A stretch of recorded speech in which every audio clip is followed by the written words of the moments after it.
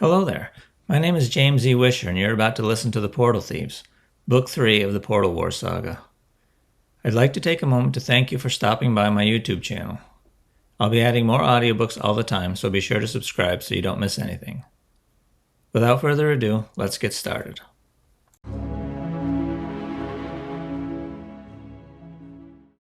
Chapter 1. The square sheet of paper-thin mithril glowed white-hot as Otto poured ether into it. Sweat plastered his tattered work shirt to his back and soaked his hair. The glow was so bright he couldn't even see his workshop in the basement of Franken Manor. He squinted and focused on the ether. The rune was taking shape, a little nudge on the upper right corner. Not too much. He withdrew the 25-thread ethereal construct just in the nick of time. An instant longer and he would have had to start over for the 6th time. The final bend of the rune settled into place and Otto cut off the flow of ether. The blinding light slowly faded, and when he could see clearly again, he studied his work. This piece was the culmination of a winter of toil. After weeks shifting between his master's tower and the armory, more weeks of practice and too many failures to count, Otto had finally completed the last rune patch. This one would transform the Garenland portal, turning an impressive, if useless, monument to treachery into the new master portal. Once all the patches had been put in place, Otto would have full control of the continental portal network. He grinned and wiped his brow. What he wouldn't give to see the look on Voltan's face when he realized what had happened. His power would be used to bring the continent under Garenland's rule despite the other kingdom's best attempts to destroy them. It would be a delicious reversal. One that would please his master greatly, though not as much as her former mentor's death. Otto was still far from being strong enough to grant that wish, assuming he ever did grant it. Killing Voltan would also remove a convenient power source for the portals. Once Otto was an arcane lord, he could operate the portals himself. But why waste his magic when Voltan was already doing it for him? That conversation was still a long way off. But even so, he dreaded broaching the subject with Lord Coronin. Otto ran a finger along the smooth, cool metal, tracing the shape of the rune he'd engraved. It glowed in his ethereal vision. He needed to go to the palace and let Wulfric know they were ready to move on to the next phase of the plan. Wulfric was supposed to have agents ready to infiltrate the neighboring kingdoms and place the patches on their portals. It was a risky mission, but absolutely essential. He slid the mithril sheet into a leather binder he'd designed specifically to hold the 6 patches. He'd take a quick bath and head over to the palace. Before Otto could collect the holder, the basement door squeaked open and an unfamiliar voice called. "Lord Shank, it's time." He frowned and picked up the folder before walking to the foot of the basement stairs. One of the servants stood at the top. Otto had given strict instructions not to be disturbed. If the idiot had interrupted him during the rune forging, he would have ruined 3 hours' work. "Time for what?" "The baby, my lord. Lady Shank has gone into labor." And what exactly did they expect Otto to do? Whatever happened was out of his control. The midwife should be with her. It seemed the old crone had practically lived with them for the last 2 weeks. Not that she troubled Otto, seeing as how she camped out in Anna Maria's room most of the time. Otto climbed the steps and paused beside the beaming young man. He couldn't have been more than a year or 2 older than Otto, probably a new hire. "Let me make something clear. When I give an order not to be disturbed, assuming the house isn't on fire, you don't disturb me. This is your first and only warning. Another mistake and I'll see you out the door without references." The servant's smile had curdled as the blood drained out of his face. "Forgive me, Lord Shank, I assumed—" "That was your first mistake. Don't assume. Obey." Otto left him to contemplate his future and turned toward the main staircase. It was a short walk down gilded halls to the dining room. When he entered, he found Edwin pacing, his white silk robe billowing behind him, the handful of heavily laden plates on the table ignored. In his months at the mansion, this might be the first time Otto had seen Edwin in the same room as a meal that he wasn't eating. "Are you all right?" Otto asked. Edwin started and turned to face him. Rivulets of sweat ran down his many chins. Clearly, pacing wasn't something Edwin engaged in often. "Fine, my boy, just nervous. Anna Maria let out the most blood-curdling scream a few moments ago. I'm sure she'll be fine, but I can't help worrying for my baby girl." Otto made an effort to look concerned. Personally, he hoped Anna Maria was in a lot of pain. "Did I ever tell you about the noises my sister-in-law made when she was last with child? They'd have curled your hair. She came through it fine." That the malformed infant had perished was something best left unsaid. Yes, very good. I'm sure you'll want to go up and check on her." Edwin gave him a look of distaste. "After you clean up, perhaps." "My very plan." Otto nodded to his father-in-law and headed to the staircase. At the top of the steps, a shriek ripped the air. Sounded like matters were proceeding. He turned right, down the carpeted hall and away from his screeching wife. His room was on the opposite side of the mansion from Anna Maria's, which suited them both very well. He ducked inside, washed up and changed his clothes before stepping back into the hall. His preference would have been to simply go straight to the palace, but for appearance's sake, he strode back across the mansion to Anna Maria's room. Her chambermaid, Mimi, her uniform stained with sweat, stood guard outside the bedroom door. She shrank into herself as he approached. Poor girl. They'd had a few run-ins when her loyalty to his wife grew inconvenient, and Otto feared she believed he didn't like her. The truth was, Otto respected her loyalty, misplaced though it was. He certainly bore her no ill will. If all the people he had to deal with were as obedient as her, his life would be far easier. Instead, he had to deal with liars, cheaters, killers, schemers, and old-fashioned idiots. "Lord Shank," Mimi's voice quavered, "I don't think she'd want to see you." "When has she ever? I assume all is well?" Mimi didn't get a chance to answer before a final scream rent the air, followed a moment later by a high-pitched wail. And so the brat was born. How marvelous. At least he could leave. Before he could escape, the bedroom door opened and the midwife, a crone in black who looked like something out of a child's nightmares, emerged with a tiny bundle tucked into the crook of her arm. Bald, red-faced, and with her eyes closed, the little girl looked healthy enough. "I gave your wife something for the pain, and now she sleeps," the midwife said. "You wish to hold the child? Also, as the father, it is your duty to name her." Otto had no wish to name or hold Lothaire's brat. Let Anna Maria pick out a name for her. He couldn't have cared less. The reply caught in his throat when she thrust the baby into his chest. Otto caught her with his free hand and cradled her neck with his arm. He grimaced. "Mimi, take her." The chambermaid hurried over and collected his burden. Relieved to be free of it, Otto turned back to the midwife. "When she wakes up, tell Anna Maria any name she likes is fine with me."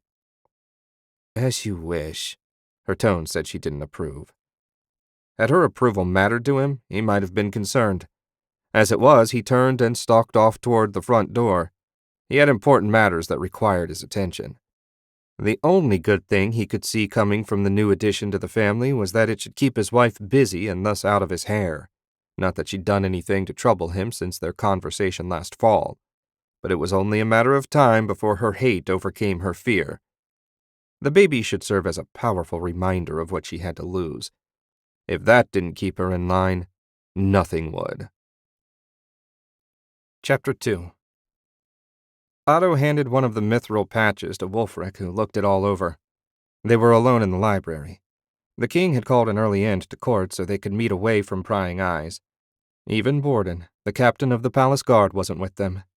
That also let Wulfric shed the cumbersome robes of state and make do with the simple black tunic and matching trousers. There were times that the crown seemed to fit Wulfric well, and others when Otto wondered if he was truly up to the task. Not that there was anyone else to rule the kingdom in his place.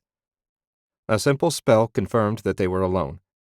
What they were planning was too sensitive for anyone unnecessary, especially nobles with a tendency to drink too much and run their mouths, to know about their plans. The chances of success were small enough as it was. The silence and smell of books settled Otto's nerves after the encounter with Anna Maria's baby. He could still smell the little thing. He suppressed a shudder and focused on the matter at hand. Lord Coronin had told him that the patches would work, but until they were tested, even she couldn't say for sure. It seems thin, Wulfric said at last. It is thin.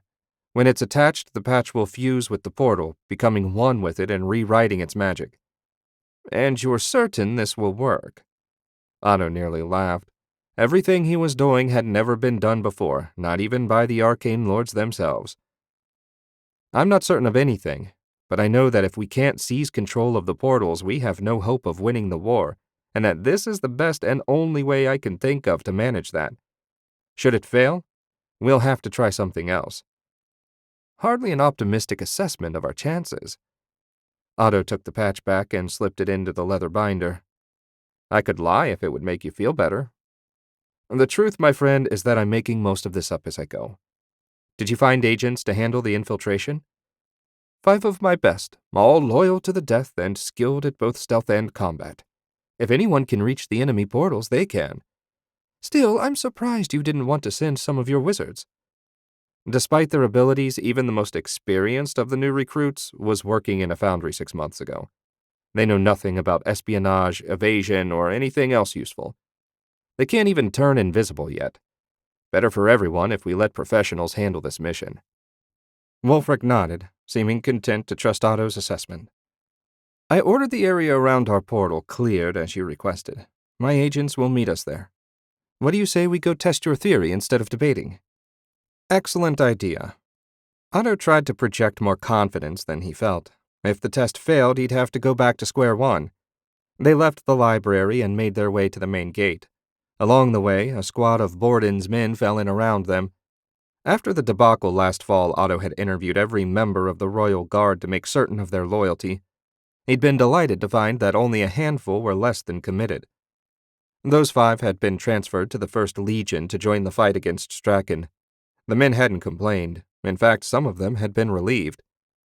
The walk from the palace to the portal was a relatively short one, which was why they hadn't bothered with a carriage.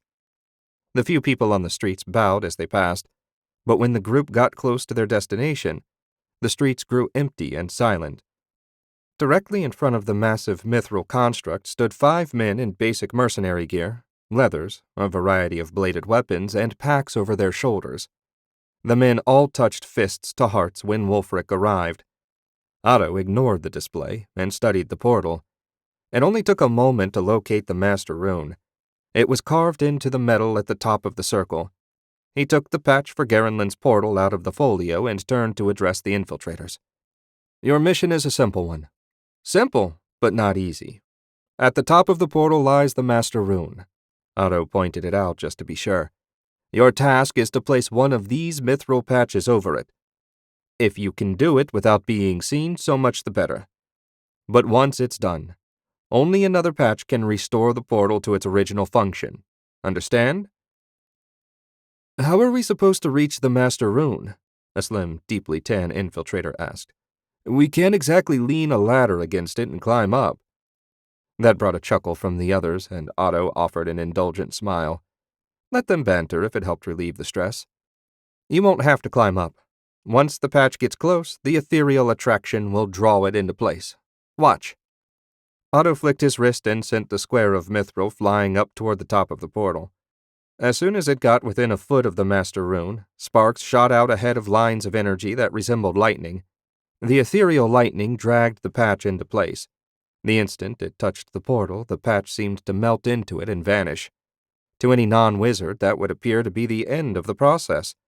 But in Otto's magical vision, energy swirled and crackled up and down the portal, changing its flow in both directions. Most importantly, nothing seeped out toward Valtan. His power continued to flow smoothly into the portal. As far as the arcane lord would know, nothing had changed. He wouldn't be able to sense anything until Otto activated the portal with the master key he'd gotten from Edwin, and then modified into something more than a ritual item. He could have enchanted anything, of course, but he liked the idea of using the worthless trinket Valtan gave them. Did it work? Wulfric asked. As far as I can tell, the patch did what it was supposed to do. We won't know for sure until all the others are in place and I activate the new master rune. Are there any more questions before I pass out your patches? There weren't, so Otto removed the roll-in patch and asked, Who's going to roll-in? The tan comedian raised his hand. Oscar, my lord. I have the honor of infiltrating Roland. Otto handed him the patch. Now, Lux? Another hand went up, this time a younger man, barely 30. Henry, my lord. Otto handed him the patch, and the spy stowed it in his pack. The young man had an overconfident look about him. Hopefully, he'd be up to the task he'd volunteered for. Next, Lassell. The eldest of the bunch raised his hand. He had already started a beard that showed plenty of gray. Luca, my lord. Otto nodded and handed him the patch. This one, at least, gave the impression that he understood the stakes. Next, Theranault. Halt, my lord. The fourth volunteer, a man in his mid-30s with a nervous, twitchy look about him, saluted again. Otto grimaced but handed him the patch. The final soldier, Corrigan, was nearly big enough to pass as a Strachan citizen, which was fine since there was no way anyone would be able to sneak into Marduk. Otto had spoken to him a bit after he was selected for the mission and found the man as confident as he was obnoxious. Otto handed Corrigan his patch and said, You'll be going north with the army as my assistant. When the others have finished their missions, we'll run an attack on the city walls. That will be your chance to sneak in while they're distracted. I won't lie, you've probably got the most dangerous task of all. I'll manage, my lord, he said, accepting the patch. You all know your missions, Wulfric said. Good luck, and heaven watch over you. The men offered another salute, and all but one marched off to begin their missions. Otto knew the details of the various journeys they'd have to make by heart, and had a rough timeline in his head, assuming everything went smoothly. Otto smiled to himself.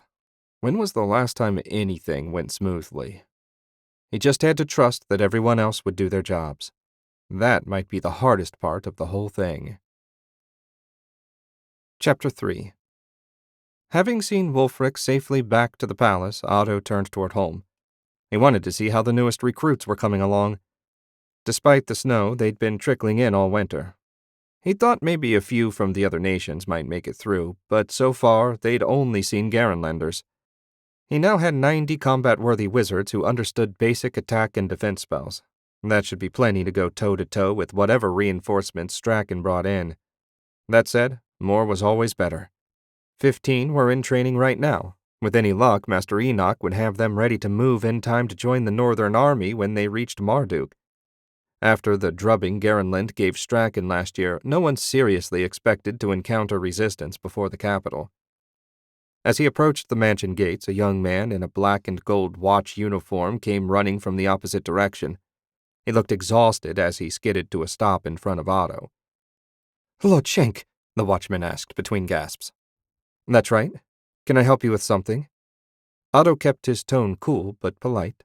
He'd had his fill of watchmen since their late commander decided to poke his nose into Otto's business.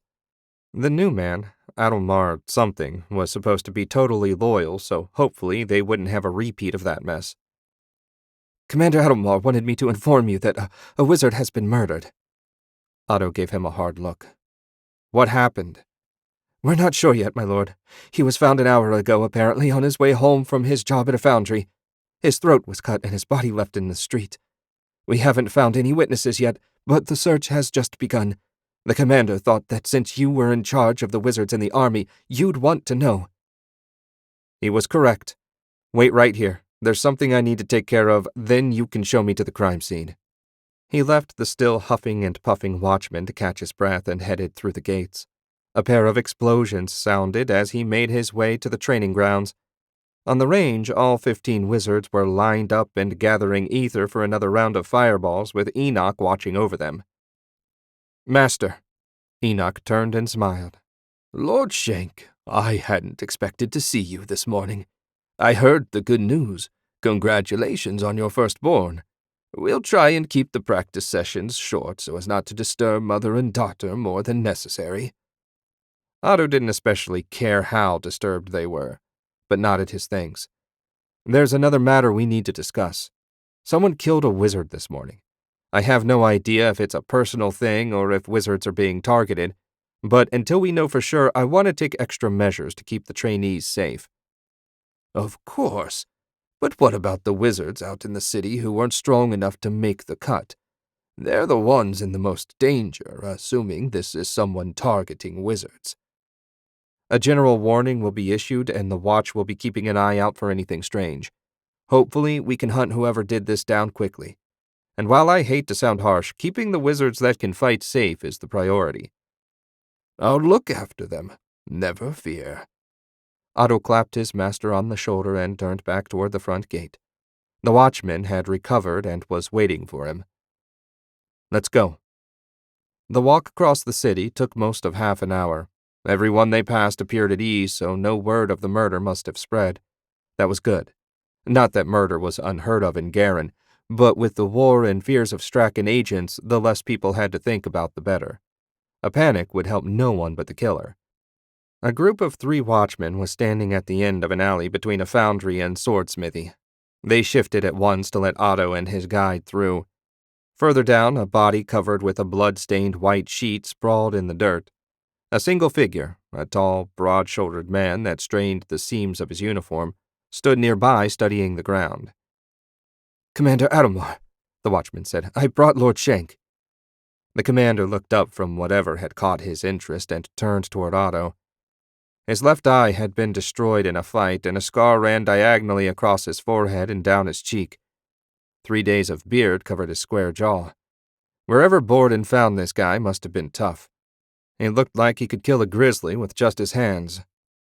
"Lord Shank," Commander Adelmar's voice was as rough as the rest of him. "I didn't mean for my messenger to trouble you. Just to give you the news." He didn't trouble me in the least. I feel it's my duty to protect the wizards of this city just as much as the other citizens. Any help I can offer is yours. I'll also direct the Crown's agents in the city to look into the matter. I certainly won't turn down the help. When can I meet these agents of yours? I'll arrange something. You should know the man in charge of the group, at least.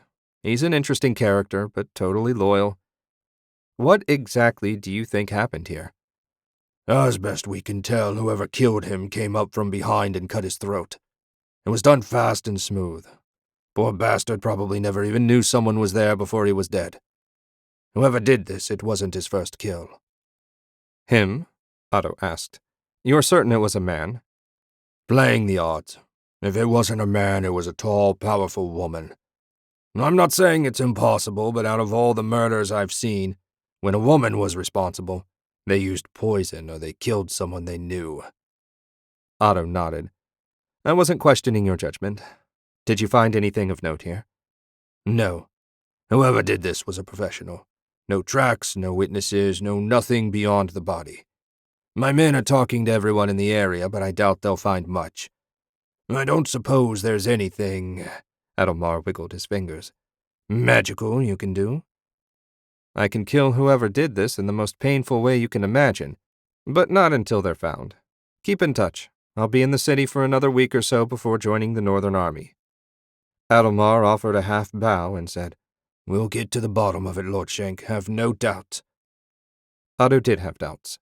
A great many, in fact, but there was nothing he could do about them.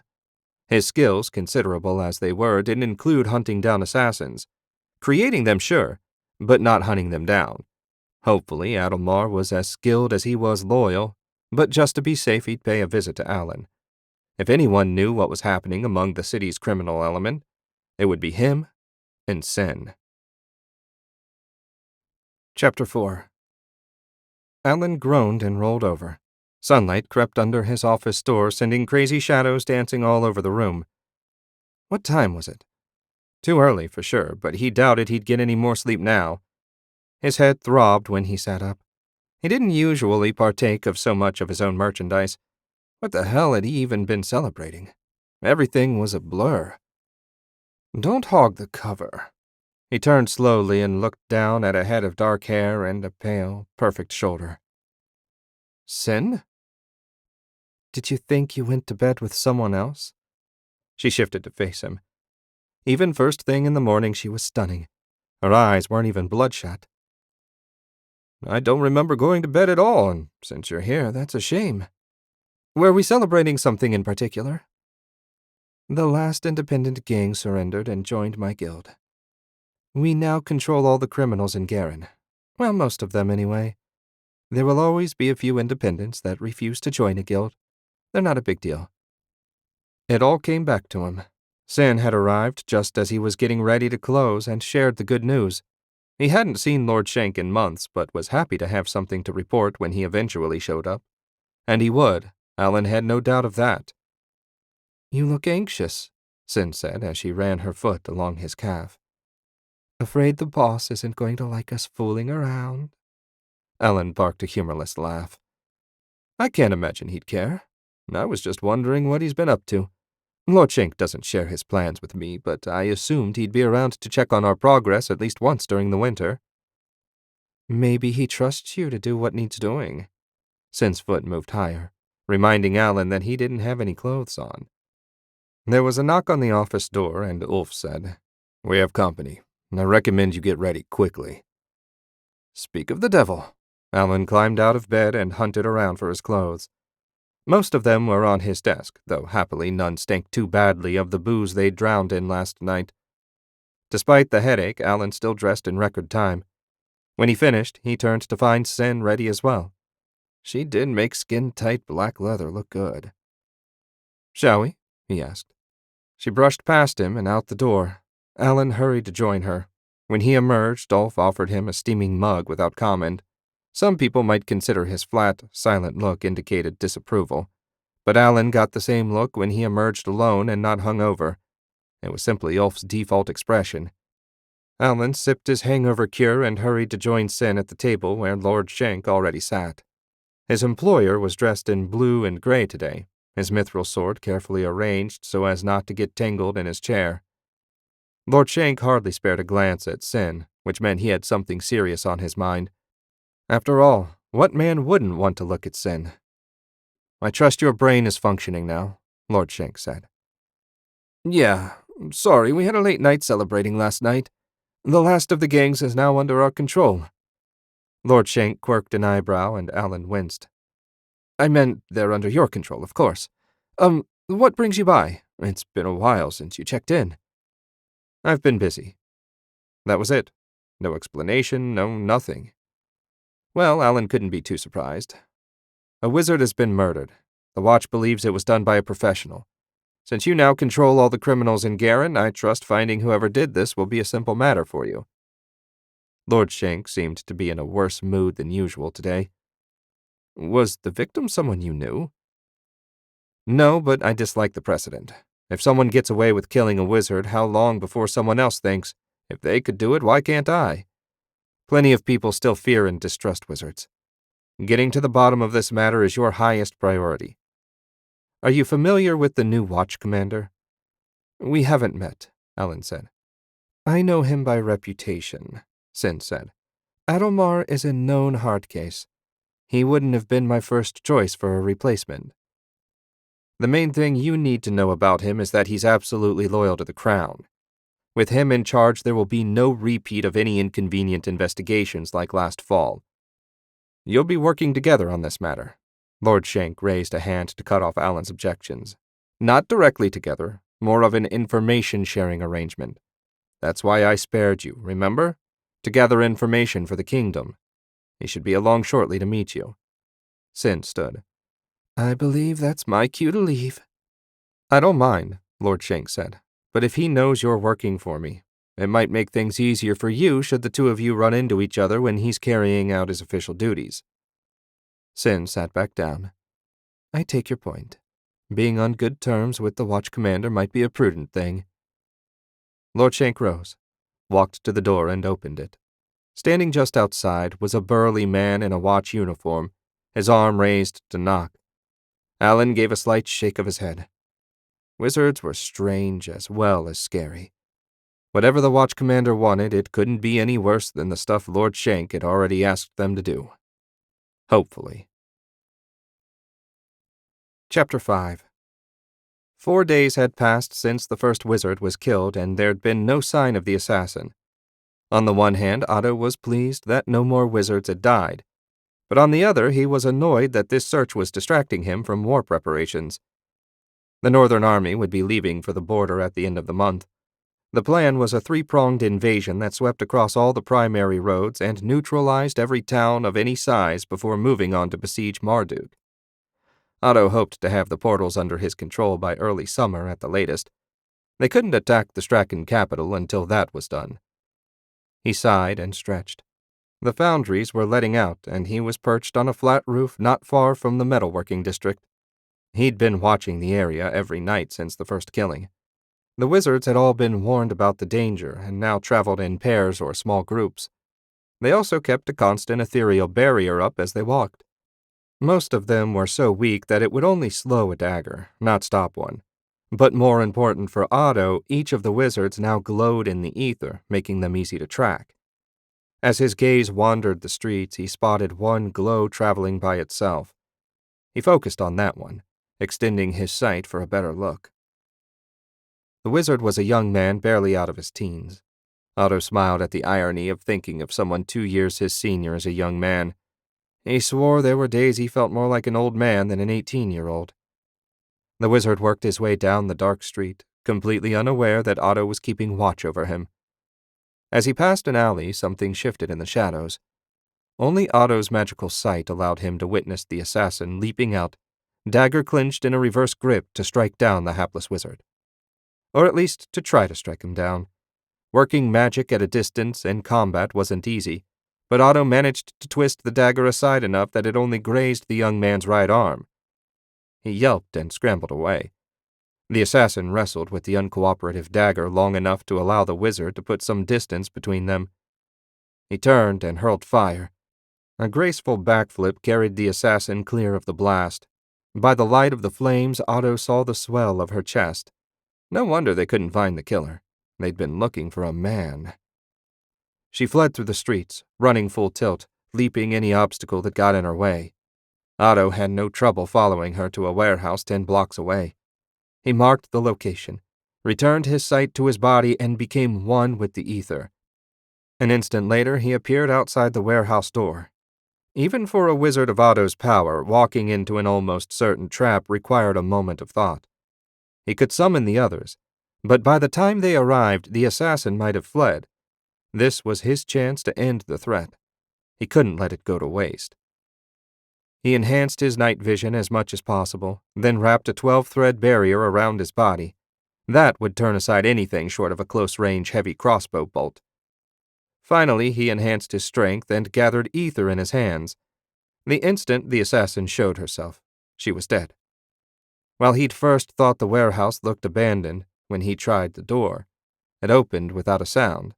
His enhanced vision rendered everything in shades of gray, not that there was much to see.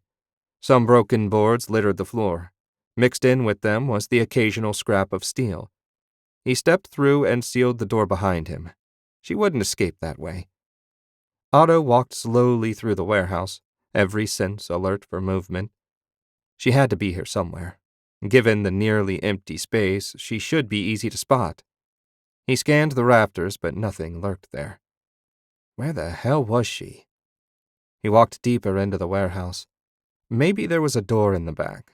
He hadn't noticed one when he looked the building over earlier, but sometimes you missed things when you looked at them through the ether. But not this time. He walked all the way to the far wall and found no other way out. He'd sensed no magic about the assassin, so she couldn't have teleported away. What was he missing? Otto looked at the floor. A trapdoor, maybe? He sent feelers of ether into the wood. If there were any voids, he'd find them. Sure enough, 5 minutes later, he located a tunnel. The entrance was so well made the seam was nearly invisible. His dark vision didn't show enough detail, but now that he knew where it was, his enhanced fist slammed into the floor and through the wood. He ripped the door free of its hinges and tossed it aside. The entrance was about 3 feet in diameter and ran at least 30 feet down. The ladder on the side looked older than Otto, and he was reluctant to try his luck. Look before you leap was always a solid idea. He extended his sight down the tunnel. A few seconds later, it branched. He went left and found yet more branches 20 yards on. His sight returned to his body. Searching the maze would take forever on his own, even with magic. For now, at least, he had to accept that she was gone. Otto left the warehouse and retraced his steps back to where the injured wizard had fallen. As he hoped, Commander Adelmar and a handful of his men were there. Someone had bound the wizard's wound, and a pair of watchmen were talking to him. He motioned Adelmar off to one side. Any luck? The watch commander asked. A little. First, one reason you're having so much trouble finding the assassin is that the killer is a woman, about 6 feet tall and strong. We've got guards at all the gates now, but I doubt they would have given a woman even a passing look, at least as a threat. I lost her in a network of tunnels under an abandoned warehouse. It's a maze down there, and I didn't know what I'd run into. I didn't think you were afraid of anything, Adelmar said. Otto smiled. Everyone's afraid of something, Commander, and even wizards have limits. I haven't accomplished all I have by being stupid. If you want to start searching, I'll speak to Sin about the tunnels. I suspect the thieves might know more about them than we do. That wouldn't take much, Adelmar said. I didn't even know they were there. Neither did I. Hopefully we can find her before anyone else gets hurt. How many 6-foot-tall women can there be in Garen? If there's more than a handful, I'll heat my uniform. Now that we know what to look for, we'll find her, no problem. Otto hoped he was right, but somehow doubted it would be so simple. Chapter 6. After wrapping up his night of assassin hunting and grabbing a few hours' sleep, Otto made the short walk to the crow's nest. The villa hadn't changed since his last visit. Same gray paint with gold accents, same dour butler that answered the door, same half-assed collection of decorations in the parlor. At least the old lady that played the part of Lady Crow didn't put in an appearance. After she tried to poison him during his last visit, he found it difficult not to want to melt her brain. He shouldn't take it personally, but he did. While the butler went to fetch Sin, Otto settled into one of the parlor's overstuffed chairs. The hatchet-faced man in the painting over the fireplace glowered down at him. Otto ignored it and tried to figure out how the assassin had found her way around the city so easily. Like he told Adelmar, the guards probably wouldn't consider a woman a threat, but she still had to have help. Otto had lived in Garen for a year and he knew nothing about the tunnels. There was no way someone from Stratford could know about them. His thoughts were derailed by Sin's arrival. She wore all black as was her habit, but instead of painted-on leather, today she wore a dress lit up to her hip on both sides. While it showed her legs off to great effect, if she was hoping to distract him, she was doomed to failure. Lord Shank, what a nice surprise. I assumed you'd use Alan when you needed information. She sat across from him and crossed her legs, revealing a smooth expanse of pale thigh. What do you know about the tunnels under the city? She blinked, clearly taken by surprise by the question. Not a lot. The guild uses them from time to time to move around unseen. They're a maze and not terribly stable. More than one thief has died down there when a tunnel collapsed unexpectedly. Why the interest? Our assassin is using them to evade the watch. She's got skill, but there's no way a local isn't helping her. She? The assassin is a woman? Yes, from Strachan, I assume, though we won't know for sure until her interrogation. Now, who do you think is helping her? None of my people, I can assure you. She kept her tone even, but the whites of her eyes were visible around her irises. She must fear Otto suspected her of betrayal. I'm entirely confident of your loyalty, Sin. Have no fear on that account. You mentioned a few rogue elements of the underworld that resisted your takeover. One of them would certainly be a prime suspect. I'll put some feelers out, see what I can learn. Good. Make a list of everyone that has refused to join us. If you can't find answers, I will. Oh, and avoid the tunnels for a while. The watch is going to be searching them. I don't know if he'll listen, Sin said. But I'd advise Adelmar against going down there. It's really easy to get turned around or run into an ambush. I'll pass along your advice. If I didn't fear collapsing half the city, I'd bring down the tunnels myself. I'll stop by in a couple days to see what you've learned. Otto stood and nodded to Sin. No need to hurry off.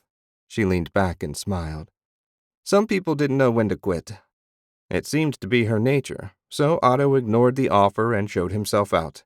He needed to visit the palace library. Hopefully there would be something about the tunnels in the history books. He didn't want to bother Lord Coronin with such a minor matter unless he had no other options. The walk to the palace from the crow's nest took only a few minutes. The guards waved Otto through and he went straight to the library. Wulfric had enough on his plate without bothering him with this. In truth, Otto had little hope of finding anything of value. Assuming the tunnels were made recently, and by criminals, the odds of them making it into any historical record were slim to none. When he arrived, 2 palace guards stood outside the library doors. The men snapped to attention at his approach. The only reason these doors would be guarded was if Wulfric was inside. "No court today?" Otto asked. "There were only a handful of petitioners, Lord Shank, so His Majesty ended the session early." No doubt Wulfric was thrilled about that. While the king hadn't complained much lately, his distaste for court matters was well known. Lord Coronan once asked Otto if he would like to rule directly instead of letting Wulfric be the figurehead. His answer had been an immediate and emphatic no. He hated dealing with fools even more than Wulfric. 2 days on the throne and he'd probably blast every noble in the kingdom. Otto shuddered at the memory and stepped into the library. The sight of so many books always brought a smile to his face. Outside of the armory, this was the largest collection of books in the kingdom, if not the continent. While the content of the collection might be of less interest, there was still plenty of value. Wulfric sprawled in one of the couches, a leather-bound volume in his lap. He looked up from his reading and smiled. "This is a surprise. What brings you by?" "I need some information. I was going to search the stacks, but since you probably know every book in the place, maybe you can speed my hunt. Do you know anything about the tunnels running under the city?" Wulfric's brow furrowed. "There are tunnels under the city?" Otto settled in an empty chair across from his friend. "Indeed, a veritable maze of them. I assume Adelmar informed you of the murder the other night?" Wulfric shook his head. "I haven't spoken to the man, and Borden didn't mention anything. Tell me." Otto gave him the condensed version ending with the assassin escaping him last night. "The Watch is busy searching the tunnels, and my agents are scouring the underworld. Someone will find her, I'm sure. I'm more worried about the dangers the tunnels present long-term, especially whether they extend under the outer wall and into Gold Ward. Should our enemies learn of it, the capital could be in danger." "Why am I just hearing about this now?" Wulfric tossed his book onto a nearby table. "The situation sounds serious." "It may be serious, and it may be minor. I suspect no one wanted to trouble you with this until they knew for sure. If the tunnels only run under the business district, they shouldn't be a problem, and neither should running down the assassin. On the other hand, if the situation is dire, they could tell you when they knew for sure." "I don't like being babied. Anything that threatens the city should be brought to my attention at once. I'll make that clear to Borden this afternoon. As to books about the tunnels, I've never seen them mentioned in any books I read, and I've read most of them." Otto nodded, not terribly surprised. "Then I won't waste my time searching." It appeared that Alan and Sin would have to find his answers. This was Sin's first real test, and Otto was keen to see how she managed. If the thief turned out to be nothing but a beautiful distraction, he'd have to reconsider his decision to let her live. Chapter 7. "Lord Shank came to see you?" Alan asked. He and Sin were sitting together in the corner of the Sprite's common room. The crowd was modest tonight. Only half the seats were filled, along with a few serious drinkers at the bar. He'd seen plenty of worse nights and wasn't about to complain. The girls were bouncing back and forth between the tables, and Ulf was handling the bar. For a change, everything was working the way it was supposed to. "He did," Sin said. "I admit I was surprised. I assumed everything would run from you to him and back again. Of course, when he showed up at my door, I wasn't about to say he couldn't come in. The business with the assassin seems to have him on edge." "An assassin that targets wizards would have me on edge as well. Of course, our assurance that we had the underworld wrapped up, then this happens, makes us look bad. For our continued good health, I think we'd best find out who's helping her and take them down." "I got that impression as well. Fortunately, there can't be more than a handful of independent actors that know the tunnels well enough to guide someone around. We should be able to run through them in a couple nights." Alan nodded. "The tavern closes in 2 hours. Shall we head out then?" "Yes. How well do you know Lord Shank?" Alan stared for a moment, taken aback by the question. "Not very well. He doesn't exactly confide his darkest secrets with me. Why?" I've tried to seduce him twice, and both times he brushed me off. That's not a reaction I'm used to getting from men." Alan could certainly understand that. She filled out her tight black leather outfit very well indeed. There was just enough skin showing to hint at what was available, but not so much that she couldn't move freely. Sin was easily the most beautiful woman Alan had ever met, and he'd met his share over the years. "That look you're giving me now is what I expect." Her smile brought to mind a cat looking at a cornered mouse. "He looks at me with disdain, like I'm beneath him, and not in a good way." Alan shrugged. "The first time you met, you did try to kill him. He may simply see you as a risk not worth taking. And given his luck with beautiful women, I can't really blame Lord Shank for avoiding another one." "Troubles on the home front?" He laughed. "If you think I'm answering that, you're crazy." They spent the rest of the evening chatting about less dangerous subjects, and soon enough closing time arrived. When the last of the guests had gone, Alan, Ulf, and Sin left the Sprite and headed for the rougher parts of the city. Sin took point, walking confidently through the shadowy streets. Alan was happy to follow along and enjoyed the view.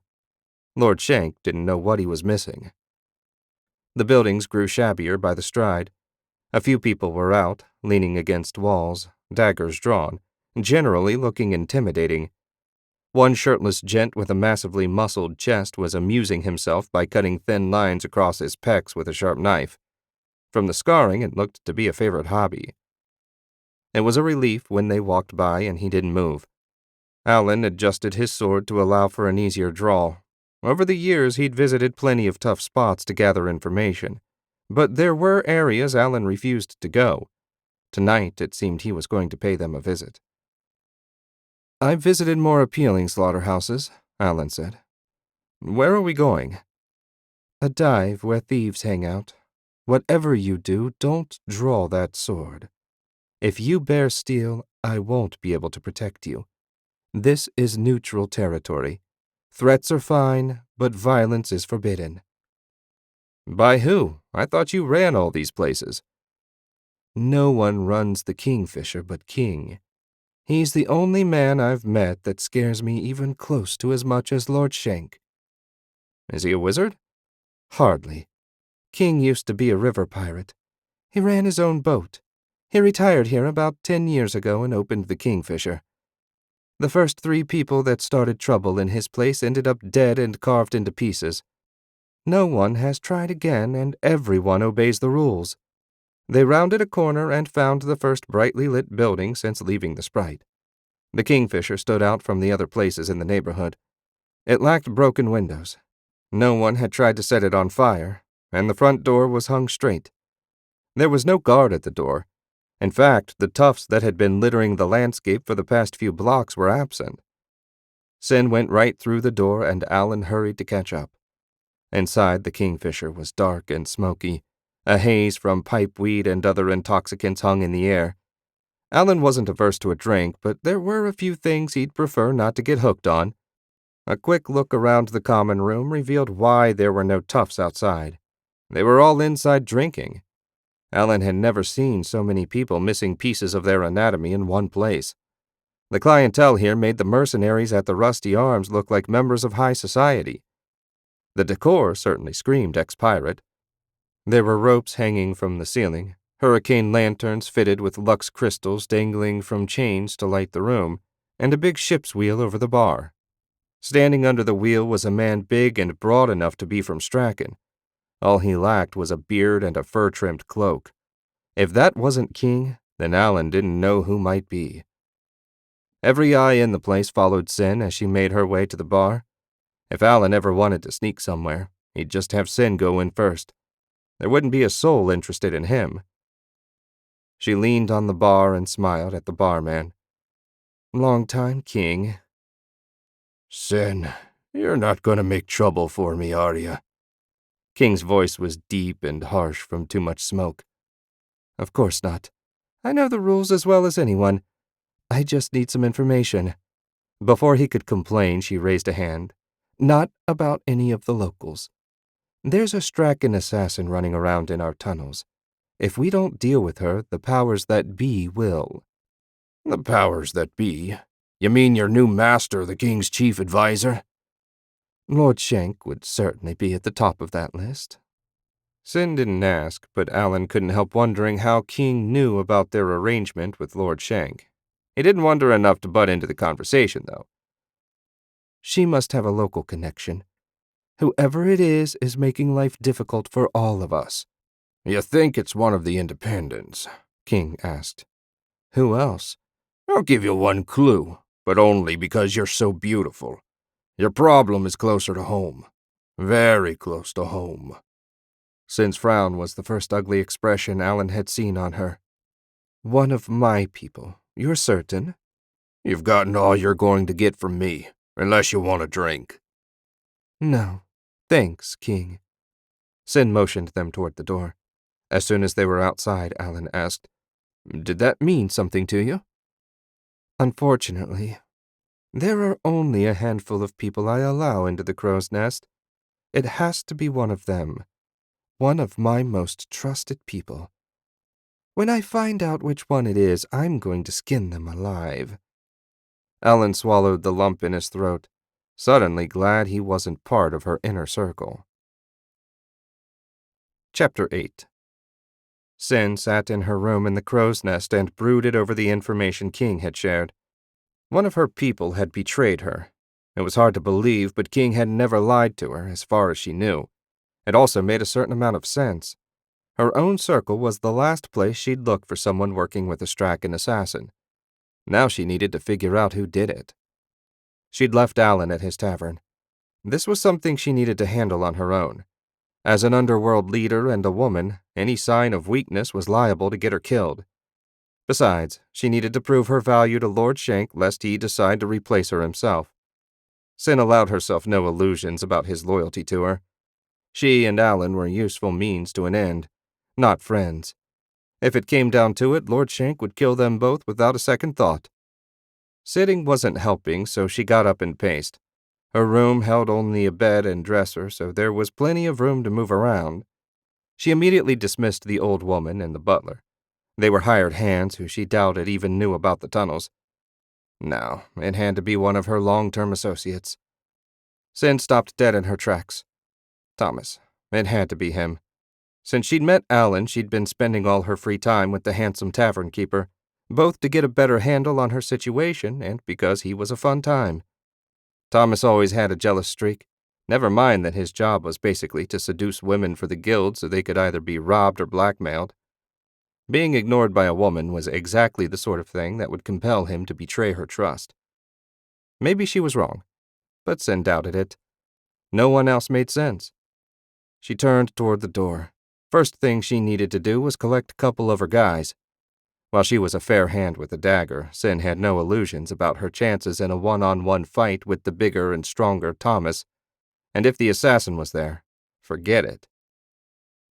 An hour later, mid-afternoon on a beautiful spring day, Sin and two of her foot soldiers, Jurgen and Eckert, both of whom had been with her for years and had proven their loyalty many times, approached Thomas's flat. Her enforcers were armed with swords and bucklers and wore heavy leather armor. Sin had taken time to belt on a brace of throwing knives. If she could help it, Sin wanted to avoid a close-up fight. Are you sure Thomas betrayed us, boss? Jurgen asked. Not at all. If I'm wrong, I'll be happy to apologize. If I'm right, I'll cut his heart out. Just make certain you don't let your guard down until we're sure either way. We know the drill, boss, Eckart said. No need to worry. Eckart's overconfidence was what worried her. Thomas was known as a fop among the guild's enforcers, but he was a fair fighter. He'd been making his living as a mercenary when she recruited him. One look at his pretty face and she knew his talent was wasted swinging a sword, but that didn't mean he'd forgotten how. The curtains of his second-floor flat were pulled shut. That didn't mean anything in itself, but it put her instantly on alert. Eckart went up the stairs first and Sin brought up the rear. She stayed on the steps out of the way while the guys tried the door. It opened easily. Eckart looked at her and she nodded. They went in hard and fast. Sin hurried up behind them. There was silence from inside, and a moment later Jurgen said, Nobody home, boss. Sin wasn't surprised, but this was the most likely place to check. Now she needed to figure out what the second most likely place was. Maybe if she looked around, she could get an idea. The flat looked pretty much as she remembered. Sin preferred to have Thomas visit her at the Crow's Nest, but she'd popped in a few times just for kicks. The living room was clean, save for a few spots of dust. She moved into the bedroom. Like the living room, there wasn't much to go on. Even the closet was empty. Maybe after Lord Shank's visit, Thomas had gotten nervous and found a new love nest. If that was the case, she was in trouble. He hadn't said a word to her about moving. That fact argued that he'd been planning to betray her somehow for a while. This is a flop. Sin emerged from the bedroom and moved toward the door. Wherever he is, it isn't here. Jurgen and Eckhart took a step toward the door. The moment they did, Sin heard a creak. She spun just in time to see a long, lean figure slide out of the fireplace. Her entire body was covered in black cloth, save for a small slit where a pair of glittering blue eyes stared out. "Where behind?" Sin shouted. They turned and raised their bucklers before charging the slender figure in black. A pair of curved blades appeared in her hands as if by magic. The instant those weapons appeared, a chunk of lead formed in Sin's stomach. The assassin knew what she was doing. Sin drew one of her throwing daggers and watched for an opening. If she was smart, she would have run, but leaving her men behind stuck in her craw. Eckhart and Jurgen had been with her for years, and she owed it to them to help if she could. The first blow from the assassin's blade struck Eckhart's buckler. He countered with a swipe of his sword that missed by an inch. The assassin bent out of the way with superhuman flexibility. Jurgen tried to take advantage of her movement, but the assassin was ready. As soon as he closed in, she spun away from his blade and stabbed him in the back of the neck. Jurgen went down and didn't move. Eckhart roared and waded in, trading skill for raw power. It wasn't a good trade. The assassin evaded his first powerful strike and countered with a double thrust that took him through the throat and armpit. Just like that, the battle was over. Sin turned to run and ended up slamming into Thomas's chest. She'd been so focused on the battle she hadn't heard him come up behind her. He grabbed her right wrist and squeezed until her dagger clattered to the landing. "Hello, darling," Thomas said. "It's been far too long since you paid me a visit." Chapter 9. Alan had been awake for half an hour and was halfway through his first mug of hangover cure when a single dull thud sounded on the tavern door. He looked at Ulf, who shook his head. Considering what usually happened when Ulf answered the door, Alan didn't blame his friend for not wanting to get it. In fact, Alan wasn't all that eager to go himself. Weighing his concerns against his desire not to get zapped by lightning if it was Lord Shank, Alan reluctantly climbed to his feet. As a compromise, he collected a dagger from behind the bar before crossing the common room to the door. He opened it a crack and peeked out. No one there. That was a relief, and a surprise, assuming it wasn't some kid playing a prank who would just knock and run. He opened the door the rest of the way and finally noticed the cheap dagger stuck into the wood. It was holding a scrap of parchment. A note delivered with a dagger couldn't be good news. He pulled the blade free and shut the door. "What is it?" Ulf asked. Alan shrugged and started reading. As he feared, it wasn't good news. Someone had Sin and wanted him and Lord Shank to come to the foundry section to negotiate for her life. There was no signature, but given that Sin had been searching for whoever betrayed the guild, he had a fair idea who grabbed her. The question was, what did he owe the beautiful thief? Not a great deal, since he'd only tumbled her a few times. They shared an employer, and that was basically all. Replacing her wouldn't be that hard. On the other hand, if they just let her be killed, it wouldn't inspire much loyalty in the other thieves. He sighed. Though he could hardly believe what he was thinking, Alan had to go see if he could save her. It was a stupid idea to even consider, but the payoff might be worthwhile. "I need to get ready," Alan said. "Take this note to Lord Shank. If he decides to do nothing, I'm probably dead, so try and be persuasive." Ulf quickly scanned the letter and asked, "Why are you doing this for her? There are other women in this city. I'm hoping to secure her loyalty and that of her followers. That wasn't the whole truth. The fact was he liked her, probably more than he should. But as Ulf said, there were plenty of other women to choose from.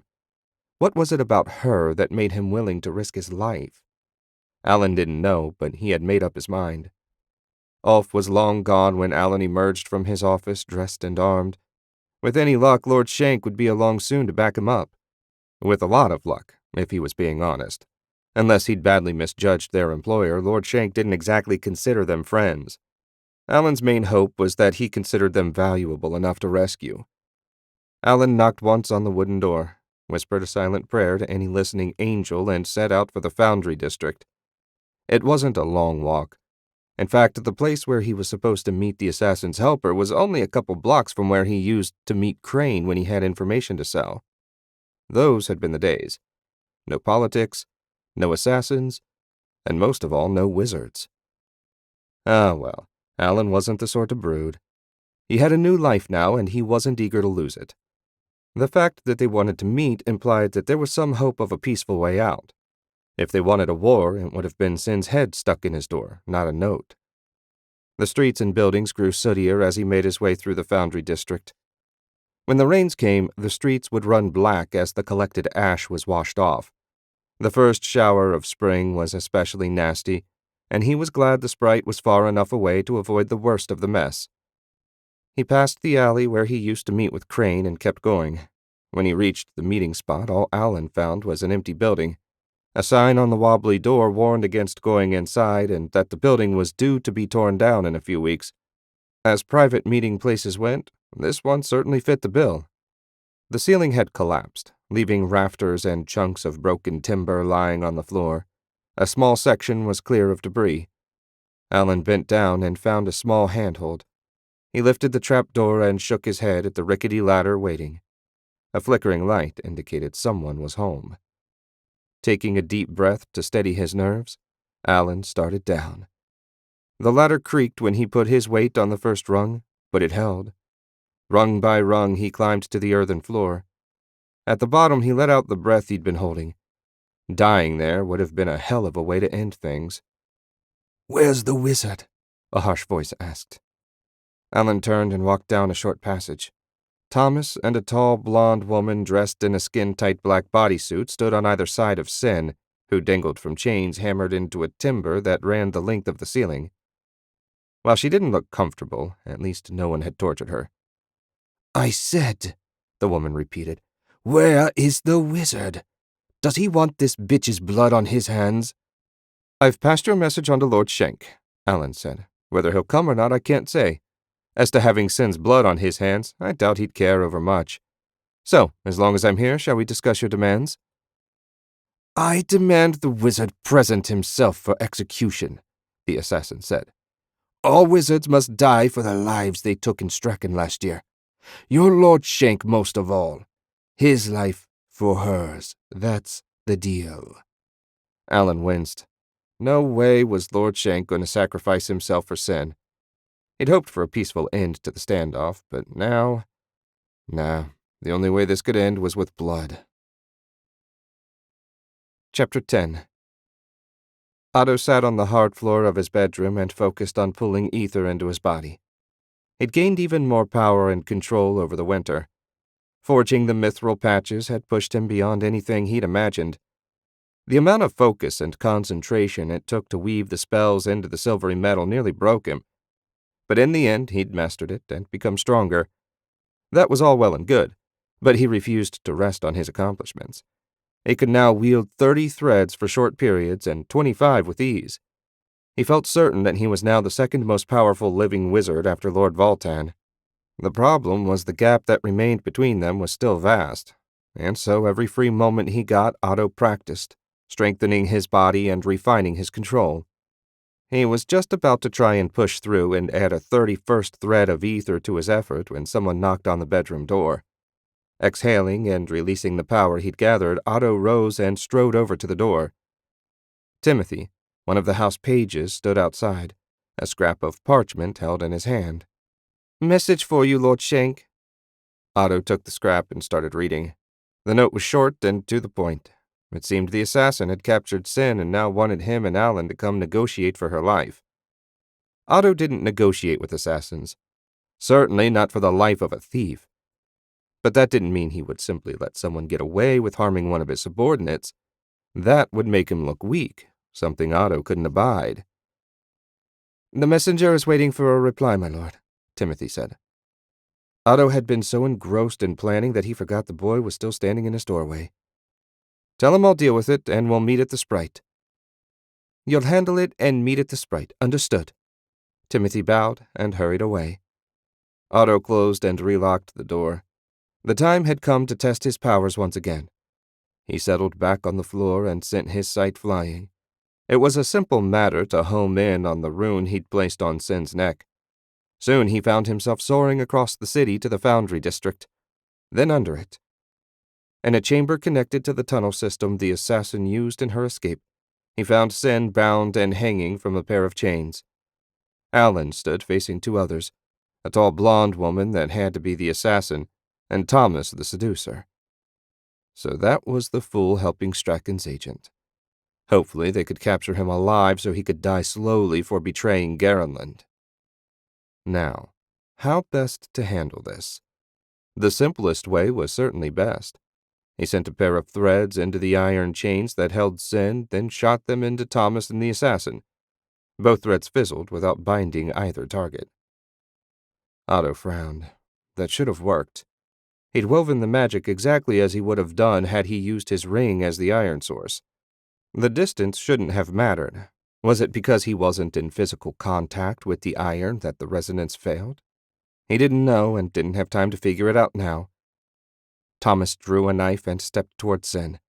Whatever Alan said didn't please her captors. Plan B, then. Otto wove a thick blade of ether to slice through the manacles holding Sin. She thrashed, making it hard for him to cut the steel without slitting her wrists at the same time.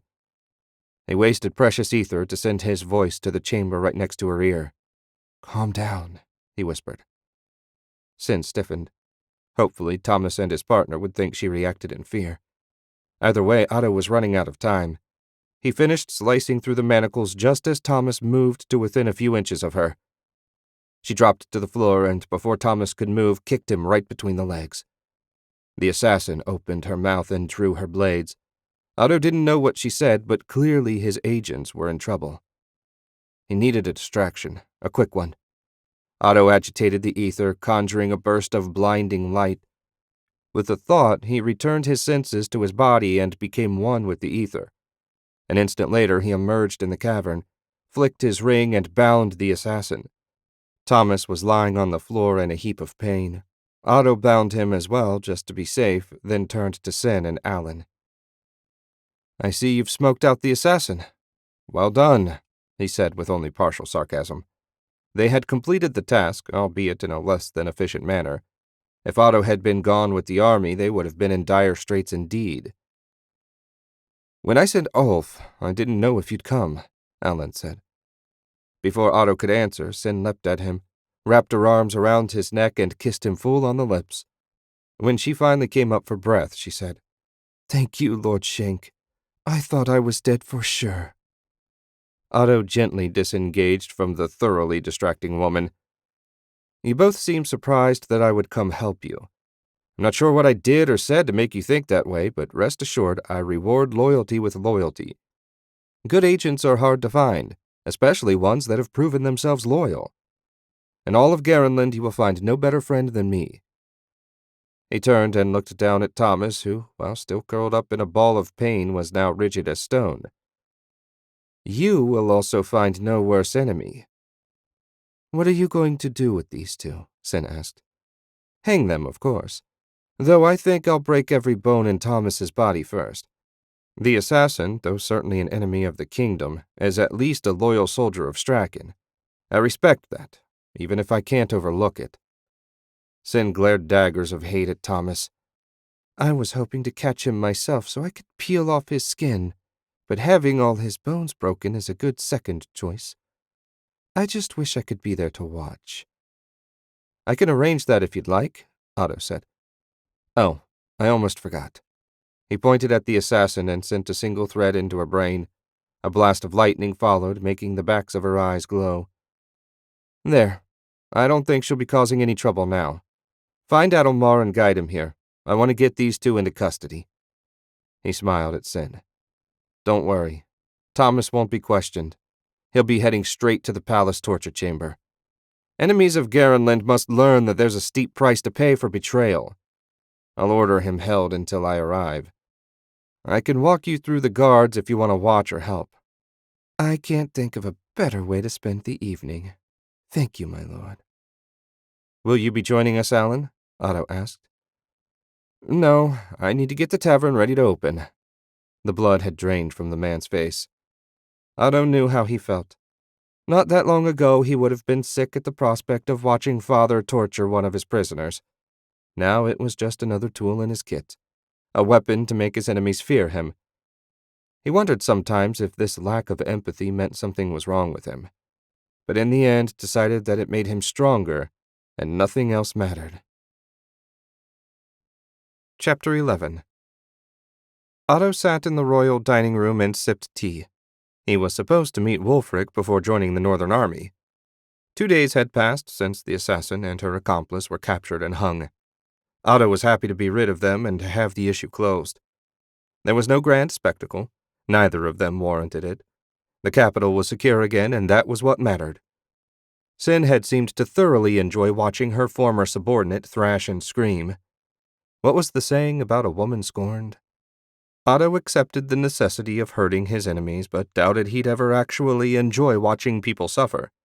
Well, maybe Anna Maria. He still hated her, nearly as much as she hated him. But at least she had the brat to keep her occupied. He hadn't laid eyes on her in weeks, and that was fine.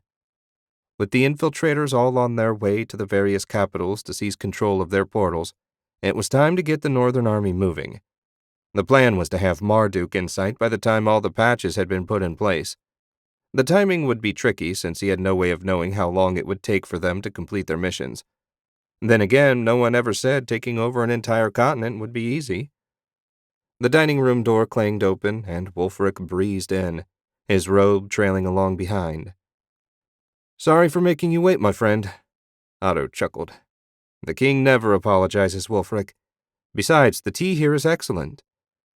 Wulfric dropped into a chair, and Otto poured him a cup, passing it over with an ether tentacle.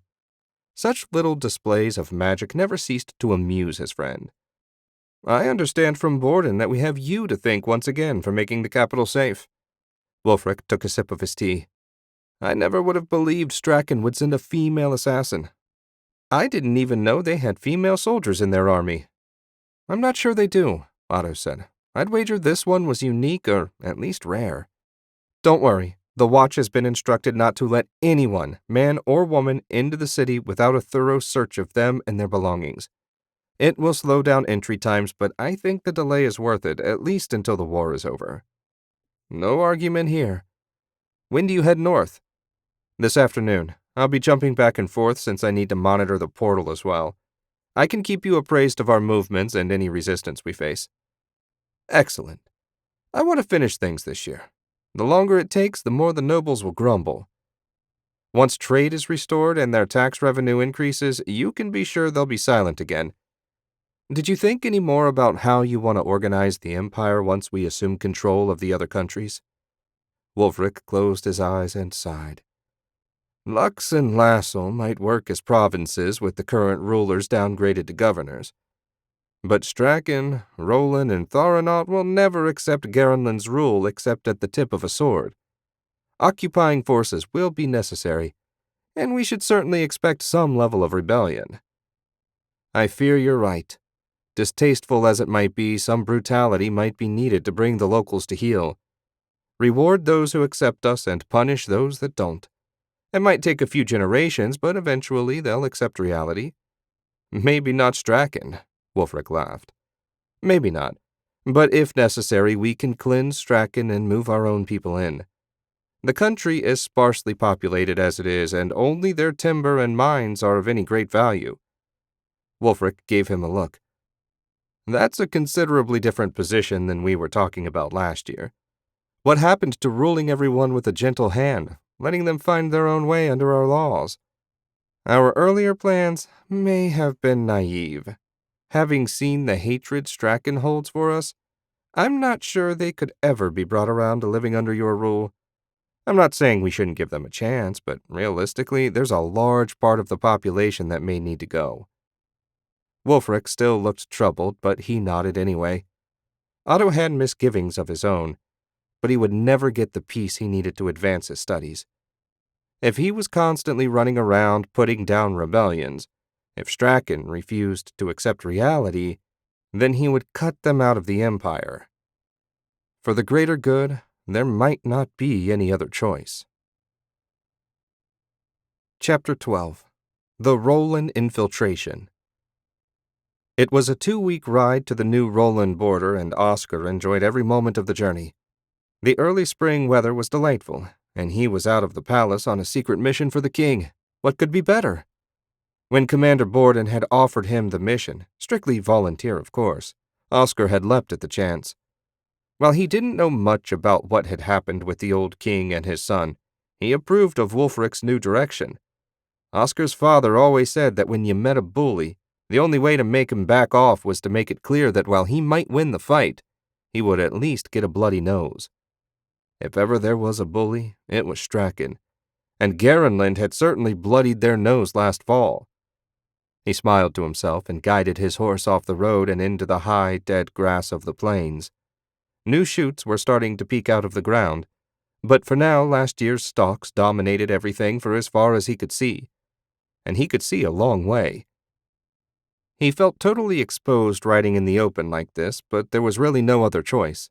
The disguise he'd been given would allow him to pass for a Roland citizen, but not until he reached the other side of the border. If he was caught on this side, the outfit would only serve to make him look more like a spy. He adjusted the sword at the small of his back. It was kind of pointless, since if he needed it, he probably was doomed anyway. But at least he could take a few Roland dogs down with him. He was getting close to the section of territory that Roland seized. Soon enough, the patrols were bound to pick up. He needed to avoid being seen, since as nice as the horse he'd been assigned was, it couldn't match a Roland cavalry mount. Oscar's smile withered when he considered his target. Where Strachan was a bully, Roland was an opportunist. They took advantage of the Northern War to steal a slice of Garenland rather than fight fair for the territory. That was a coward's move, and if there was one thing Oscar hated more than a bully, it was a coward. Luck was with him, and he made it until dusk without running into another soul. Since there was no cover to speak of, Oscar settled for camping in a swale that would make him at least a little harder to spot. A fire was totally out of the question, so he set a cold camp, ate cold jerky, and washed it down with tepid water. Hopefully it wouldn't be more than a week or two longer to reach Roland City. Once he arrived, a whole new set of problems would arise, but no sense worrying about that until he had to. It didn't seem like Oscar had been asleep any time when something sharp poked him in the side. When he opened his eyes, he found a small silhouette standing over him. From the height, he guessed it was a kid maybe 12 years old. Whatever his age, the spear in his hands looked plenty sharp. Wouldn't take much for him to drive it home, either. "Evening," Oscar said. "Would you mind putting that thing up? You wouldn't want to hurt someone by accident, right?" The spear never wavered from its place 6 inches from his chest. "You're not from around here." From the voice, he guessed he was dealing with a girl, not a boy. "That's true. I'm on my way to Roland City. Are your parents around? A little girl shouldn't be out here on her own." "I'm not a little girl. I'm 16 years old, and my parents are dead thanks to those cavalry bastards. They died saving me, and I mean to make the soldiers pay for killing them." "I'm going to sit up now, okay?" He inched back a little and eased up. "Say, how did you find me out here in the dark?" "You've got something magic in your pack. I can see it glowing." The pack and its precious cargo were as dark as the deepest cave. Only a wizard could see magic like that. "You can use magic?" Oscar could barely see her nod. "That's why the cavalrymen wanted me. Wizards have to go to a special barracks. A prison is more like it. They treat them like animals to be worked, not like people. Mom and Dad tried to keep my powers hidden, but I can't control them very well, and I let some sparks slip out. Someone saw and reported us.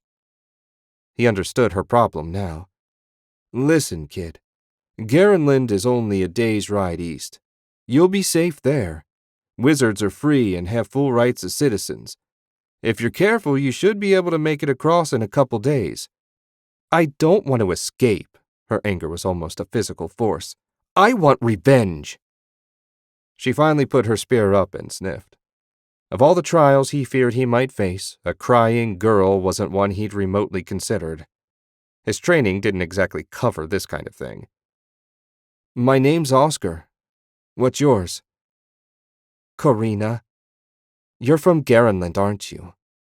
He hesitated, but she wasn't apt to believe him if he denied it. Yes, I'm on a very important mission. Roland has chosen to become our enemy, and if we don't fight them, others in Garenland will be in danger. I don't care what you're doing. If it hurts Roland, I want to help. Besides, without me, you're liable to get lost or caught or killed.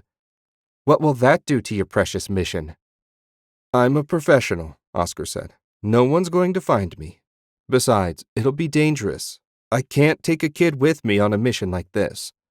Cross the border, find a town, live a nice, safe life. I found you, and I'm not a kid. Besides, I don't want a safe life. I want blood. I want to be there when Roland falls. Most of all, I want to spit on King Valeris as he walks to the gallows. He never heard such venom from someone so young. He didn't know how useful she'd be, but Oscar doubted she'd cross the border. If anything, she was likely to follow him, which would only increase the risks to both of them. Having a local guide might be useful. Hopefully, she could keep him from making any stupid mistakes. All right, on one condition. You do what I say, when I say. Anything else will get us both killed. Deal? Deal. We should get some sleep. The patrols get heavier when we reach the more populated areas. She lay down in the grass beside him, the spear clutched to her like a security blanket. Oscar shook his head and settled back in. Had his life just gotten easier or harder? He wasn't sure, and that worried him. We'd attract a lot less attention if you stuck to the road, Corina said. After a cold breakfast, Oscar and his traveling companion had set out through the long grass. In the light, it was clear the girl was pretty, in a waifish sort of way. She'd either been half-starved or just had a growth spurt. Her cheeks were hollow, her frame gaunt, and her limbs like sticks. Her long, dark hair was tangled and ragged, as were her homespun tunic and leggings. She certainly looked the part of a runaway slave. At the very least, she didn't add enough weight to bother his horse. I thought you said there would be more patrols, Oscar said. There will be, but they'll be less suspicious if they meet us on the road rather than out in the prairie. Your accent might be a problem, though I think you'd just pass as someone that lived on the eastern frontier. I can't risk getting stopped and having my bag searched. If they find what I'm carrying, it could be catastrophic. It's magic, right? Yeah, not just that, it's made from valuable material. Even without the magic, it would be worth a great deal of gold. It's exactly the sort of thing a greedy officer might steal in the name of security only to sell later. Anyway, aren't they looking for you too? Surely the local soldiers would have your description. She laughed, surprisingly bitter from one so young. Are you kidding? A scrawny, underfed girl with dark hair describes half the commoners living in Roland. They also think I'm alone. A father and daughter riding home together wouldn't be something they'd question. Do I really look old enough to pass as your father? Oscar had barely turned 30. He would have had to get started awfully young to have a 16-year-old daughter. Older brother then, who cares? The point is, criminals travel the high grass. Honest people take the road. She had a point, but did he dare risk his mission at the suggestion of a kid? On the other hand, if she was to serve as his local guide, what was the point of bringing her along if he was only going to ignore her? Fine. Oscar nudged the horse left toward the distant road. How far are we from the nearest village? The nearest village is about 10 miles southwest, but you'll want to avoid that one. Aside from the fact that it's not in the right direction, why? That's where my parents got spotted. Someone's bound to recognize me, and the local soldiers will be on alert. That's good to know. How about the nearest village that isn't on alert and is on our way to the capital? About 30 miles northwest is the city of Katal. I went there once with my parents. They've got the second biggest stockyard in the kingdom. I would have thought you'd want to avoid people. They reached the road, and Oscar urged his mount to a trot. He looked left and right, but there was nothing to see beyond grass and dirt. They could have been alone in the world for all the life in the area. I do to a certain extent, but getting into the capital on my own will be far harder than if I'm part of a group. I was hoping to sign up as a caravan guard for a team headed that way. One man in a large gathering will draw way less interest. If that's your big plan, then you've got a problem. No one hires caravan guards here. The cavalry patrols protect the roads, deal with bandits or wild beasts. The only people who hire mercenaries are rich folks who are afraid of thieves or rivals. We did a lot of traveling, just my parents and I, and we never saw a wolf, much less a bandit. Oscar frowned. He was going to have to rethink his whole strategy. But time enough for that when they reached Katal. Oscar smelled Katal before he saw it. The stink of thousands of animals passing through a city didn't go away just because this wasn't prime time for cattle drives. And maybe calling it a city was a bit of a stretch. It was more like a large collection of tents. They were big, heavy leather tents made from numerous cowhides sewn together, but still it wasn't a city as Oscar knew them. Given the lack of natural resources, he shouldn't have been surprised. Where was the nearest forest? He didn't know, but he hadn't seen a tree in 4 days. As he guided the horse between a pair of tents and down an open path that had been worn down to bare dirt by thousands of hooves, Oscar considered their next move. The sun would be setting soon, so finding whatever passed for an inn would be the first order of business.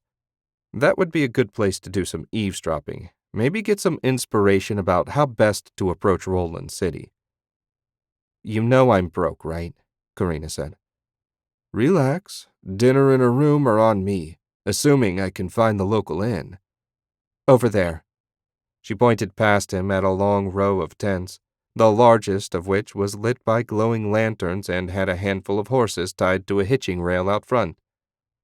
They dismounted, and he tied their horse to the rail. Oscar dug his coin pouch out of his satchel and handed it to Karina. "Why don't you handle getting the room, and I'll find a table and order dinner." She handed the pouch back. "Women don't handle money in Roland. If anyone saw me with your money pouch, it would lead to a lot of questions we don't want to answer. Just go up to the bar and ask for a tent and 2 meals. I'll find a table." Oscar shook his head. How was King Wulfric ever going to rule such a backward people? His mother never would have trusted his father to handle the family's meager savings. Of course, father was a drunk, so there was that. Karina was waiting for him beside the tent flap. He went over, lifted the flap, and let her go in first. The common room, if that was the right name for the single-room tent, held 15 tables, 8 of which were occupied. There wasn't a woman visible. The only worker was a lean, hard man behind the bar. His dark mustache was spattered with gray, and fine wrinkles surrounded his eyes. Oscar would have bet his life the bartender was a former cavalryman. Karina went to an empty table in the corner of the tent while he walked up to the bar. There was an iron stove behind the bar with a large covered pot resting on the single burner. "You're not from around here," the bartender said the moment he arrived. "No, I grew up near the border. Things are crazy up there now, so my sister and I are on our way to the capital to look for work. We need a tent for the night and 2 meals. 5 silvers for the tent and 1 for each meal." Oscar was so relieved not to have to answer any questions that he paid without haggling. The bartender scooped up the coins. Oscar had been provided with coins minted in Roland for this mission, so there should be no trouble there. "Here, He handed 2 bowls of thick brown stew to Oscar. You're in the 3rd tent down the row. He returned to Karina and handed her a bowl. There were already spoons on the table, so they dug in. The glop had a mildly, spicy, earthy flavor. Pleasant, but anything made with meat really shouldn't have the texture of pudding. He glanced at Karina. Her eyes were closed, and she had a look of absolute bliss on her face. You like this stuff? Are you kidding? Spiced goat and brown sauce is my favorite. This isn't as good as my mom's was, but it's still really good. Are you going to eat yours? She eyed his meal and licked her lips. He took another bite. He'd eaten worse, and one of the first lessons of basic training was that food was fuel. You didn't have to like it, just get it down. Some bread would be nice. There's bread in it, that's why it's so thick. If she was trying to ruin his appetite, she was doing a good job. Oscar ate as fast as he could, ignoring the taste and just swallowing. He scraped the bowl clean and tossed it on the table. Damn it, I forgot to ask about a place to keep the horse. It needs hay and a good rub down. Don't worry, there's hay beside the tent we're using and you can rub him down yourself. Everyone has a horse, so the inns include the cost of fodder and the price of a tent. She stood and carried their bowls back to the bartender. A moment later, she returned with a pair of clean spoons, which she put on the table. Oscar shook his head. It was a strange system, but saved on servers. The worst part was they were finished, but he hadn't overheard anything useful. In fact, he hadn't heard anything at all. Everyone spoke so quietly he couldn't make out anything they said. Hell with it. He was beat. Time to get some sleep and start fresh in the morning. They left the big tent, collected their horse, and went down to the tent the innkeeper rented them. There was an iron rod and eyelet driven into the ground beside the tent. A short distance from the rod was a pile of hay. While Oscar hobbled and brushed the horse, Karina went inside. He glared at the tent flap. She could have at least offered to help. Half an hour later, he joined her inside. The tent wasn't huge, maybe 12 by 12 with a single cot. She was sitting on the edge, brushing her fingers through her hair. Oscar tossed his tack on the floor. You can have the cot, he said. I'm used to sleeping rough. You're not what I expected, Karina said. We hear stories about Garenland and how all the people are arrogant and corrupt, that you're weak fools who'd rather trade and talk than fight. You seem far nicer than most of the people of Roland I've met. Thanks, I guess. Garenland's a big place. I'm sure if you looked around, you'd find plenty of people like you described. My father used to say it takes all kinds to make a world. See you in the morning. Oscar gathered the satchel that held his patch and clutched it to him as he fell asleep. Oscar slept well, but lightly. Even though no one had shown the least interest in them last night, he could never forget he was in enemy territory, and if they were to find out who he really was, the consequences would be dire. He sat up and stretched, his joints popping as he worked out the kinks. In the dim morning light, he could just make out Karina's peaceful, sleeping face. She looked far younger with the tension and anger out of her expression. Poor kid, she'd really been through the ringer. When Garenland ruled Roland, maybe he could get her a position with Lord Shank's war wizards. Much as he would have liked to let her sleep, it was time to get moving. He needed to figure out how they were going to get into Roland City without drawing attention to themselves. He also needed to find something for breakfast, hopefully something less disgusting than supper. Karina, wake up. He gave her shoulder a shake. She groaned and rolled over. 5 more minutes, Papa. He winced. That one cut to the bone. Come on, kid. We've got a busy day. Another shake got her to open her eyes. She flinched when she saw him. Oscar? Sorry, I had a dream. I'm awake now. I'll be out front. Join me when you're ready. He collected his gear and ducked out into the brisk morning air. He was far enough south that it felt more like early summer than early spring. Garenland mornings wouldn't get this warm for a month, and there was probably still a foot of snow in Strachan. The Northern Army would be marching soon, but they'd take their time reaching the border. That would give the snow a chance to melt down, but hopefully not so much that the ground turned to mud. He'd trained enough to know that marching in the mud was a miserable exercise. The horse was busy finishing off the hay pile. Oscar saddled him and got his bags situated. A quick peek revealed that the mithril patch was still secure. Not that anyone could have messed with it without him noticing, but why take chances? His main worry was one of the enslaved wizards spotting it the way Karina had. If they hated the government as much as she did, hopefully they'd keep quiet. He'd barely finished his preparations when Karina stepped out into the sun. Her hair was a mess, and she gripped her spear so tight her knuckles were white. Other than that, she looked okay. "What's for breakfast?" she asked. "You're supposed to be my guide. You tell me. Something crunchy, please. Not more glop." "We'll have to find something in the market." She set out toward the center of the city. Oscar untied the horse and quickly caught up. All around them, people were emerging from their tents. Most ignored them, though a few offered a polite nod of greeting. The whole tent city thing seemed strange, but Oscar hoped to not be here long enough to get used to it. Ahead of him, Karina froze. Oscar stopped beside her. "What is it?" She ignored him. Her gaze focused on a trio of men in brown Roland uniforms. One of them, the oldest, had tiny gold horses on his shoulders. He must have been some higher up in the military. All three wore cavalry sabers on their belts. Karina was focused wholly on the officer. Whatever her problem was, he did not need to draw the attention of the military. He grabbed her arm and tugged. "Relax, kid. You're going to get us in trouble." She screamed and lunged at the officer, spear leading. Of all the responses he expected, that wasn't one of them. The Roland soldiers were taken totally by surprise. Karina drove her spear clean through the officer. The men with him went for their sabers, but Oscar was faster. His sword was clear of its scabbard in an instant. The first soldier fell, his throat spraying blood.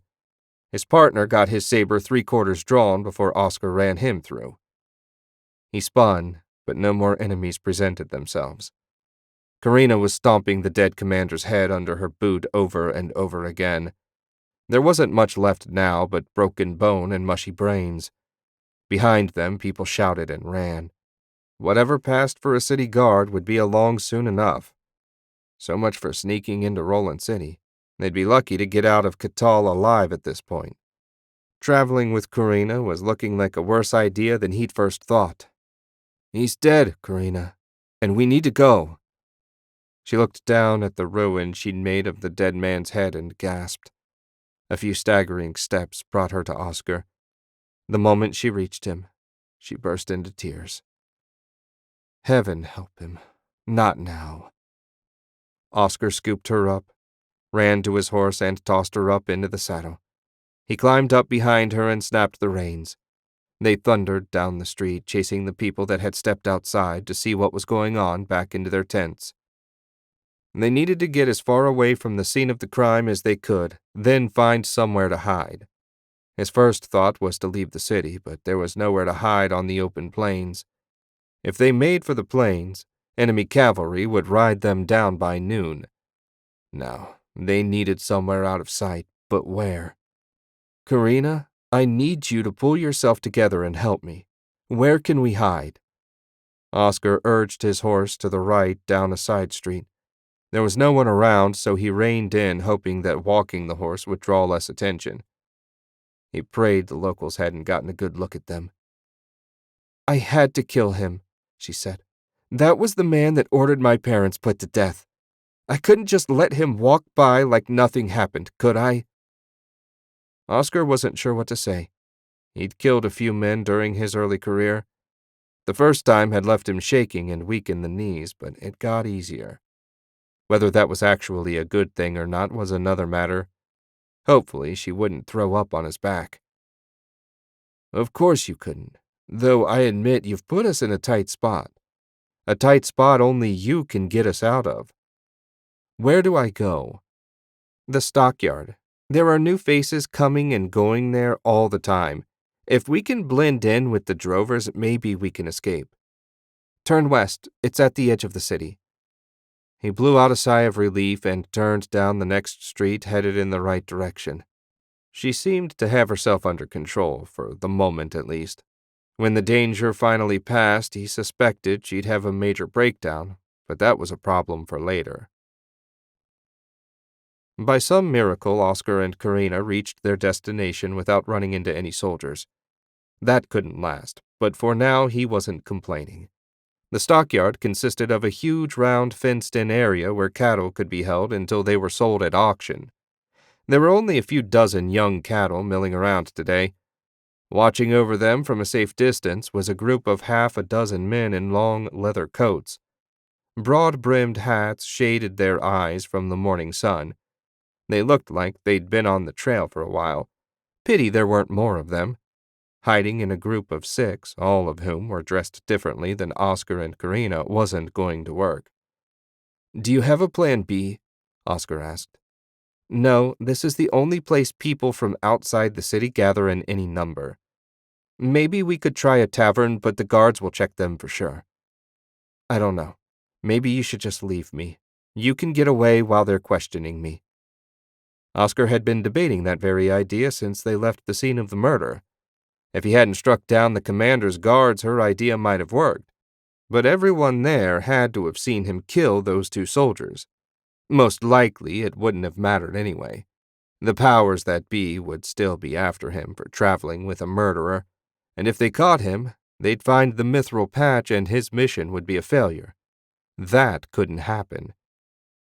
"Let's talk to the drovers. At least we won't be so obvious."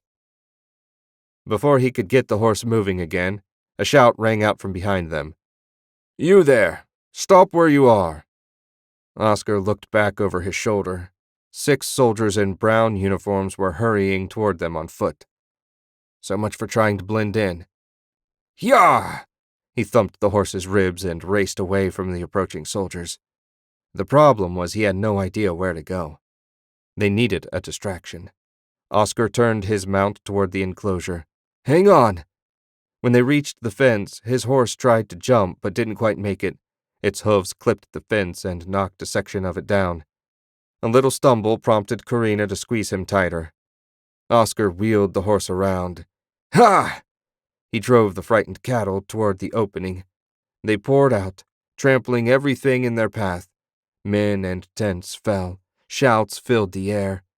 A wall of terrified beef formed between them and the soldiers. This was their one chance. He couldn't waste it. They thundered away from the stockyard toward the northern edge of the city. He didn't have a plan beyond getting away from the enemy soldiers. Karina grabbed his arm. "I see magic." "Where?" All they needed now was to have a wizard after them, too. "To your left, there's someone standing between 2 of the tents." Oscar spotted the ragged figure a moment later. He didn't look like a threat. Whoever it was looked like a bum in a tattered brown robe. The robe's hood cast a shadow across his face, preventing Oscar from getting a good look.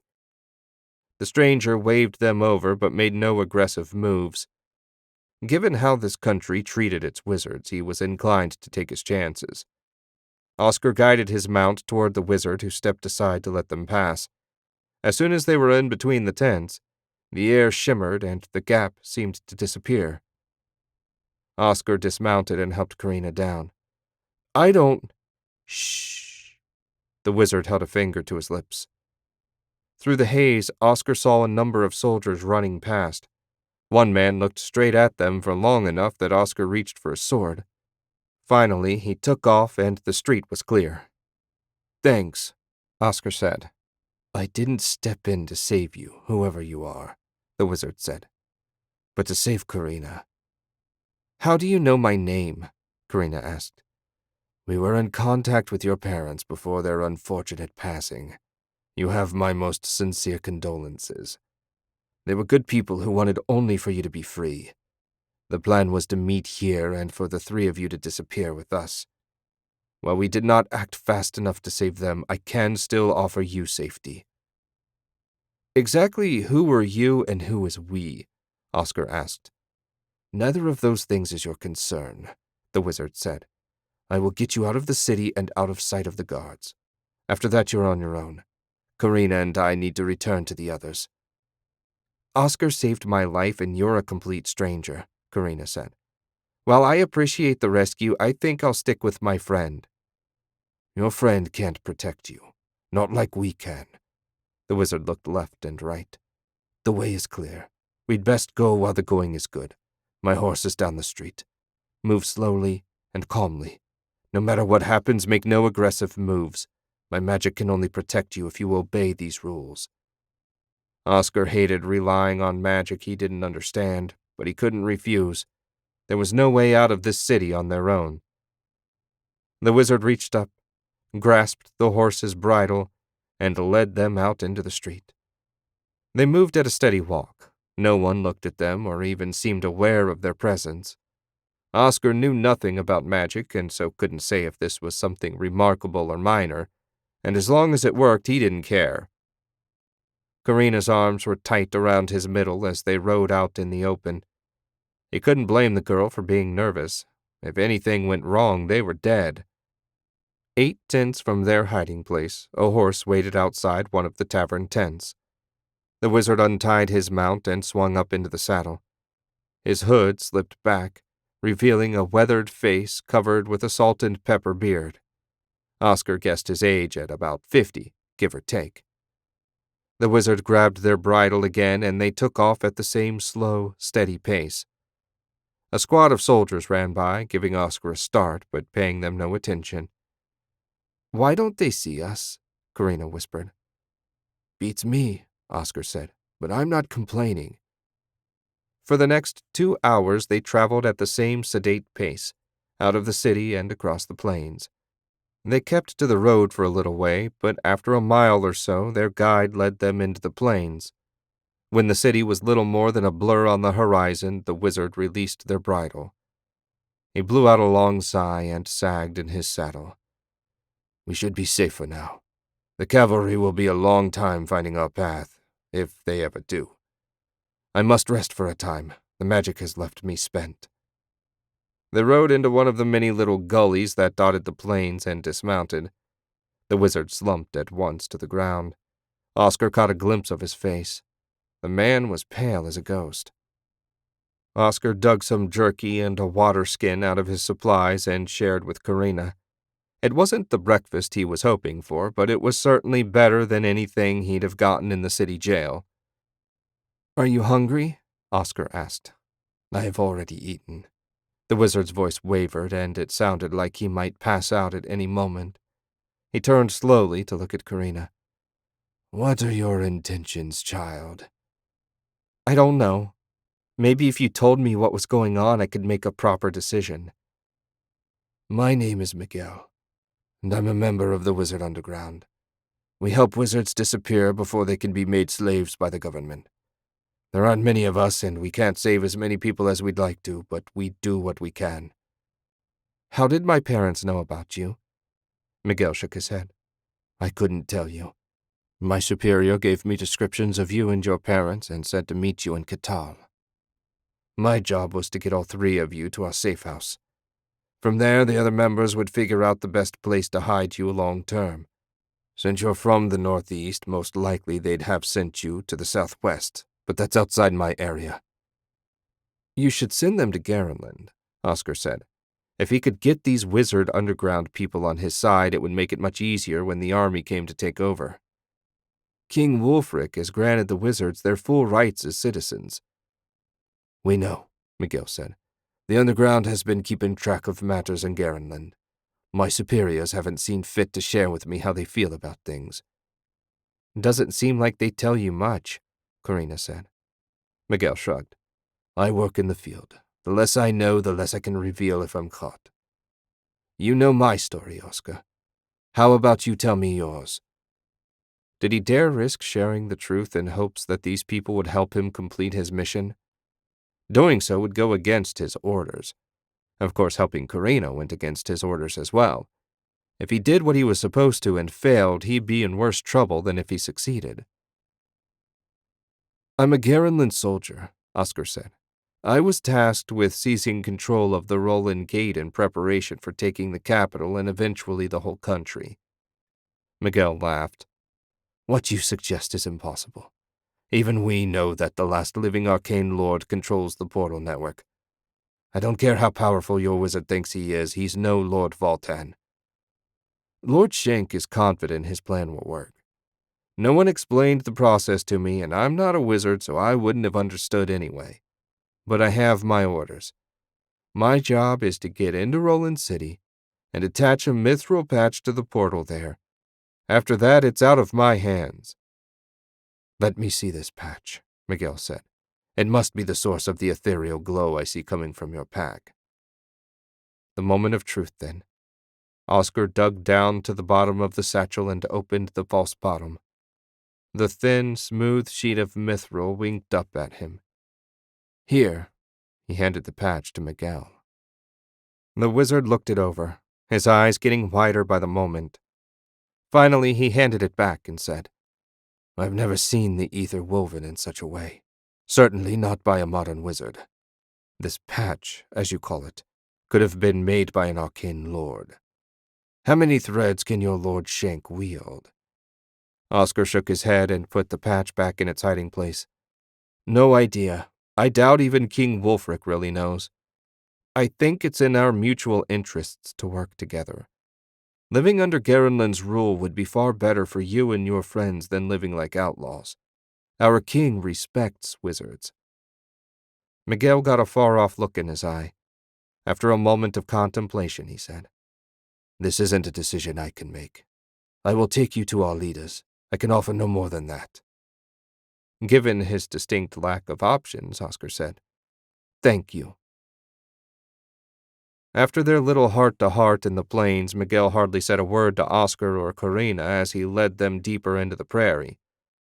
Perhaps he was having second thoughts. Oscar didn't know him well enough to read his expressionless face. Not that he could see it very well, since Miguel constantly kept his hood up. It certainly wasn't that cold out, so he had to be doing it to avoid them seeing his face. Oscar tried to force himself to relax.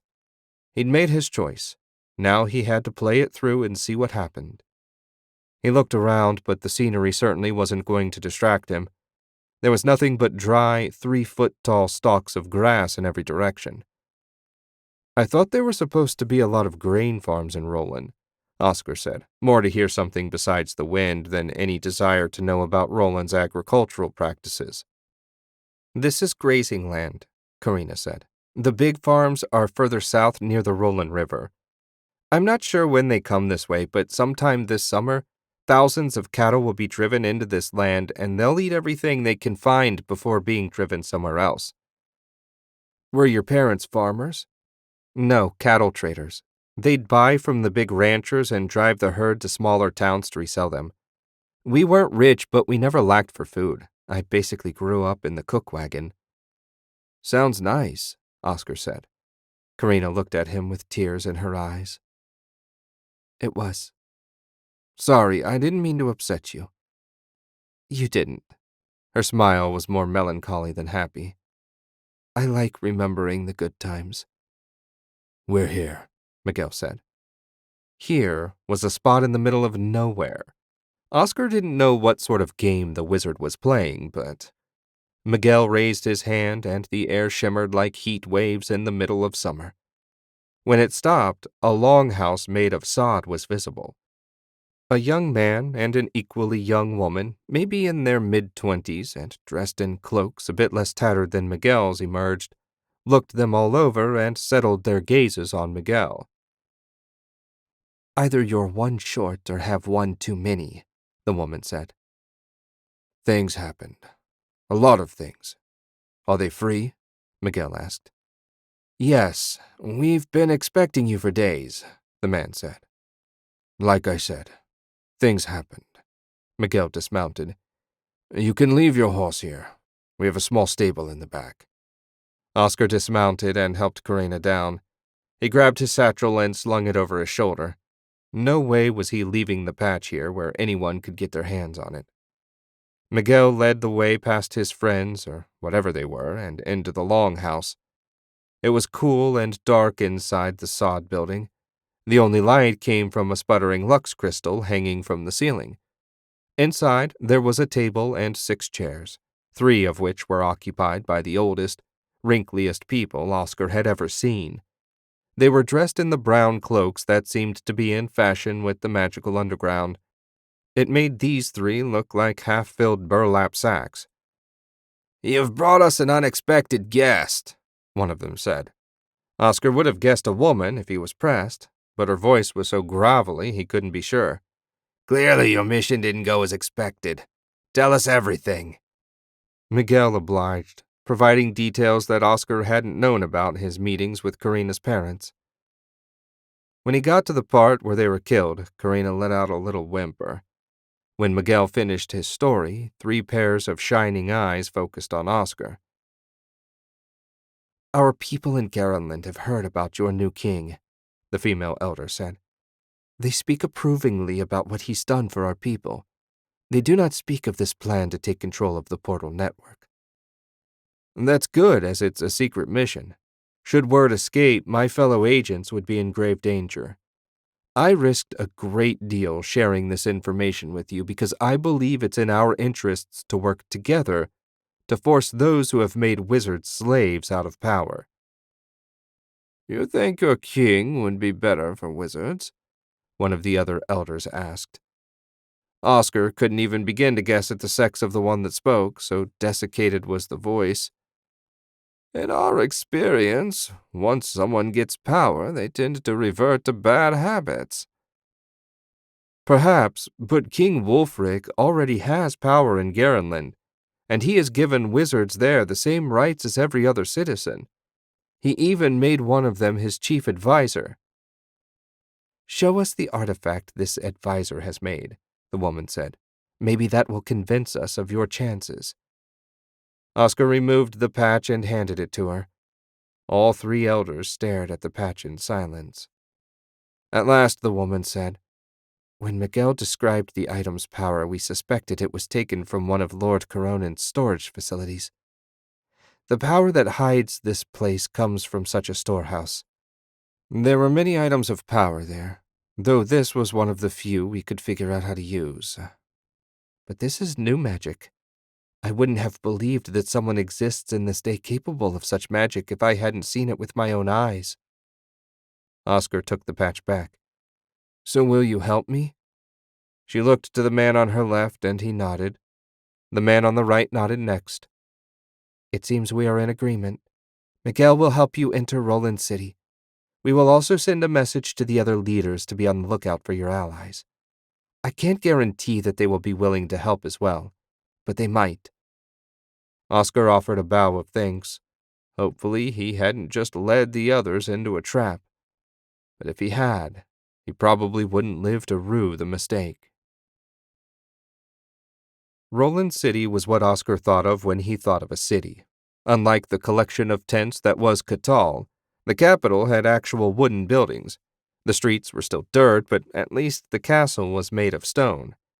As he walked around beside Miguel and Karina, ignored by everyone around them, he couldn't help thinking that the Garenland army wasn't going to have much trouble conquering the city. Beside him, Karina was staring around at everything, like she'd never seen real houses before.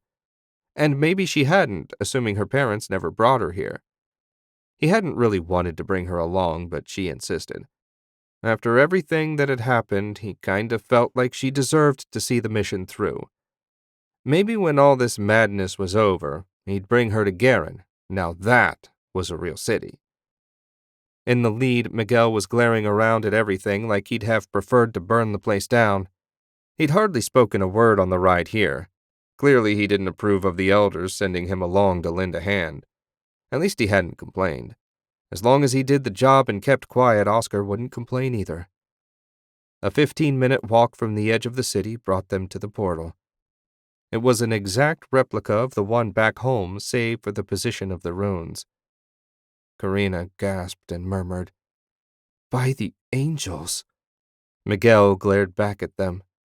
His magic only blocked sight. Anyone paying attention would hear them talk. Oscar dug out the patch and searched for the master rune.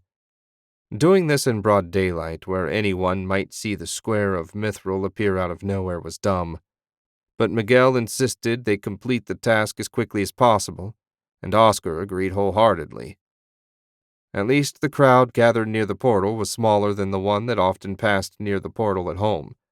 Plus, everyone seemed focused on their business rather than on what was happening around them. There it was. The Master Rune was the only one in the same position here as on the Garenland portal. He drew back and got ready to throw. "Over there!" someone shouted. Oscar snapped around. A group of watchmen had gathered, and one of them was pointing right at Oscar and his companions. "What's going on?" he asked. "We need to go." Miguel started walking, forcing Oscar and Karina to follow. "We're not finished," Oscar said. Miguel picked up the pace, ignoring Oscar's complaint. He looked back and found the watch hurrying after them. "Get ready to run," Miguel said. Karina grabbed Oscar, her nails digging into his arms. "Now!" Light exploded amidst the watchmen. They ran. People screamed. The scene was chaos. Somehow Oscar managed not to lose track of Miguel. 10 blocks from the portal, they finally stopped. Oscar gasped for breath, and the others were doubled over, clutching their sides. At least they'd lost their pursuers. "What was that?" "One of them could see us," Oscar said. "Not us, but the magic I was using to hide us. It was bad luck we ran into a watch wizard. There can't be more than half a dozen of them." "Watch wizard?" Oscar hit the patch again. "I thought all wizards outside of the underground were slaves in Roland." "They are, but some, after proving their loyalty over many years, serve with the watch, helping catch rogue wizards in exchange for extra benefits. They're the worst sort of traitors." The hate in Miguel's voice sent a shiver up Oscar's spine. He wouldn't want to be a watch wizard and run into their guide alone in a dark alley. "What now?" Karina asked. "We'll have to approach at night," Oscar said. "No magic. In the meantime, we need somewhere to hide until dark." "There's a place we use sometimes," Miguel said. "Not exactly friends of wizards, but certainly not friends of the kingdom. They'll let us hide out for a while." There wasn't much in the way of nightlife in Roland City. Not that Oscar had been out much back home, but he got the impression that at least parts of Garen were busy at night. But whatever. The fewer people around to see him sneaking toward the portal, the better. Miguel was with him, but somehow he'd convinced Karina to remain behind at their hideout. He smiled to himself. Hideout was a perfect name since they were staying with the local Thieves Guild. Considering they were all criminals, it wasn't much of a stretch. However, for such a rough crew, they'd been very welcoming. When Oscar took Miguel aside to find out why, the wizard said that some of the underground wizards had helped the guildmaster out of a rough spot a few years back. The guild remembered its friends. Plus, they didn't want to get on the wrong side of a bunch of wizards with nothing to lose. Oscar froze between a pair of dark, empty buildings across from the courtyard that surrounded the portal. 4 guards, including the watch wizard from earlier, were keeping watch. Half a dozen lanterns filled the area with light. There was no way he was going to be able to sneak over there without getting spotted. He pulled a little further back into the shadows. How could they have known we'd be back? "Maybe they were just hoping," Miguel said. "Do you want to retreat and try again tomorrow?" "No. The longer we wait, the better the odds that we get caught or one of our hosts gets greedy and tries to steal the patch. I don't suppose you can magic us up a distraction."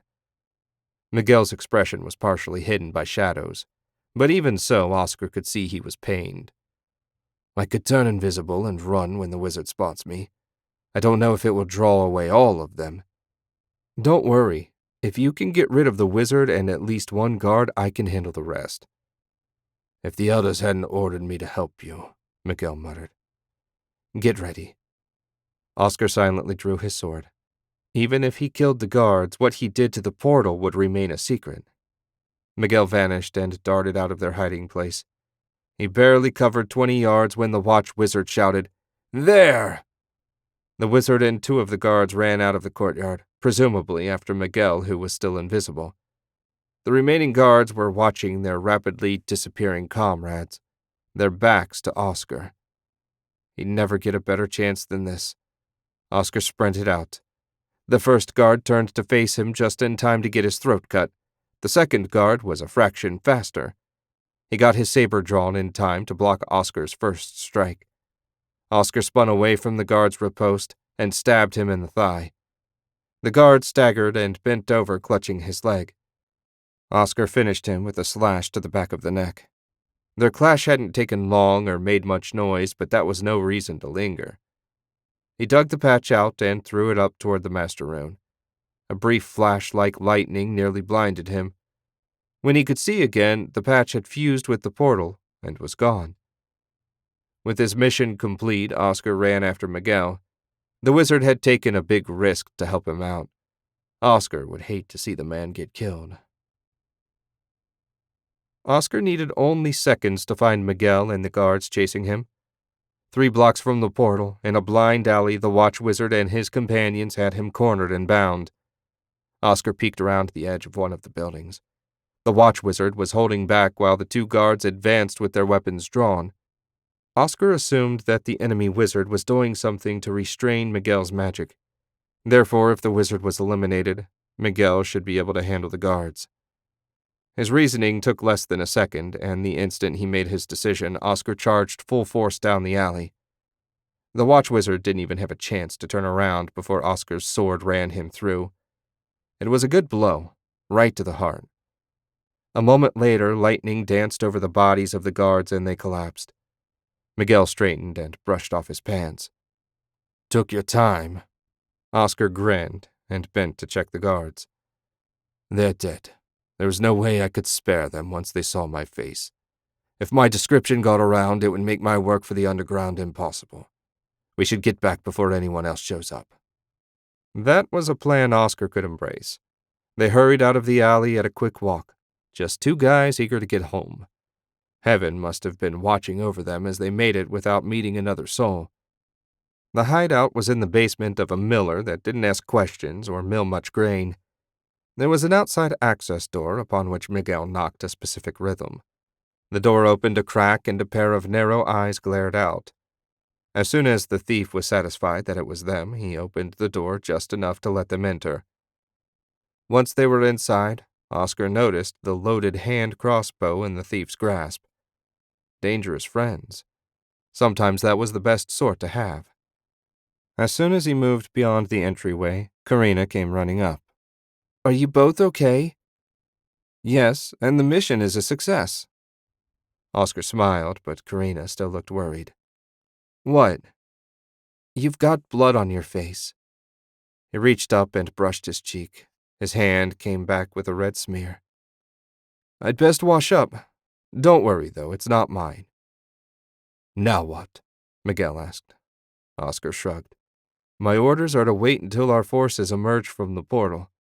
If I can provide them with valuable information, that's great. But my mission is over. I appreciate you both helping me. Rest assured, my superiors will hear how valuable both the Wizard Underground and the Thieves Guild has been." "Wait just as soon you didn't mention us at all," the doorman spoke from behind Oscar. He hadn't heard the thief sneak up behind him. "If that's your preference, I'm happy to oblige." At least, he was happy to oblige until he gave his report. Once he was safely back in Garenland, he'd have to tell everything that happened. One thing he really didn't want was another private questioning from Lord Shang. Oscar shivered. Anything would be better than that. Chapter 13. The Lux Infiltration. Henry made his way to the caravan yard to join up with the merchants headed to Lux. Lord Shank had arranged for him to join a Franken caravan as an extra guard. He felt strange wearing mercenary garb instead of his usual uniform. Henry had served in the palace guard for 5 years, 2 of those directly under Commander Borden. His loyalty had finally paid off with an important mission. Though he couldn't deny that getting assigned to the Lux infiltration was a disappointment. The tiny country barely had an army to speak of. How hard could it be to sneak up to the portal and attach the patch? The other guys would probably all have great adventure stories to share when they got back. What was he going to have? A tale of riding on a hard wagon bench for days before sneaking out at night to attach the patch? Oh well, as long as he succeeded, there was sure to be a reward and maybe even a promotion. Henry hitched the pack higher up on his back. When he thought about the mithril patch nestled deep in a hidden compartment in the bottom, it made the pack feel 10 times heavier.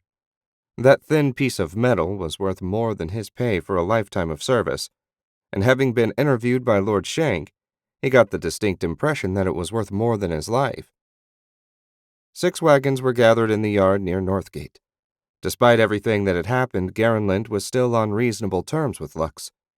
The only thing that had changed as far as trade was concerned was that they had to pay a toll to enter now. Not that Henry was any expert. He'd been schooled just enough not to sound like a complete idiot if questioned by the Lux military. Hey, hurry it up. A fit, middle-aged man dressed in green and brown waved at him. You're the last one. We need to get a move on.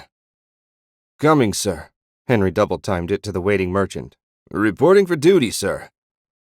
You must have been in the military, the merchant said. That's good. In my experience, military men are disciplined and can follow orders, and hopefully fight. The bandits are largely cleaned up, but largely doesn't mean completely. I'm Jack, the caravan master for this trip, but you could keep calling me sir. You were hired on Lord Shank's recommendation, and I'll expect you to live up to that. I'll do my best, sir. Good. Jack pointed at one of the wagons where a hunched-over old man sat loosely holding the reins. That's your ride. Grumbler's been on this run more times than you've got teeth in your head. Follow his lead and you'll do fine. Henry nodded and made his way to his assigned wagon. Riding with a man named Grumbler didn't sound like it was going to be pleasant. When he reached the wagon, Henry slung his pack in the back, nestling it in an open space behind the tarp-covered load. He didn't actually know what they were hauling to Lux. For the purposes of his real mission, it didn't matter, but he was curious. Using the wagon wheel as a ladder, he climbed up beside Grumbler. Morning. I'm Henry, and it looks like we'll be traveling together. The old man muttered something and stuck out his hand. Henry shook, took off his sword belt and dropped it onto the bench with the sheath beside him. Grumbler muttered something else that Henry couldn't understand. I'm sorry, sir, but I can't hear you. What did you say? Let's go, Jack shouted. He was mounted on a roan mare at the head of the group. Grumbler threw the wagon brake forward and shook the reins. The wagon lurched, forcing Henry to brace himself using the footboard. Once they were out of the gate and underway, the ride smoothed out a little, but he didn't dare relax. One pothole and he'd end up sitting on the side of the road. So what are we hauling? Henry asked. Grumbler muttered something, coughed, cleared his throat, and spat something black and tarry in the grass on the side of the road. We're hauling silica. They need the damn stuff to make the fancy crystals. Well, if I know what to do with it, maybe feed it to their wizards. They were the first words Henry had been able to understand, though he felt little more enlightened than before he asked. Minerals and ore were way outside his area of expertise. Do you expect trouble on this run?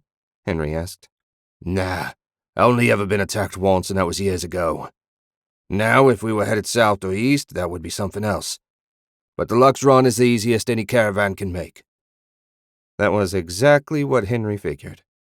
Sounded like he was more likely to die of boredom than anything on this trip. Henry was right. The trip to Lux was a cake run. They had to pay a tax at the border to a group of rather embarrassed border guards. But beyond that, they didn't encounter another armed force. Even the roads weren't horrible. They weren't smooth by any means, and his ass was going to be delighted not to have to ride in a wagon for a few days. But other than that, the trip couldn't have been more tedious.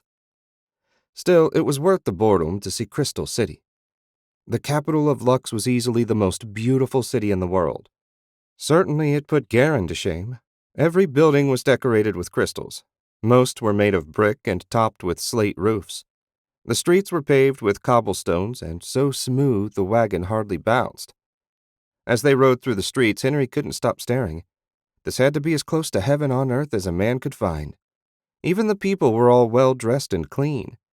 There were no urchins running under the wagons trying to get run over. Quite a sight, ain't it? Grumbler asked, breaking the spell. It certainly is. Where are we taking our load? Workshops near the docks. They keep the wizards right next door to the fishermen. All the things that might offend their delicate senses all in one spot out of sight. Grumbler turned his head like he wanted to spit, then thought better of it. It's pretty here, but rotten at the same time if you take my meaning. Henry wasn't sure he did, but he just nodded and went back to enjoying the view. About 10 minutes from the main gate, they reached the city center where the portal sat. It was surrounded by a wide, flat area where wagons were gathered to travel to the other kingdoms. There were only a handful waiting, but since their main export was magical crystals, they probably didn't take up much room. His gaze shifted to the portal itself. A quick scan of the markings located the master rune exactly where Lord Shank said it would be. It was early afternoon now, but soon enough night would come and he could complete his mission. Maybe his next task would be a little more challenging. They left the portal, and soon the cry of gulls filled the air along with the pungent aroma of fish guts and salt water. Henry had never smelled the ocean and wasn't eager to do so again. Grumbler turned left at the end of the street and drove parallel to the docks for a ways until they reached a collection of 6 warehouses. A single man in sailcloth trousers and a leather vest waved as they approached. Jack dismounted to talk with him while Grumbler reined in. Who's that? Henry asked. Grumbler cleared his throat and spat. Warehouse boss. He handles supplies and keeps the wizard under control. Jack and him go way back. That's how he got the job running this caravan. All about who you know. Grumbler spat again to show what he thought about that system. Henry didn't care one way or another. The system worked the way it worked. The merchants and the nobles would always have the advantage over ordinary people. That's just the way it was. Worrying about it accomplished nothing. Better to show how useful you could be to the most powerful person you could find and ride them as high as possible. At least that had always been his plan. This mission was his chance to move to the next level, and he wouldn't let anything get in his way. Looks like the ass grabbing is done, Grumbler said. Now we can unload. When you're done, we usually celebrate at a tavern not too far off. You coming? Wouldn't miss it, Henry said. Grumbler slapped his shoulder. That's the spirit. We get some guards that think they're too good to drink with the rest of us. They don't usually last long. Little did Grumbler know just how short Henry's time with the caravan was going to be. Still, he had hours to kill before nightfall. No reason not to spend it with the rest of the caravan. 1 drink was all he'd take. Henry would need a clear head for what was coming. Grumbler laughed and slapped Henry on the shoulder. They were seated on a bench in the center of a crowded common room. It was mostly drovers and guards from different caravans filling the place. No merchants from Strachan were around, thank goodness. Heaven only knew what would happen if a dozen Garenlanders ran into a group from Strachan. And was he kidding? Even if blades weren't drawn, fists at least would fly. Not that a fight was completely out of the question. The old man was on his 6th ale, and the alcohol had loosened his tongue. Worse, at least in Henry's opinion, it put him and the other drovers in the mood to sing. If ever there was a reason to start a tavern brawl, the drovers' sorry excuses for singing voices had to be just under insulting someone's sister. By some miracle, no one in the crowded tavern objected to the noise. The fact that the caravan members were leaving behind a fair chunk of their pay no doubt helped. Either that or the other patrons were so drunk the caterwauling sounded good to them. Henry sipped his ale and shook his head. No one could be that drunk. He stood and shouldered his pack. The sun had long since set, and it was time for him to get to work. Where you going? Grumbler slurred. We're not leaving until noon. No need for an early quit. I need some fresh air, Henry said. Don't worry, I won't be long. He didn't add, hopefully. I'll come with you. Grumbler tried to stand and failed. I'll be fine. Henry dropped 3 silver coins on the table. Next round's on me. This brought a cheer from the table and a belch from Grumbler. With his new friends bought off by booze, Henry made his way to the door. Outside, he took a deep breath of cool night air. They were close enough to the water a faint whiff of fish still lingered, but it was much better than stale ale, vomit, and unwashed men. He pitied the poor serving girls. He shrugged. None of that was his concern. It was time to do what he came here to do. Henry strolled along the sidewalk, just a first-time visitor enjoying the sights. And what sights they were! If the city was nice in daylight, it was stunning at night, lit by scores of crystals. It felt like a city out of a storybook. As he got closer to the portal, what he couldn't figure out was why there were no people out on such a fine evening. He'd considered waiting until later if it was crowded. But this was perfect. There wasn't a soul in sight. The portal gleamed in the moonlight as he approached. The gathering area around it was empty. Henry grinned and unslung his pack. As he started untying it, someone shouted, "Hey! You there! Stop!" He froze. He'd done nothing illegal and had no desire to leave a body on the ground. "Turn slowly to face me," the same voice said. Henry complied, careful to keep his hand away from the hilt of his sword. It was well he did that. 4 watchmen stood 10 paces away, 3 of them armed with loaded crossbows. They wore blue and silver uniforms with a crystal on the chest. No armor, but each had a heavy truncheon hanging from his belt. There was no way he could fight his way out of this. "Is there a problem, sir?" Henry asked. "Aside from a string of 3 murders in the last week, not a thing," said the squad leader. At least Henry assumed that's what he was from the chevrons on his sleeve. "We've orders to bring in any suspicious characters. Since you're the only person we've seen stupid enough to be out when a killer's on the loose, I'd say that makes you suspicious. Now unbuckle that sword and drop your bag. You're coming down to watch headquarters." Henry obeyed. All 3 crossbowmen looked nervous. He couldn't complete his mission with a quarrel in his chest. "I assure you, I'm not a killer. I just arrived this morning in a caravan from Garenland. My companions are in a tavern just up the road. They'll tell you." "Maybe you are and maybe you aren't," the spokesman said. "That's for the watch commander to decide. Put your hands behind your back." Henry soon found himself manacled and marching across the city surrounded by armed men who were still watching him for any excuse to shoot. He should have known things were going too smoothly. The rest of the city was as quiet as the area around the portal. When they at last reached a 2-story stone building with heavy doors and bars on the windows, Henry was guided inside and through a crowded open floor where a dozen watchmen were seated at desks shuffling papers. If there was a killer on the loose, this didn't seem like the best use of their time, but he wasn't about to point that out. They led him past the desks and beyond a door to a room lined with iron-barred doors. Henry had visited the watch in Garen twice in the course of his duties, and so was familiar with the cells. These were only partially occupied, one by a drunk, judging by the smell, and the other by a scantily dressed woman. He couldn't guess what she'd done, since as far as he knew, prostitution was legal in Lux. They shoved Henry into the first empty cell and removed his manacles. "How long am I going to be stuck here?" he asked. "My caravan is leaving at noon tomorrow." "You'll stay here until the commander says you can leave." And with that pronouncement, the squad leader and his men marched out, leaving him alone with his fellow detainees. With nothing better to do, he lay down on the narrow cot that was the cell's only piece of furniture and closed his eyes. What happened next was out of his hands.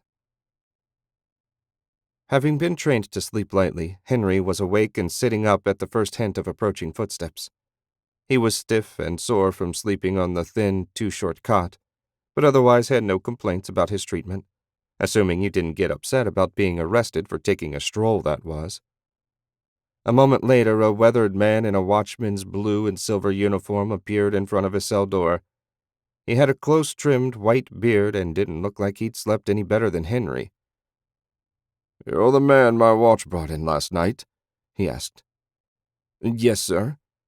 "Well, you'll be glad to know that you're no longer a murder suspect. While you were in our cell, another person was killed halfway across the city. A 10-year-old girl this time.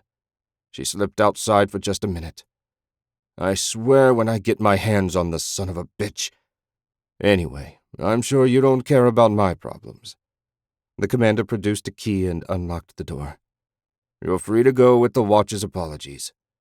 It's early yet, so you should have no trouble making your caravan.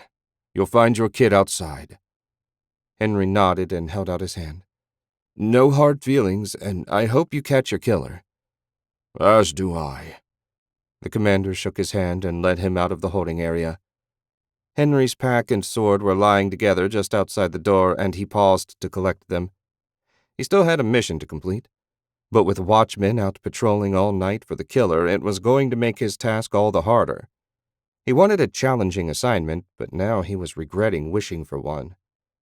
Oh well. For now, he just wanted to get out of watch headquarters and check over his gear.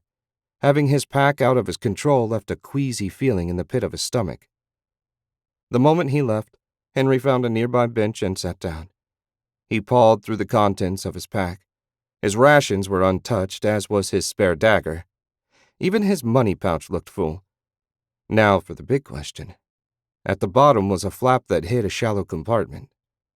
As soon as he touched the cloth, he knew something was wrong. Henry tore the flap open and stared into the empty space. The mithril patch was gone.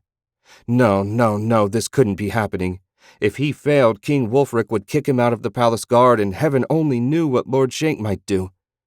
He shuddered just thinking about the possibilities. One of the watchmen must have taken it.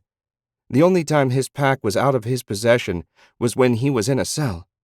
Did one of the men that brought him take it, or was the thief someone that worked at their headquarters? Henry ran his fingers through his hair. What was he supposed to do? There was only one option. He'd have to speak to the commander and see if he knew anything. Maybe one of his subordinates had a reputation for sticky fingers. He tied the pack back up and marched straight across the street to watch headquarters. Back inside, he went directly to the nearest occupied table and said, "I need to speak with your commander." A pig of a man with 3 chins looked up at him with small, hard eyes. "What makes you think the commander would want to talk to you?" "I was arrested by mistake last night. After I left, I thought of something he'll want to hear. Or do you not want to find whoever's killing your fellow citizens?" The watchman grunted and pushed himself up. "Wait right here." He lumbered off deeper into the building. At the speed he moved, Henry was going to be here until noon.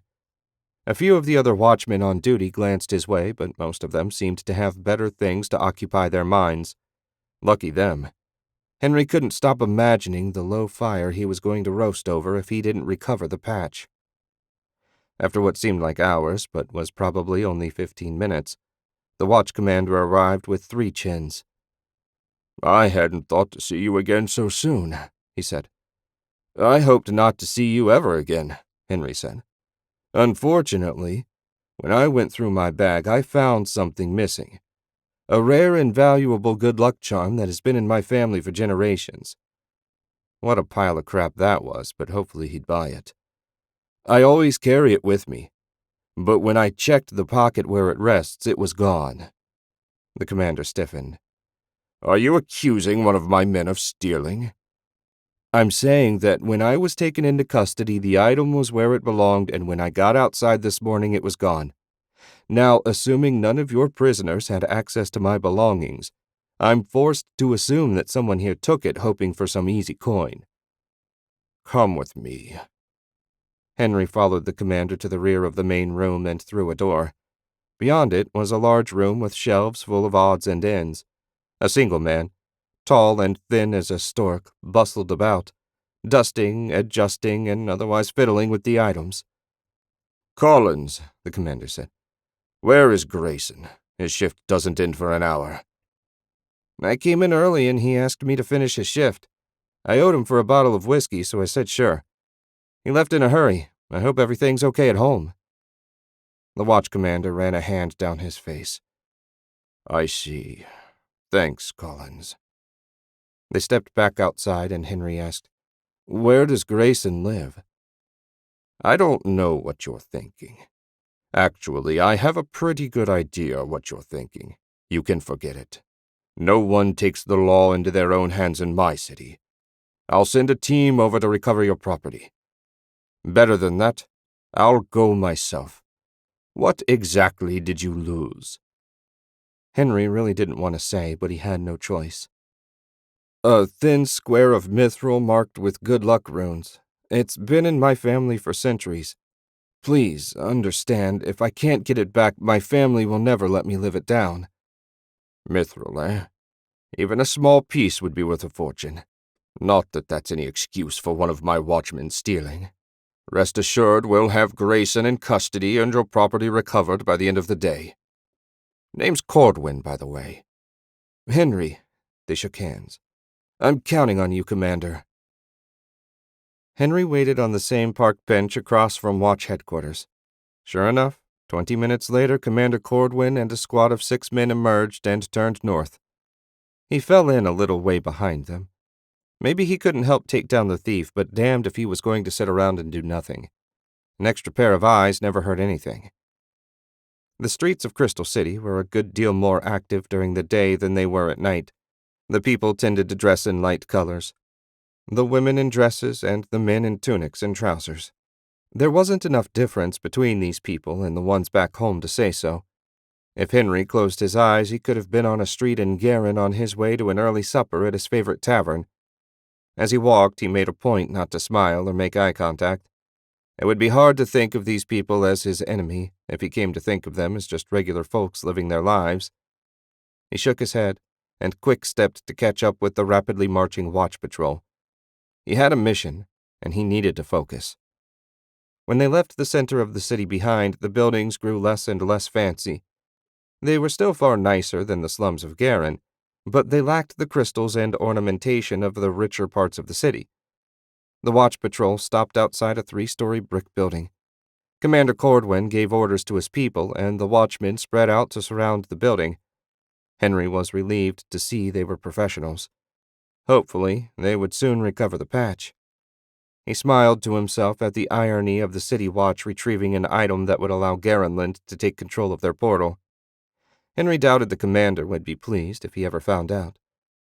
With his men in position, Cordwin went inside with one other watchman. Henry waited, arms crossed and foot tapping. How long could it take to arrest one rogue watchman? After a long 10 minutes, Cordwin emerged from the building, alone. He looked right at Henry and crooked a finger. "Nobody home?"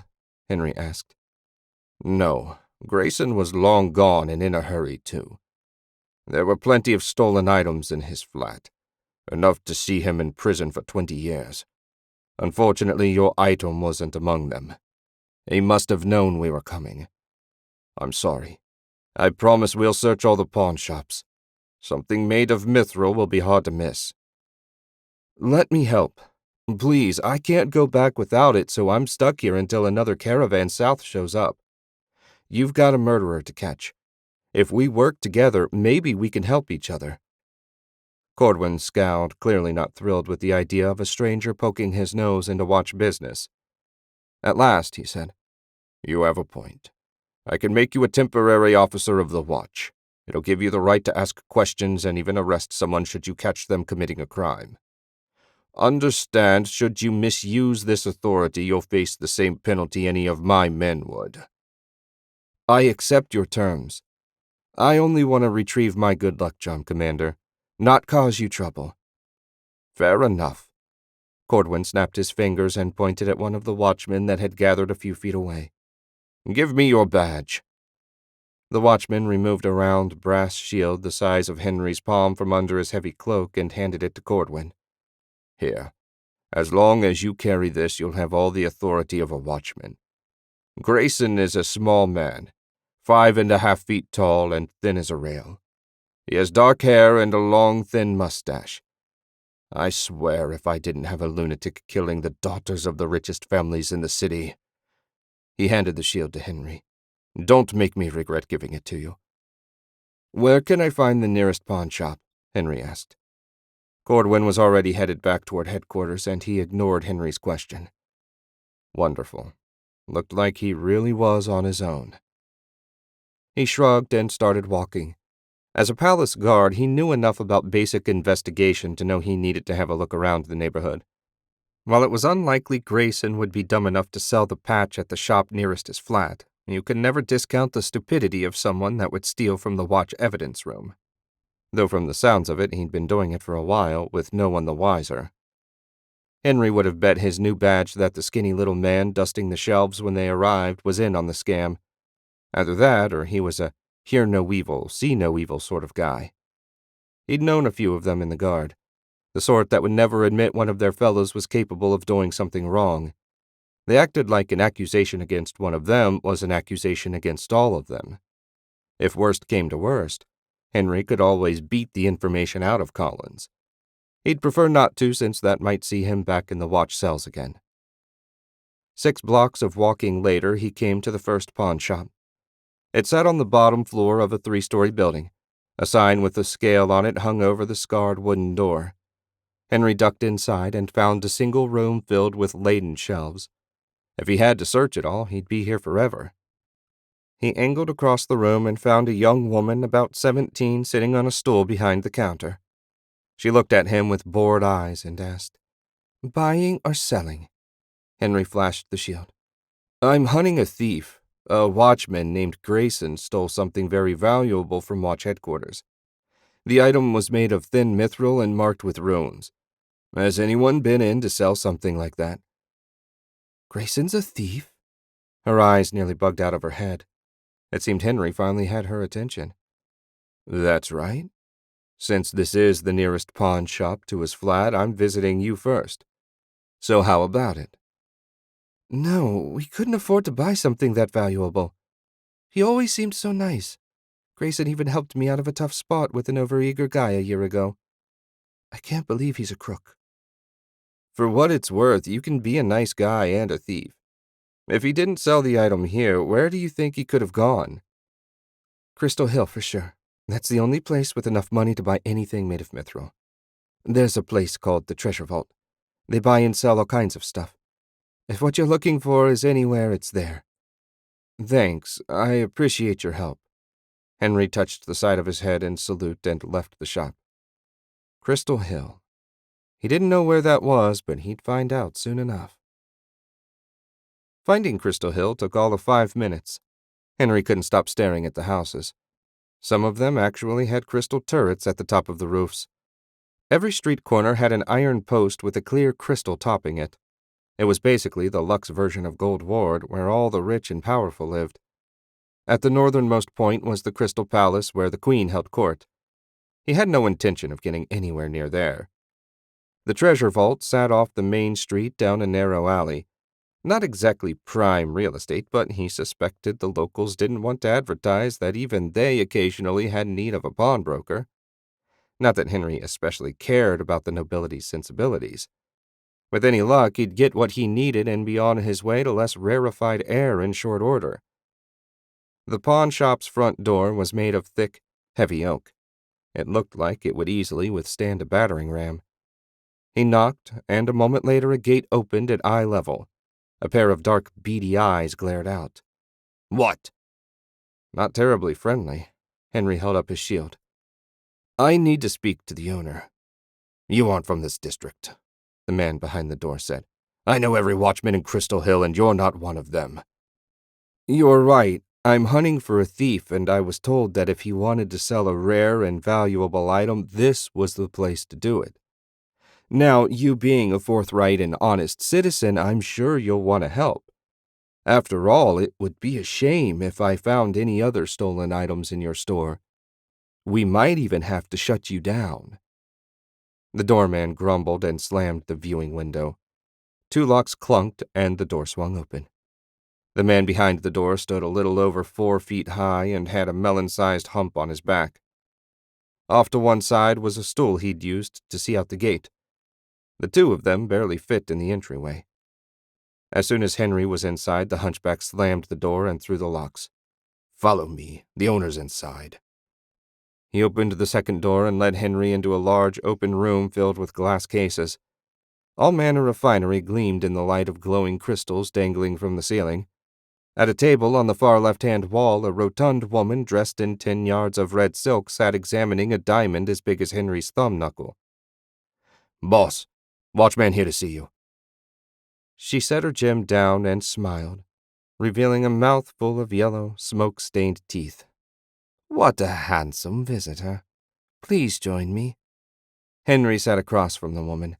She was wearing enough perfume to make a skunk flee, and underneath it was a faint hint of something rotten. The sooner he could get this done, the better. "I'm Madam's son. What can I do for the watch today?" An item was stolen from the watch headquarters by a man named Grayson. It was a square of mithril and quite valuable. According to everyone I've spoken to, this is the only place he could sell it. Has anyone come in with an item like that? I'm afraid not, darling. We don't have a scrap of mithril in stock. Pity. Many of the nobles will pay top coin for anything made of the stuff. Your informant got one thing wrong. This might be the only business where he could sell it, but there are plenty of private buyers that would be happy to take such an item off his hands. Henry cursed his luck. He couldn't go house to house asking after Grayson. The high and mighty wouldn't stand for it. How was he going to find the patch now? If it's any help to you, Madam's son said, I can tell you the family most interested in collecting mithril items. The matron of the house is quite well known for wearing multiple mithril pieces out and about. Your thief is bound to know them. That would be a great help, thank you. She raised a knobby, twisted finger. You'll have to do something for me first. Henry frowned. Besides not arresting you for refusing to provide material information to a watchman? She flashed her yellow smile. Just a little thing, darling. A quick kiss for a poor, lonely woman. Madam's son puckered up. Maybe he could kill her and convince the hunchback to talk. Kissing those unnaturally red lips was apt to give him some sort of disease. He didn't have time for this. Screwing up his courage, Henry kissed her as quick as he could. His next stop would be for a whiskey to kill any germs. The name. Melinda Hormats and family. She's the biggest mithril collector in the city. If your thief doesn't try to sell to her, I don't know where else you might search. Henry stood. Thank you. Good day, madam. She licked her lips and waved. Come again when you can stay longer. He hurried out and found the hunchback waiting to let him out. The little man hobbled over to the door and opened it. Henry paused before stepping outside. Where can I find the Hormats estate? Mithril Street, of course. The hunchback pointed north toward the palace. Henry nodded his thanks and hurried off. Hopefully he could beat Grayson there. Mithril Street was only a block from the royal palace. There were 3 giant mansions on it, and only one had a gate with a sign over it that was made of silvery metal. If they were rich enough to use mithril for their sign, Henry couldn't begin to imagine how much wealth the family must possess. Enough to pay a good price for the patch, certainly. Henry paused to look the place over. The 6 guards on duty at the front gate looked him over in turn. While it was unlikely he'd get an audience, maybe the guards could give him some information. He crossed the street and pulled his shield. I'm looking for a thief with mithril to sell. Madam's son suggested he might pay you a visit. Henry described Grayson. Have you seen him? We've had no visitors today, watchman, one of the guards said. With all the murders, we've been extra careful about who we let in. Perhaps instead of chasing thieves, you should be looking for the killer. Commander Cordwin is looking into that case himself. Just because one crime spree is going on, it doesn't mean that we can simply ignore all the other crimes in the city. To do so would be chaos. Should you see Grayson, please hold him and alert your local watchman. Thank you for your time. Henry touched his forehead with his index finger and walked away. He doubted the guards would have told him if Grayson had shown up. Sharing their master's secrets was a good way to find yourself out of work. His main hope was that Grayson hadn't made it this far yet. With any luck, he could catch the thief on his way here. But first, he needed to find a good vantage point. Mithril Street was nothing but residences. What he needed was a high position where he could see everyone coming and going. Henry studied the skyline and spotted a 4-story building that overlooked the area. With a silent prayer that the owner would be the sort that liked to help the watch, he hurried towards it. The 4-story building turned out to be apartments. The front door was unlocked, so Henry ducked inside. A middle-aged man sat behind a desk in the lobby. He looked up from the book he was reading and quirked a shaggy eyebrow. Can I help you? he asked. Henry flashed his shield and said, I'm hunting a thief. I need to use the balcony on your 4th floor as a lookout position. This is your lucky day, Watchman, he said. Our last tenant just got married and moved into her husband's house. I trust you'll put in a good word for me with the government. Absolutely. Henry had no intention of doing anything of the sort, but if it made the landlord happy, he was willing to play along. Is the door locked? Yep. The landlord opened one of the drawers of the desk and tossed Henry a key. There you go. Just make sure you lock up when you leave and return the key to me. Henry nodded his thanks and hurried up a nearby staircase. At the 4th floor landing, he found a locked door, which the key fit. Beyond it was a foyer. It seemed the entire floor was a single apartment.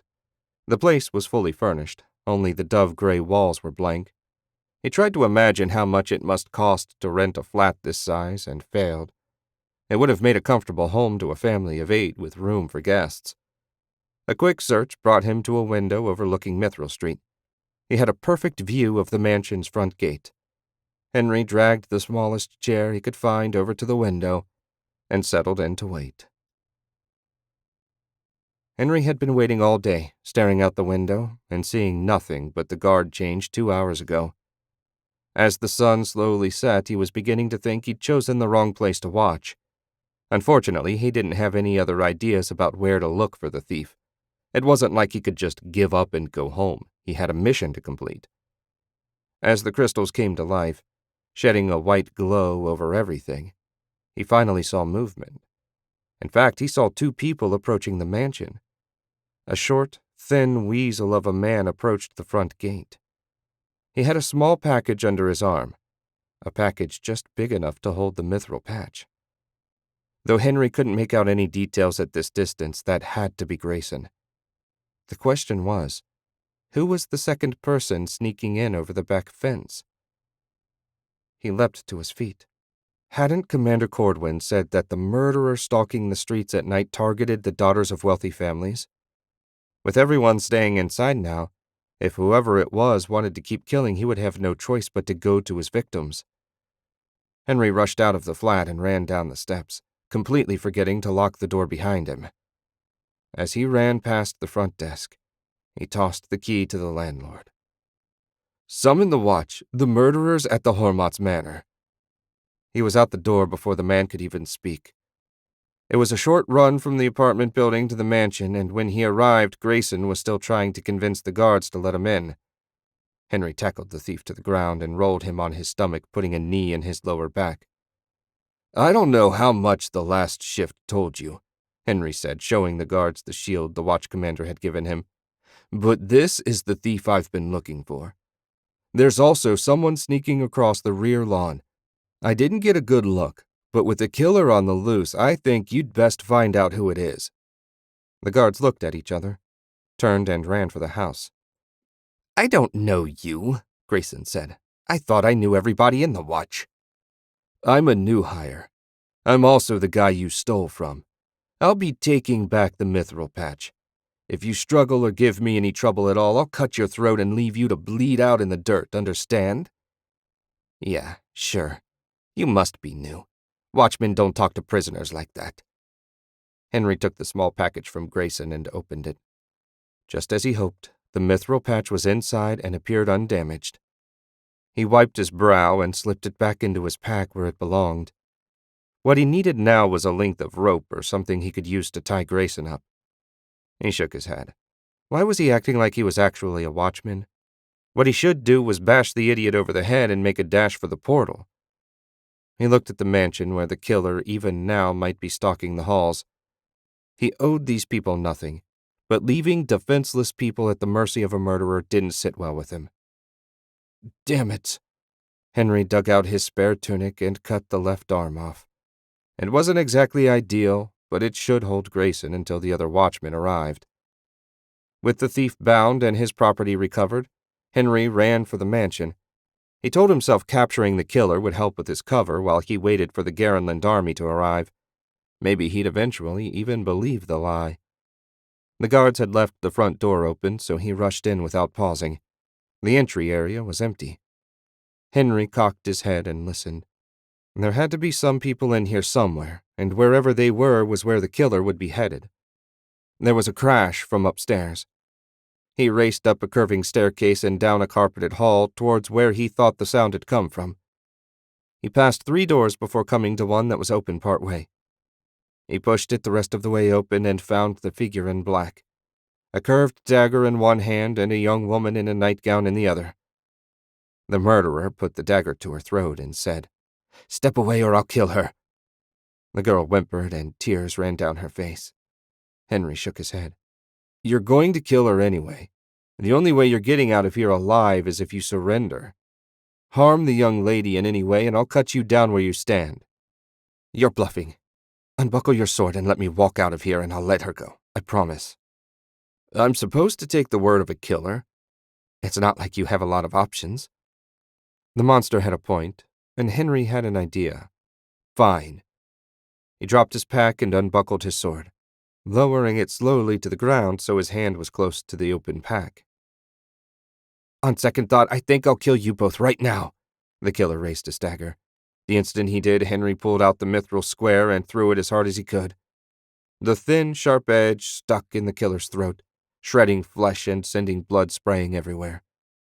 He fell slowly backwards, releasing his hostage as he did. She ran over and wrapped her arms around Henry, crying into his chest. Moments later, the thud of footsteps came from behind him. Commander Cordwin appeared in the doorway a moment later, his sword drawn. He had a dozen guys behind him. Cordwin looked from the killer to Henry. "You got him and the thief. Quite a day's work. Are you trying to make me look bad?" "Just dumb luck. I'm glad I could be of service." Henry offered the commander his shield back. "Now that I've recovered my property, I suppose you'll want this back." "Not unless you want to give it up. You've certainly proved your worth to me. Garenlander or not, you're welcome to stay a member of my watch." "Since I probably missed my caravan, I'll take you up on that offer, at least until the next one arrives." "Jinnah!" A gray-haired matron pushed her way through the press of watchmen. The girl in Henry's arms abandoned him at once and ran to her. They embraced while he recovered the mithril patch, pausing to clean it on the killer's shirt. "It's been a long day, Commander," Henry said. "I think I'll call it a night. Should I swing by watch headquarters in the morning?" "Yes, I'll have something for you. And welcome to the team." Cordwin held out his hand and Henry shook it. This was perfect. What better place for a spy to hide than in the city watch? He cut off a grin and made his way out of the mansion. There was one more thing he had to do. The walk to the city center was a short one. Tonight, at least, he didn't end up getting arrested. When he reached the portal, he found the gathering area empty and not a soul in sight. Perfect. With a flick of his wrist, Henry sent the patch spinning toward the master rune. Lightning crackled and drew it into place, perfectly fusing the patch with the portal. His mission complete, he headed toward the tavern where he'd been drinking with the others from his caravan. Hopefully they either had rooms or could direct him to a cheap inn. When he pushed through the tavern's front door, he was shocked to find Grumbler sitting at the same table they'd occupied the night before. Henry had assumed the caravan would be well on their way south by now. Henry took a seat across from his driver. "This is a surprise.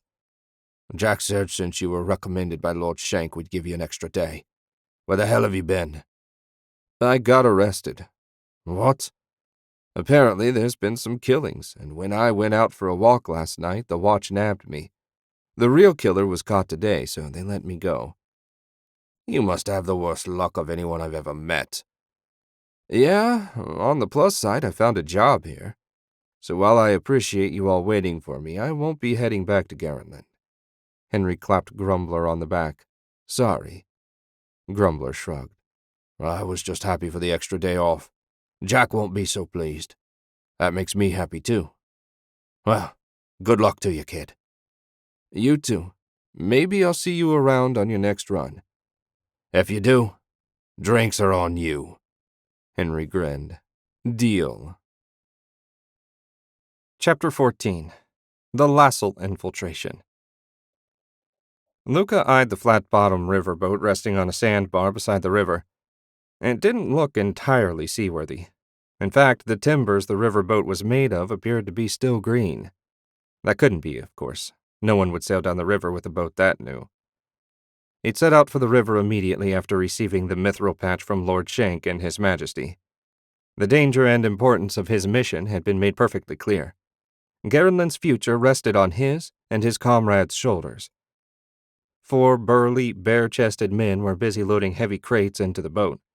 Half a dozen others were unloading a wagon further up the beach near an empty boat identical to the one they were using.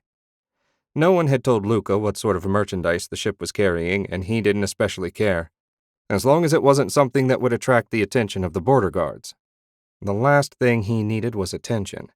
His mission was one that required subtlety and stealth. Slipping into Lassel's capital wasn't going to be easy. Everything he'd read indicated that it was one of the most heavily fortified places on the continent. Its nickname was Vault City, and not just because it was home to the largest bank, possibly in the world. Their soldiers were supposed to be top-notch as well. Henry had been bitching ever since he learned he was getting the easy run into Lux, but Luca would have happily traded places with him. Only the young and stupid sought out nearly impossible challenges. When you'd served as long as Luca, you learned the value of taking the easy road sometimes. Despite that, he'd gotten what he considered the hardest mission.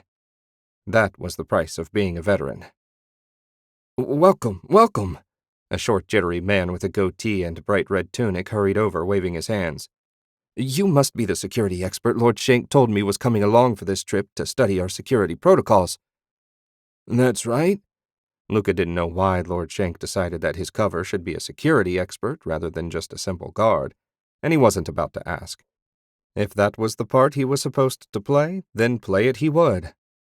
"I'm sure everything you're doing is fine, but it never hurts to have an outsider take a look. I might see something you missed." Yes, absolutely. You'll see everything's exactly as it should be. No items going missing on my boat, rest assured. We'll be loaded and ready to go in a few minutes. Please, make yourself comfortable until then." The little man hurried off without even mentioning his name. What he said about items going missing was interesting.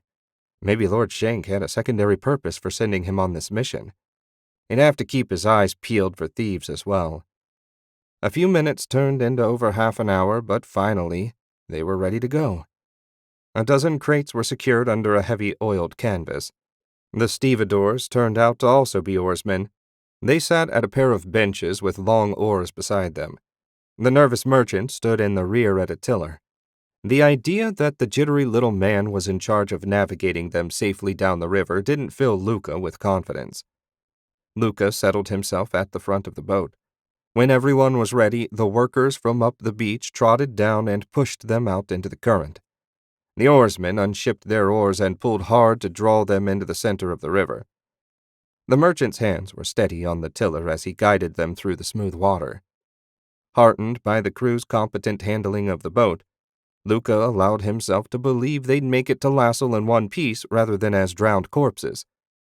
His confidence lasted until an hour after lunch when the first whitewater appeared ahead of them. The handful of boulders jutting out of the water looked awfully threatening. "Look sharp on the oars," the merchant shouted. The boat bucked as they hit the first riffle.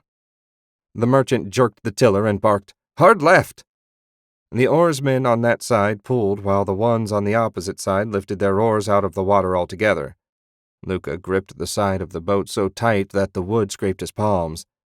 He'd barely gotten set when he was thrown the opposite way. "Dig hard, boys, hard!" Luca's stomach twisted and his heart raced. He'd faced many foes in battle without batting an eye, but this was madness. How did you fight a river? 2 more sharp lurches had his head over the side and his lunch going to feed the fish. And then it was over, and they were in smooth water. Luca pried his hands free of the railing and checked them for splinters. "Your first time through rapids?"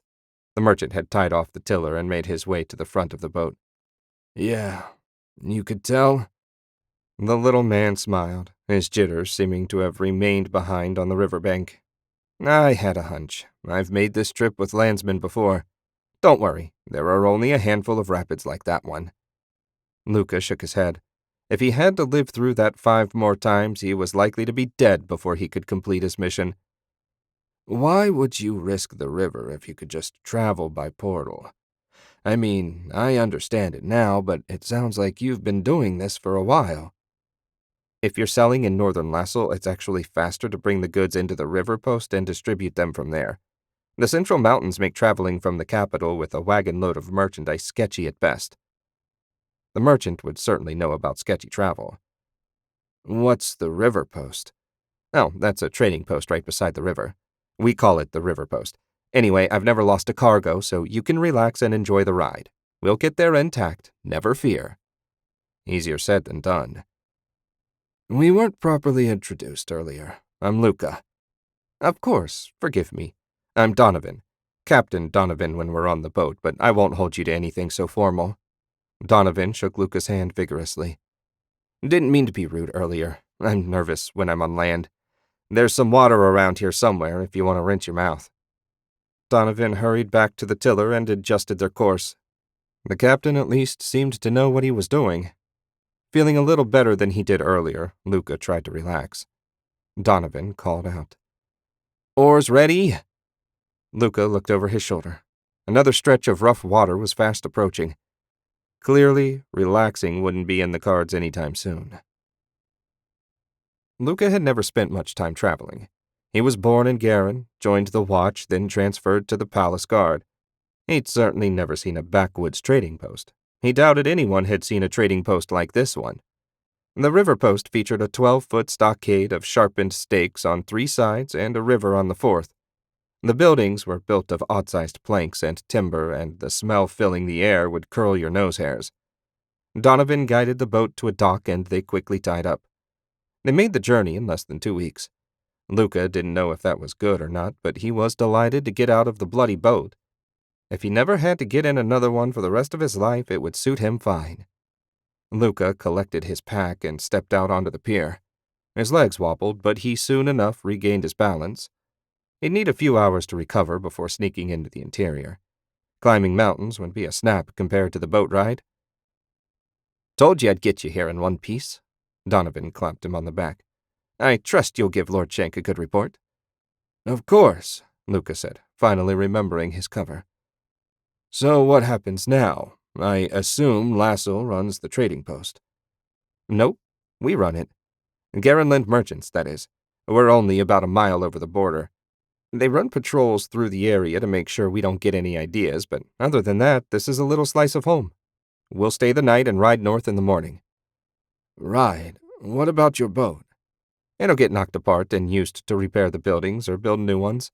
They come downstream good, but going back not so much. Trust me, a horse is a better option." That at least explained the ramshackle nature of the river post. The whole thing must have been built out of scrapped boats.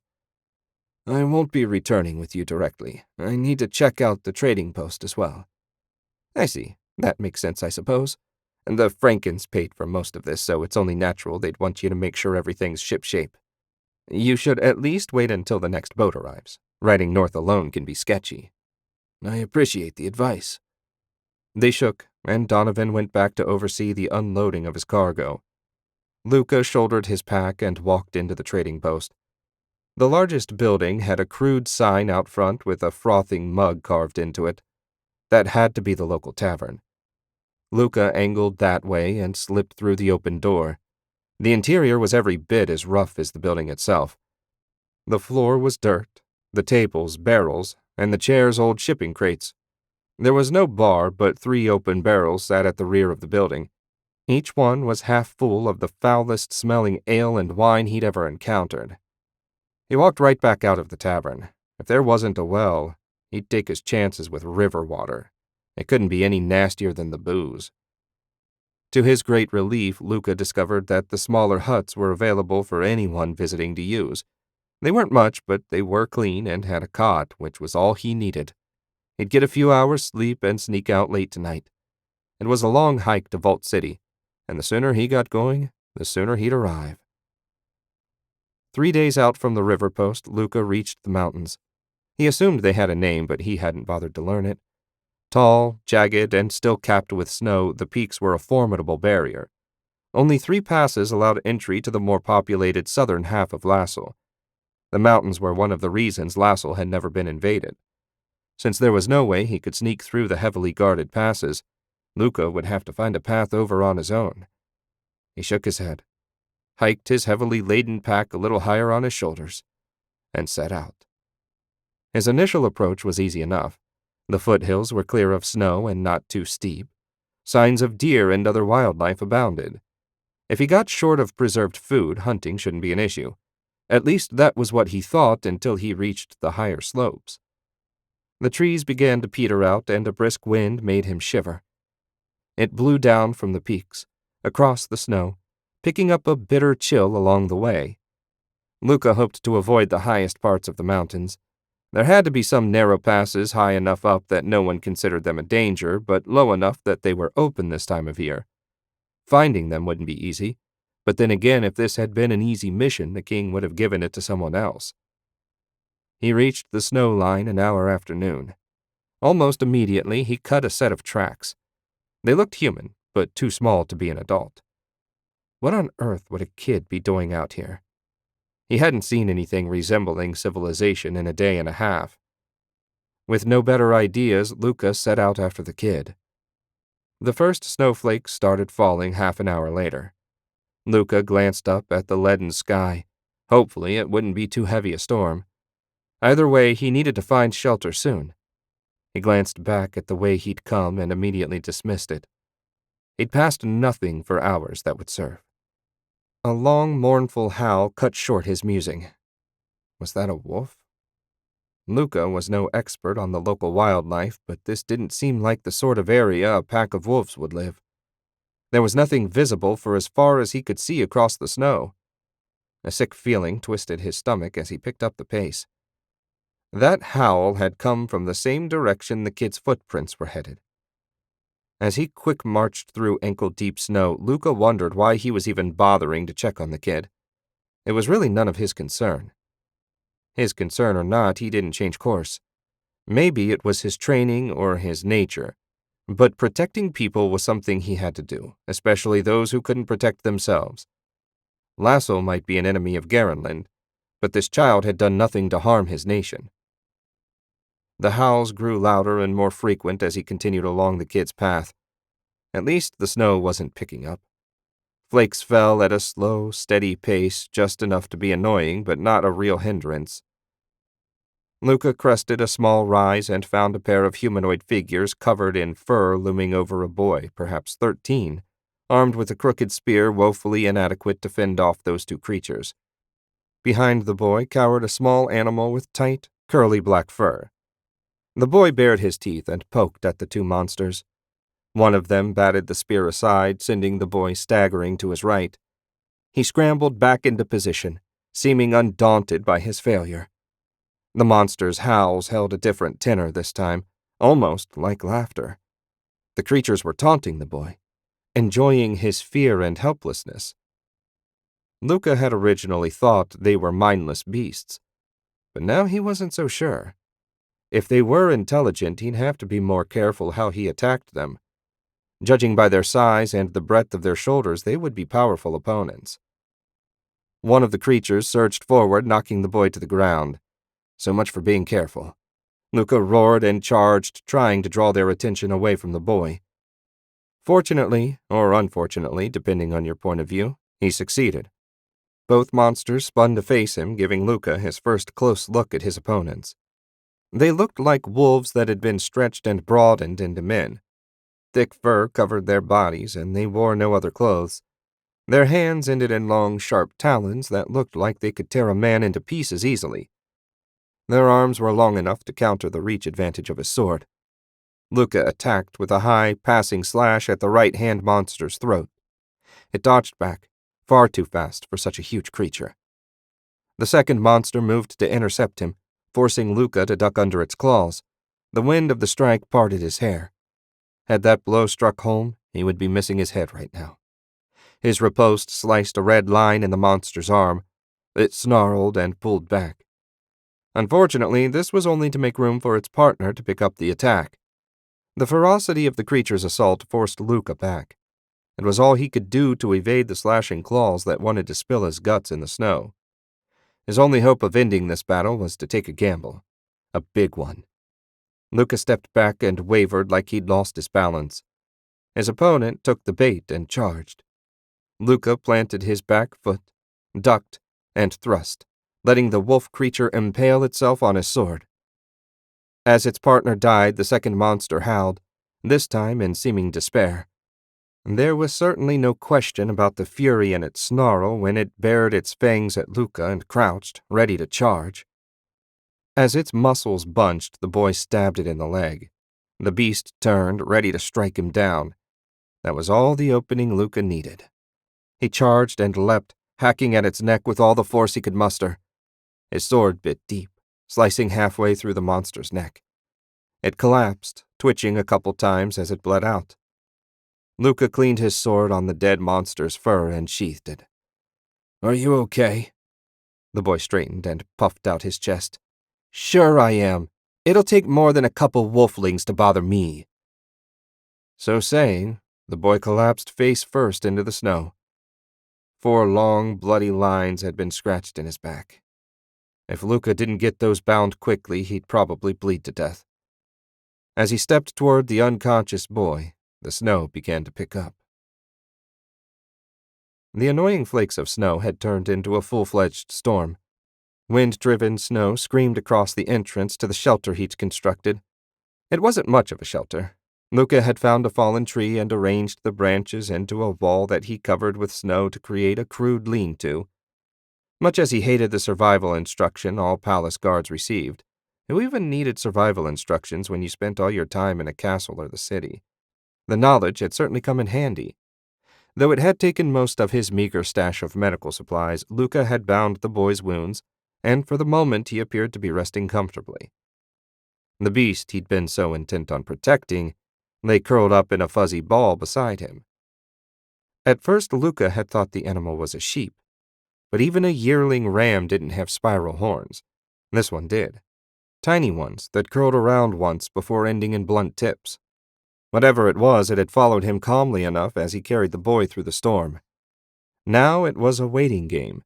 With any luck, the storm would break by morning. When it did, he'd have to figure out what to do with his unconscious companion. Leaving the injured kid on his own wasn't an option. Hopefully, he'd be from a relatively nearby village and Luca could just escort him home and be on his way. As he was gnawing on his second strip of jerky, the kid sat bolt upright, gasping like a drowning man coming to the surface. "Easy, kid. You're safe now." The boy looked at him. "You killed the wolflings." "Thank you. No warrior from our village could defeat 2 of them on his own." "You helped, remember?" He puffed up with pride. Luca hoped he didn't collapse again. "I'm going to be a warrior one day. Uni, is he okay?" "If you mean that little bundle of fluff, he's right beside you. Got a name? I can't keep calling you kid." "I'm George." He petted the little animal as if to assure himself that it was unharmed. "Uni will be the sire for the next generation of mountain sheep. If he escaped, it would have meant big trouble for our village." "Is that what brought you out to this desolate spot all alone?" Luca handed him a strip of jerky. George nodded. "I was on guard when Uni escaped. It's my responsibility to bring him back. Father always says a shepherd protects his flock." "I suppose he does at that. Why don't you get some rest? We're not going anywhere until this storm passes." George gnawed on his jerky. The boy didn't seem overly nervous about being trapped in a small space with a complete stranger. Granted, Luca had just saved his life, but still, a little caution wouldn't be a bad thing. From what he could see, George had an unhealthy lack of fear. If George wasn't going to sleep, Luca figured he might as well try and get some information. "Are there more of those monsters around?" "A few. No one really knows how many there are. They mostly keep to the mountains and hunt wild goats. They only bother us when they get desperate. Not that they aren't happy to kill and eat anyone dumb enough to go alone into the hills." "Like us?" Luca asked. George smiled and stuffed the last of his jerky into his mouth. "A man's gotta do what a man's gotta do. Say, what are you doing out here anyway? You're not from our village. I'm looking for a way across the mountains. Luca looked around as though he were about to share a big secret. I was hired to find a way to avoid the soldiers in the passes so they can't collect any taxes. George's expression soured. We all hate the soldiers. They charge northerners, like us, taxes on our wool and mutton just like we're foreigners. They do it because the merchants don't want us selling our goods directly to their customers. They're too scared we might make a coin that could have been theirs. It seemed Luca had found some potential allies. That was good. He could use all the help he could get. Outside, it was getting dark and the snow showed no sign of letting up. Hopefully, they didn't end up buried in the snow. Sometime during the night, the storm stopped. As soon as they woke, Luca and George set out with Uni trotting along beside them like a puppy. Luca didn't have great experience with animals, but he was pretty sure sheep didn't act like that as a general rule. Though all signs of their tracks were gone, George took the lead without any hesitation. An hour of trudging through the cold and white brought them within sight of a small collection of round huts. Smoke rose from them, coloring the air gray. Off to one side of the village, a pen had been constructed and a collection of sheep that looked like bigger versions of Uni wandered around and pawed at the snow. Half a dozen men armed with spears stood a little way off to one side of the pen. George loosed a shrill whistle and waved both hands. The men waved back as the boy ran toward them with his furry friend in tow. Luca held back until one of the men, the biggest and burliest, beckoned him down. Reasonably confident that he wouldn't get run through the instant he arrived, Luca marched down to the gathering. The man that waved him over thrust out a hand. My boy says you saved him from a pair of wolflings. I don't know how I can ever thank you enough for that. He's a good boy, but overconfident. Luca shook and managed not to wince at the man's grip. It was strong enough to bend iron. It was pure chance that we ran into each other, and I was happy to lend a hand. As for thanking me, if you can point me in the direction of the nearest unguarded passage, I'm happy to call it even. And why would you be looking for an unguarded pass? My employers are looking for a way to avoid the taxes for entry. My name's Luca, and I'm from Garenland. Our merchants have been getting crushed since we were kicked out of the Portal Compact. Anything we can do to save a coin helps. We've done business with Garenland merchants for years. Always got a fair price for our goods, which is more than I can say for our countrymen. George's father spat to one side. I've got no use for those bastards in the passes below. If I could stick my thumb in their eye, I'm happy to do it. I can show you our pass. It's too small for anything but a single-file line, but you're welcome to use it. Thank you. Are you certain you won't get into any trouble for helping me? Luca didn't really care if they got into trouble, but figured asking would be in character. Who's gonna know? Come on, it's a long walk, so we best get started. It was indeed a long walk, but at least they didn't run into any wolflings. That was a trade Luca was willing to make any day. George's father turned out to not be much of a conversationalist. That also suited Luca. While he was playing his part, he wasn't all that good of an actor. Silent trudging through the snow was much safer than making small talk. 7 hours after leaving the village, they stopped at a narrow path that bent around a steep peak. Barely wide enough for a single person to pass and covered with snow, the path looked like a good place to kill yourself. When you reach the far side of the mountains, the path levels out and gets wider. If you hurry, you should be able to make it before dark. Good luck. With a wave, Luca's guide hurried back the way he'd come. That was abrupt. Luca shrugged and started working his way down the narrow path. There didn't seem to be any ice yet, at least, and hand grips were plentiful on the rough stone wall. The passage looked tricky, but doable. Luca picked up his pace. The last thing he wanted was to be stuck out on a narrow path for the night. Vault City certainly lived up to its name. Luca eyed the massive walls, easily 60 feet tall and half that thick. In the time he'd been watching from his hiding place in a grove of spruce off the main road, he'd counted 60 different guards patrolling the walls. To be safe, he'd assumed there were 100 altogether, minimum. There was a single gate that had a heavy guard as well, and every wagon or mule entering was thoroughly searched. No way was he getting in by hiding in some poor merchant's goods. After completing the mountain passage, he'd hoped the worst of his task was behind him. That had clearly been wishful thinking. If anything, getting inside was going to be harder than crossing the mountains. The gate was definitely a no-go. Since the city was built practically on the ocean, maybe he could swim in after dark. He shivered just thinking about that cold water. But cold or not, it was better than getting feathered by an overzealous guard. He retreated and started a wide circle toward the ocean. The hike took him nearly an hour, but when he reached the edge of the woods, he found an empty, white sand beach. The Vault City docks were visible a quarter-mile away. The harbor passage was narrow and guarded by a pair of combination lighthouse guard towers. A chain was strung between them that could be raised or lowered to restrict entry. From his current position, to the docks had to be nearly a mile of actual swimming when you factored in getting around the seawall. There was no ice floating in the harbor, but it still had to be awfully cold. In the summer, it would be an easy swim, but now he wasn't so sure. As he stood thinking, a two-masted ship came sailing up from the east. Judging from the soot that covered every surface of the vessel, she was a whaler returning from a season of hunting. Lassell processed more whale oil than any other nation. An evil idea popped into his head. Luca's orders were to secure the patch. No one said anything about not damaging the city. If he could get a flaming arrow into one of the oil warehouses, that would provide more than enough distraction to let him slip inside and do what he had to do. The trick was going to be finding a bow powerful enough to launch an arrow where he needed it. He glanced back at the trees. Then again, maybe it wouldn't be that hard after all. Luca spent the better part of a day and a half carving branches into bows, none of which worked worth a damn. His best effort launched a crude arrow all of 40 feet. It was pathetic.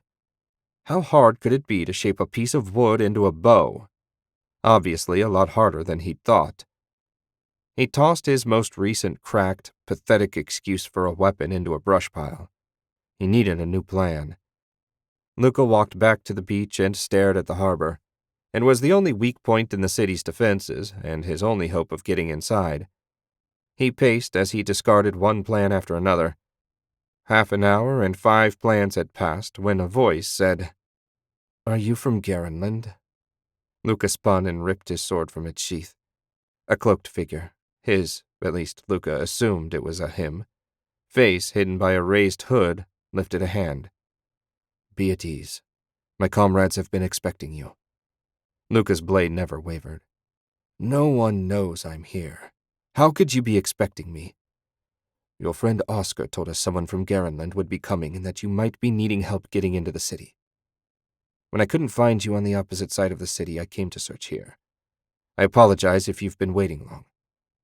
Luca tried to process what he'd been told. Oscar had been assigned the Roland infiltration, the second most difficult after Lassell, at least by Luca's estimate. He certainly shouldn't have been telling tales about his mission. If he had, Oscar must have found allies he trusted totally. "Who are you exactly?" "Forgive my lack of manners. My name is Christensen. I'm a wizard and a member of the Underground. I've been assigned to help you complete your mission in any way I can." Luca sheathed his sword. "I didn't know there was a wizard underground. It wouldn't be much of a secret organization if you did. We have members in every nation. Garenland has always been a haven for us. More than a few wizards facing the death penalty in one or the other nations has been ferried to safety in your country. Now that wizards have been given full rights as citizens, we are ready to embrace your cause and bring freedom to all our enslaved brothers and sisters." Christensen sounded like a zealot, but having a wizard was too big an advantage to pass up. Completing the mission was all that mattered. "Tell me, my friend, how do we go about getting into the city?"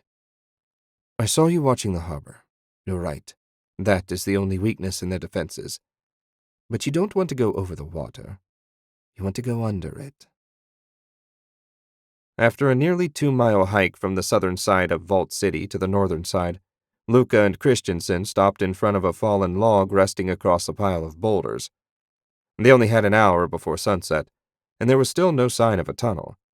He couldn't even imagine the time it would take to dig under the ocean from here into the city. Even with magic, it had to have been a titanic undertaking. "Are you ready?" Christensen asked. "I've been ready since I got here. Where's this tunnel?" The wizard pointed, and the stones and log vanished, revealing a stone passage deep into the earth. It wasn't even pointed toward the city. The tunnel mouth was aimed at the ocean. "Quickly," Christensen said. "I have to reset the illusion." With no other option, Luca started down the short stone steps. He turned his foot sideways to fit them on each stair. It was like the tunnel had been made for children. The passage went pitch black and he froze. A moment later, a ball of white light appeared. Luca looked back and found his guide descending behind him. The entrance was invisible now, hopefully from both sides. "We're not going the right way," Luca said. "No, not yet. Don't worry, there's a nexus chamber about a quarter-mile away. The city passage branches off from there." The wizard assumed the lead and they set out again. Luca ran a hand along the wall. The rough stone was damp. He licked his finger and tasted salt. "Are we under the ocean?" Luca asked. "That's right. Don't worry, these tunnels were made by a far mightier hand than mine. Lord Coronin herself carved them centuries ago. They might leak a little, but we're in no danger of them collapsing." That was reassuring, sort of. "Why did she make tunnels under the ocean?" "Excellent question. We've been wondering exactly that since the tunnels were discovered 15 years ago. So far, no one has come up with an answer that seemed reasonable. And it's not like we can ask a long-dead arcane lord. For our purposes, the tunnels serve as an excellent base, one that anyone without magic is unlikely to find, and even if they did find it, these narrow passages would be easy to defend." A quarter-mile underground in the dark seemed a lot further than it was. But finally, Luca and his guide reached a large open cavern. Some tents had been set up along with a handful of more permanent-looking wooden buildings. 3 other tunnels branched off from the central cavern. The only thing missing was people. "Where is everybody?" Luca asked. Christensen wouldn't meet his gaze as he said, "Please understand, it's not that they don't trust you. But if you don't know what anyone looks like, you can't tell the guards if you have the misfortune to be captured." Luca couldn't find fault with that reasoning, and let the matter drop. If he'd been running an underground organization and some crazy stranger showed up, he'd be reluctant to show everyone's faces as well. "So which one leads to the city?" Christensen pointed to a tunnel running 90 degrees to the one they exited. "It's quite late in the day. Perhaps you would like to eat and sleep somewhere safe before heading out early tomorrow." "How about we eat and go straight in? Arriving in the dark is liable to draw less attention anyway." In any other city, you would be right, but Vault City has a strict curfew. Anyone caught outside after dark faces arrest and a night in jail. Seeing Luca's expression, he hastened to add, "They won't be harmed or punished beyond spending the night in a cell. King Casimir is exceedingly paranoid about security in the city, not without reason. After all, there's enough gold in the vaults to buy a small kingdom. All of Lassel's power comes from that wealth." A curfew was going to make reaching the portal unseen incredibly hard, maybe even impossible. He needed to think, and couldn't do it on an empty stomach. "Fine. We'll spend the night here and move at first light," he frowned. "How will we know when first light is?" "Don't worry," Christensen said. "I've spent enough days down here that I have an excellent sense of time. I'll know when we should go." Telling Luca not to worry was like telling a fish not to swim. Still, for the moment at least, there was nothing he could do. Maybe a hot meal and a good night's sleep would inspire him. And if it didn't, he'd just have to make it up as he went along. Luca blinked against the light as Christensen shook him awake. He felt like he hadn't been asleep for any time, and now it was time to get going again. The food, at least, had been decent. After weeks of chewing on jerky and hardtack, even a stew made with dried vegetables was a welcome change. He rolled out of his cot and stretched. His bones creaked and popped. The thin mattress of the cot had been only marginally better than sleeping on the stone floor. Luca rubbed his eyes and turned to Christensen. "Time to go?" "The sun should be up. If you wish to break your fast, I prepared a pot of oatmeal. Not the most exciting breakfast, I admit, but on the bright side there is honey. Luca followed the wizard outside and a short distance away found a pot bubbling over a magical flame. After a quick breakfast, they were on their way up another tunnel. There was nothing to distinguish this one from the one they followed down beyond the slight rise in elevation with each stride. When he tried to wrap his mind around the amount of power it would have taken to carve these tunnels out of solid stone, he was reminded once again how good it was that the arcane lords were long gone. Mostly, anyway. After 10 minutes or so of marching, they stopped at the foot of another set of steps. "We are under the city now," Christensen said. "You need to be quiet and do nothing to attract attention. If the guards get even the slightest inkling that we're up to something, they'll arrest us just to be safe. I assure you, you do not want to be questioned by the Vault City Watch." Luca didn't want to be questioned by anyone, but he just nodded and indicated Christensen should start climbing the steps. He followed the wizard up to a closed wooden door. Seconds passed in absolute silence until finally Christensen decided to open the door. They stepped out into a small 8x8 room.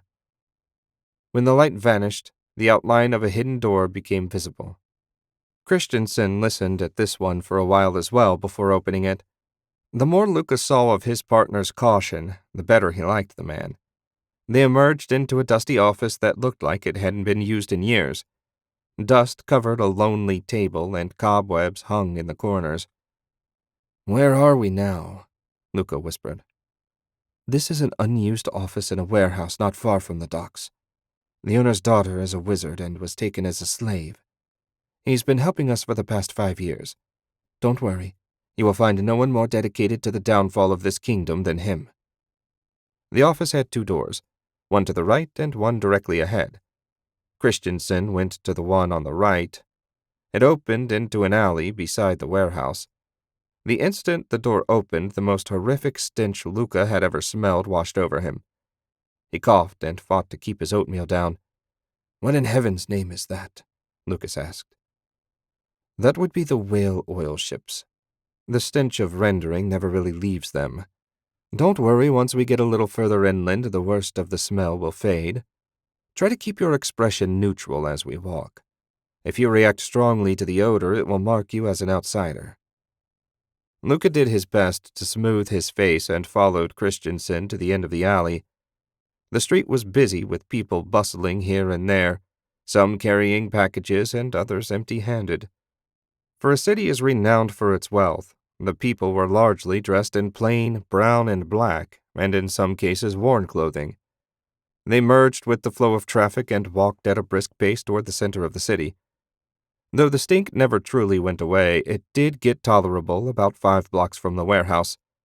The fact that the wind was currently blowing in their faces helped.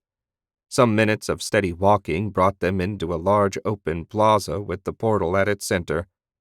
It looked pretty much the same as the Garenland portal. They stopped just outside of the plaza, and Luca looked everything over. The first thing he noticed was the dozen guards stationed in groups of 3 all around the area. A pair of merchant wagons had already queued up for the first opening of the day. He wasn't sure which nation was first in the rotation, but it certainly wasn't Garenland. Christensen tugged on his sleeve and said, "We can't linger here. The guards will get suspicious. There is a safe house nearby where we can discuss your plans." Luca appreciated his optimism, but having to approach in daylight with 12 men keeping watch really limited his options. He took one more long look and then allowed himself to be led away. The safe house turned out to be a flat 2 blocks from the portal in a run-down apartment building across the street from a bar that smelled only slightly better than the docks. Lucas swore that once he finished this mission, he was going to request a transfer somewhere that smelled of roses and fresh-baked bread. The flat had 2 rooms and a cast-iron stove for cooking and heat. The chairs looked like they went to war with a pack of rats and came out on the losing side. Despite their appearance, Luca dropped into the nearest one and hung his head. How in the blackest hell was he going to get to the portal? He'd heard the king was paranoid, but this was ridiculous. "Do you have any ideas?" Christensen asked. Luca shot him a bleak look. "Do I look like I have any ideas?" "Sorry, that was a foolish question." No, I'm sorry. I'm just feeling a little overwhelmed. Is there any time that the plaza's unguarded? Luca asked. Christensen took a ginger seat in the second chair. Not as far as I know. We need some way to draw them off. How big a ruckus would I have to raise to get the guards to come investigate? I doubt the plaza guards would leave their posts for anything less than a robbery at one of the gold depots. Luca perked up at that, but Christensen shook his head at once. Don't even think about it. The depots are fortresses. I doubt we could get into one if every member of the underground came to help. What about the whale oil storage buildings? Are they guarded? Yes, though nothing like the vaults. I doubt a robbery there would get a reaction from the plaza guards. What about a fire? Christensen stared at him in horror. You could burn down the city. The buildings in the dock neighborhood are nothing but dry wood. Wouldn't the wizards and every member of the watch do their best to put it out? Surely, with all the city's resources, the danger wouldn't be so great. Frankly, unless you have another suggestion, I see no other option. At least not one that two people could pull off. Christensen's pained grimace told Luca all he needed to know. The wizard didn't have any other ideas. All right. I'll spark the fire and you do whatever you need to do. We'll meet back here, then make for the tunnel. Agreed. And try not to look so glum. It won't be that bad.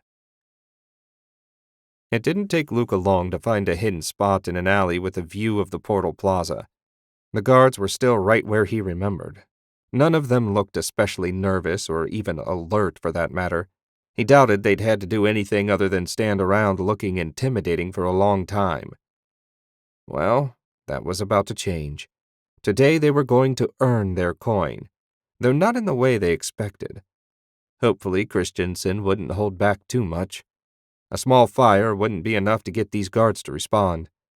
The blaze needed to look like a threat to the whole city. While this sort of thing wasn't his preferred way to complete his mission, circumstances didn't allow for anything else. Luca was confident that the king would be forgiving about any damage as long as he got the patch in place. The worst part of the job was waiting. It seemed like he stood in the shadows of the alley for hours before the first wisp of smoke appeared. It was another 15 minutes before the first shouts. They were distant and didn't hold the tremor of terror he was looking for. Those came a few minutes later when the first explosion filled the air. The fire must have reached a cask of whale oil. Men came running into the plaza, shouting for help and waving their arms. One of the guards trotted over, and while Luca couldn't overhear their conversation, he could easily imagine how it was going. It didn't take long before 9 of the 12 guards went running off toward the docks. He'd hoped that all 12 would join in the rescue, but 3 distracted men would be a good deal easier to handle than 12 on the lookout for trouble. As he'd expected, the remaining 3 guards were more focused on the thick black smoke filling the air above the southern part of the city than they were on protecting the portal. Luca slipped out of his hiding place and made his way north and east so he could approach the guards from behind.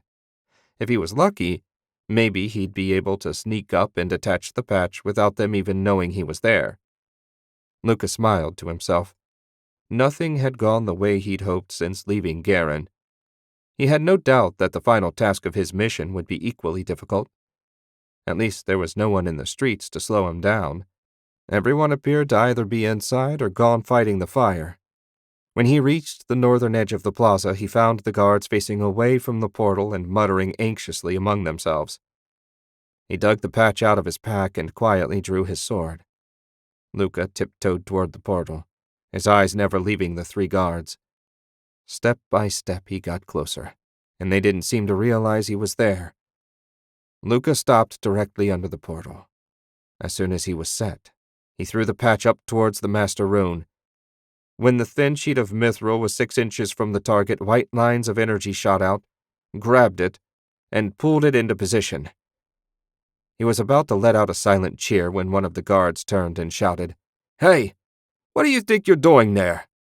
The flash must have drawn their attention. Luca charged, hoping to take down at least one of them before they could pull their weapons. His first thrust stabbed deeply into the central guard's abdomen. It wasn't an instant kill, but he was definitely out of the fight. Luca spun and slashed, but his target deflected the blow. The final guard counterattacked, forcing Luca back. They came at him together. One attacked while the other held back, watching for an opening, ready to step in if his partner got into trouble. It was a smart way to fight. Luca didn't dare attack too aggressively, lest he leave himself open to a blow from the second guard. The two men had clearly fought together for a while. His only chance of victory was to leave himself open and hope that the attacking guard took the bait. Hopefully they weren't any smarter than the wolflings. If he could lure the first guard a little way away from his partner, that would be all the opening he needed. Steeling himself, Luca slashed at his opponent's head. The strike was blocked easily, and when the counter came, Luca staggered back, leaving his center line open. Just as he hoped, the guard lunged forward to run him through. Luca spun away, evading the worst of the blow, but still taking a shallow cut across the ribs. Ignoring the burning sting, he used his momentum and brought his sword down hard across the back of the guard's neck. The blow took his head halfway off and sent him crashing to the ground. One-on-one now, Luca charged hard, hoping to take out his final opponent quickly. The remaining guard was having none of it. The man turned aside every blow and nearly took Luca's leg off at the knee with a hard uppercut slash. Close wasn't good enough, and the heavy blow put his opponent off balance. Before he could recover, Luca lunged and ran him through the heart. The guard slumped to the ground, the fight over. The wounded guard was lying on his side 10 feet away, clutching his stomach. Having no desire to leave a witness behind, Luca cut his throat before cleaning his sword on the dead man's uniform. His mission complete, Luca ran out of the plaza and hurried toward the safe house. 2 blocks away, he paused and ducked into a dark alley. He still had some basic medical supplies in his pack, which he used to bind the shallow wound in his side. The last thing he needed to do was leave a blood trail to their hiding place. With his injury tended to, Luca continued on his way. Hopefully by now they were getting the fire under control. Not that he cared all that much what happened to the city, but the king might be upset if his future holding was too badly damaged. Luca was 2 blocks from the safe house when he caught his first glimpse of the flames rising above the roofs of the docks district. The acrid stench of smoke filled the air, and soot-covered people stumbled by him as they rushed to get clear of the blazing fire. He tried to figure out where the warehouse with the tunnel underneath was in relation to the fire, but he couldn't quite work it out. He was confident that Christensen wouldn't be dumb enough to set the fire anywhere near their exit. 10 paces from the alley that led to their safe house, movement to his left caught his eye, and he angled that way. A moment later, blinding white light flashed out, filling his vision with spots. When he could see again, Luca rushed down the alley and found Christensen surrounded by a group of 5 guards, all of them dead, their bodies smoked and charred. Luca didn't know how strong a wizard Christensen was, but he was clearly not someone to take lightly. "You okay?" Luca asked. "Yes." The wizard sounded out of breath, but otherwise appeared uninjured. "I was almost to the safe house when they spotted me. I considered hiding, but I feared they might locate our hideout." "Speaking of watchmen, what do you say we skip the safe house and go straight for the tunnel? I think we've about pushed our luck as far as I dare." "Agreed. The sooner we're out of the city, the happier I'll be." Christensen led the way through the smoke-filled streets. The block with their warehouse was virtually empty, as everyone had already gone to fight the fire or fled for safer ground. They slipped into the tunnel, and Christensen sealed the door behind him. For the first time since they crossed the border, Luca felt safe. No matter what else happened, he had completed his mission. Chapter 15. Only 5 recruits remained in training at the range near Franken Manor. Enoch wasn't sure if there would be more coming now that the roads were clear of snow, but he doubted there would be many more. Anyone that was inclined to want to fight would have shown up already. Young, eager, and itching to prove themselves, the recruits were full of life and hope. He envied them. If he'd been 30 years younger, he would have felt the same, but you couldn't just forget a lifetime of abuse and insult. A volley of fireballs arched out from the students before exploding in bright blossoms of flame at the end of the range. All but one had hit home perfectly. Enoch walked over to a girl barely out of her teens and said, You have to hold the targeting thread steady until impact. Yes, master. She stared down at her shoes. I always flinch at the end. That's okay. We train now to correct those mistakes before they happen in battle. Are you all up for another round? He got a chorus of yes sirs in response. He smiled at their enthusiasm and hoped it would last when the targets were living men instead of stone dummies. Master Enoch. He turned to find one of the houseboys standing a few yards away, hands clasped behind his back. Enoch still wasn't used to regular people treating him with respect. He suspected most of it was reflected respect from Otto, but he couldn't deny enjoying the change. Excuse me a moment. Enoch joined the boy and asked, Yes? A new arrival, sir. The guards weren't sure if you'd want to talk to him before they let him come down to the range. Yes, I'll come interview him there. Just give me a moment. The boy bowed, and Enoch went back to his recruits. Another straggler has arrived. You 5 take a break. Perhaps after lunch we'll have a 6th new recruit. They all grinned, seeming pleased at the prospect of another wizard joining them. Enoch left them to rest and walked with the boy out to the front lawn. A man nearly Enoch's age, dressed in a simple brown robe and heavy boots, stood sandwiched between a pair of house guards. Enoch waved them off and said, Welcome. We're always glad to have a new recruit. Shall we walk while we talk? Yes, master. His voice was deep and gravelly, more like a drill sergeant than a wizard. When they were out of earshot, Enoch asked, So how many threads can you wield? I'm not actually here to join up. The Wizard Underground has decided it is time to reveal ourselves to your patron. Enoch stopped dead in his tracks. He hadn't spoken to anyone in the Underground since before he came to work for Otto's father. He found he wasn't sure what to say. At last he settled on, Why? 2 things have changed. Garenland granting wizards full citizenship rights is the biggest reason, but also the move they're making against the other nations has come to our attention. The underground wizard smiled at Enoch. You didn't know? No, but if they have, it's not a move Lord Shank would want to make known far and wide.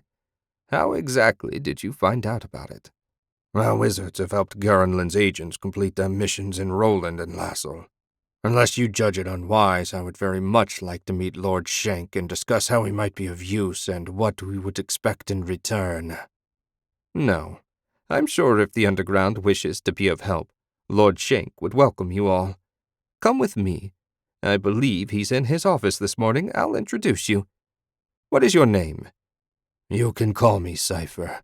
I am the voice of the Underground in Garenland. Otto sat cross-legged on the floor of his workshop. His body nearly vibrated with the power of 31 threads worth of ether. Every time he tried to draw in another one, he feared he might shake apart. Lord Coronan had said at their last meeting that at a certain point his growth would slow again, and then it would be a matter of slow, patient work to advance. Well, if there was one thing Otto didn't fear, it was hard work. He'd do whatever it took to grow stronger. Still, his time for training was growing short.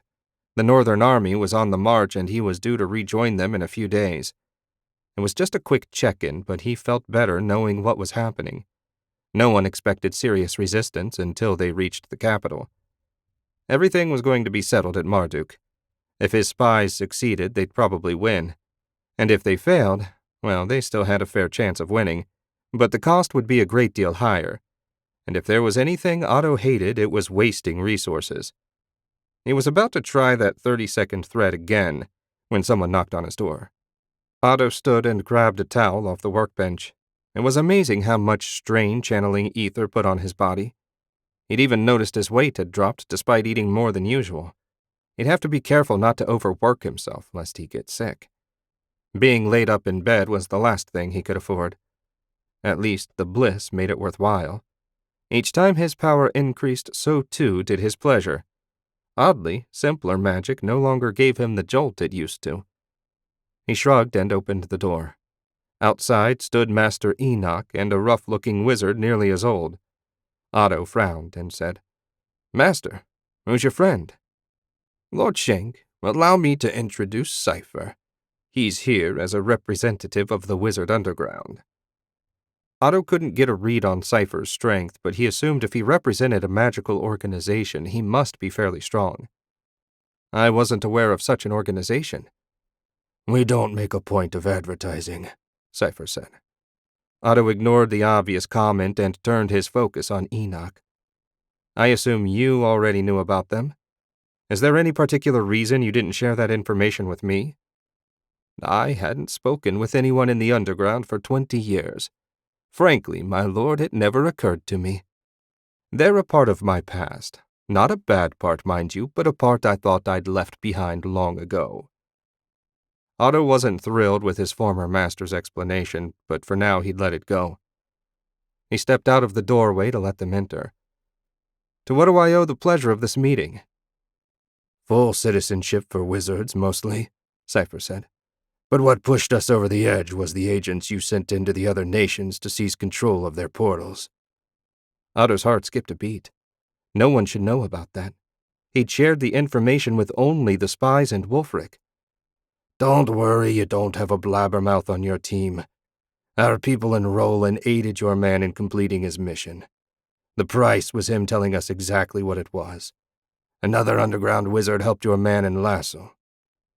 He knew about Roland and Lux, but Lassel was still beyond his control as of yesterday when he checked. Assuming Cypher was telling the truth and Otto could think of no reason for him to lie, then the secret mission was nearly complete. You have my thanks for your aid, but I assume it doesn't come free. On the contrary. Seeing Garanland's law spread over the entire continent would suit the underground very well indeed. In fact, we wouldn't even need to be an underground if that happened. We could be a legitimate wizards guild, especially if we had the king's approval. Otto felt much better now that he knew what they wanted. A wizards guild wasn't even a terrible idea, assuming he could control it to his benefit. And who would be the guild master? Assuming we succeed, Cypher said. You'll meet her when the guild is officially chartered.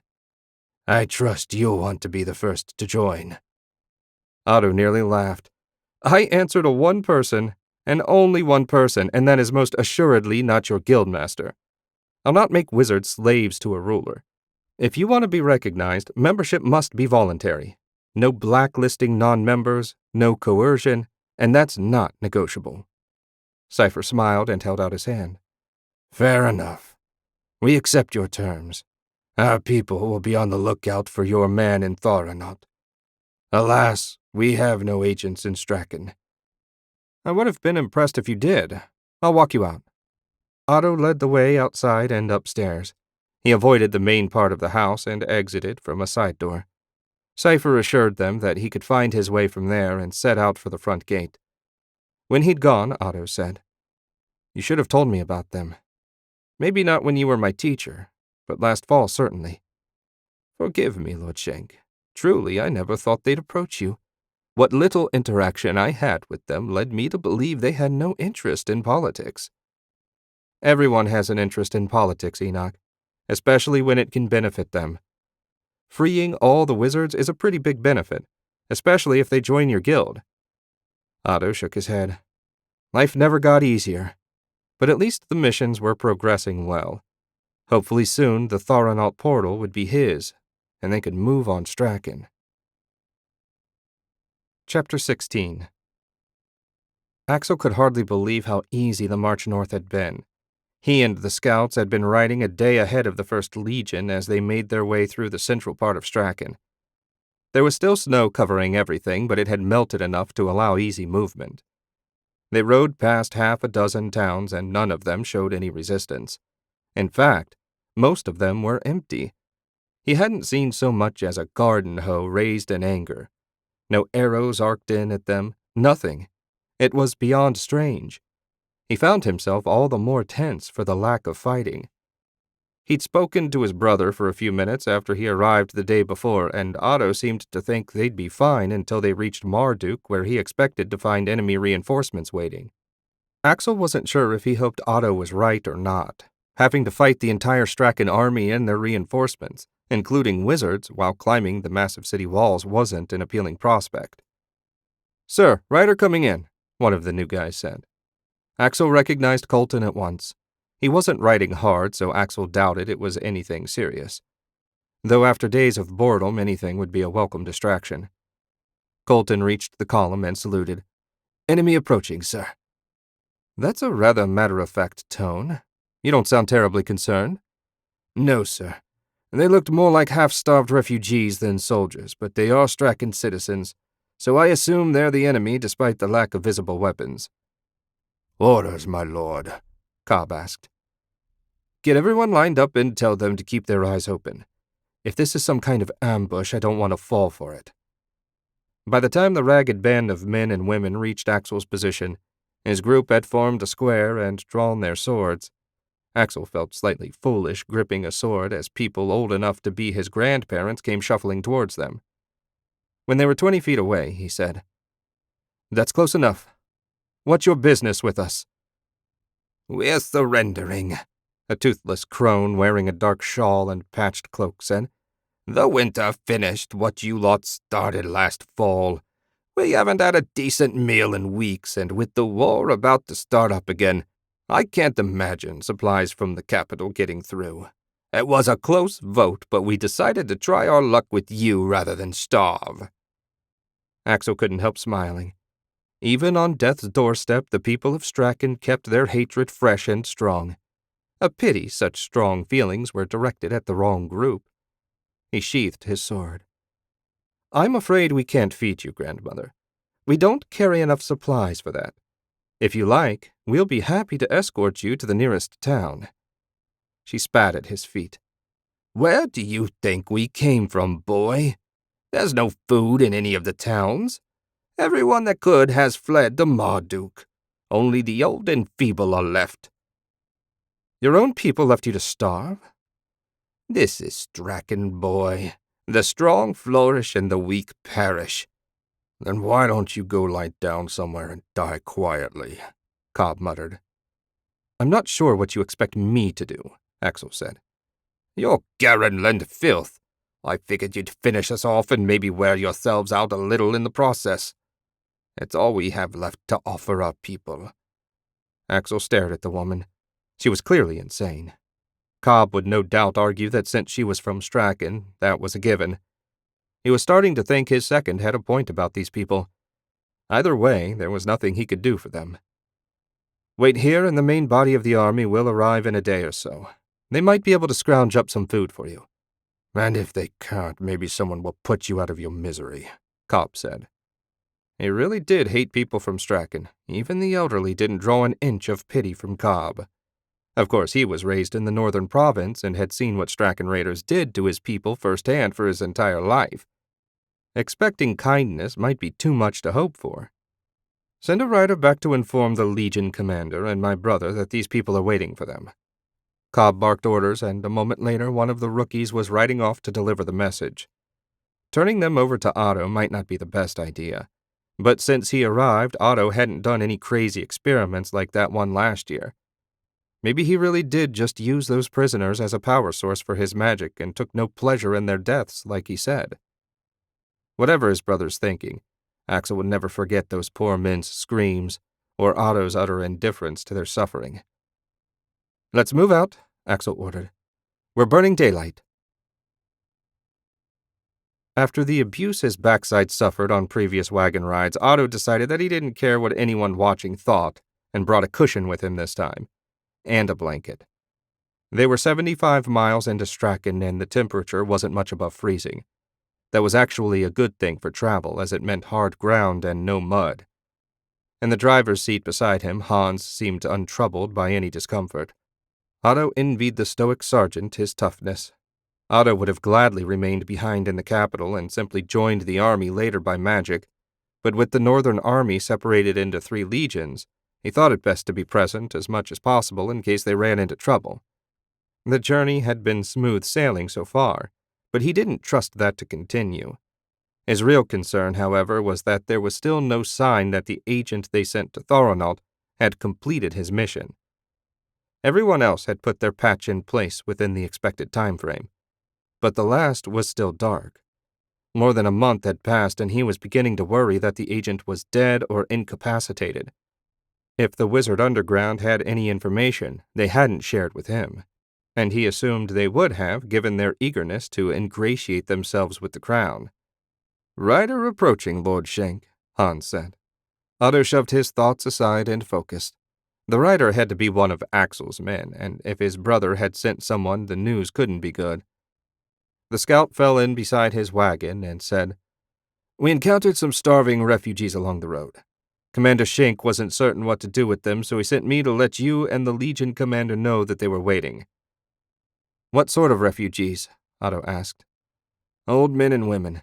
They claimed that they had been left behind because they were too weak to keep up.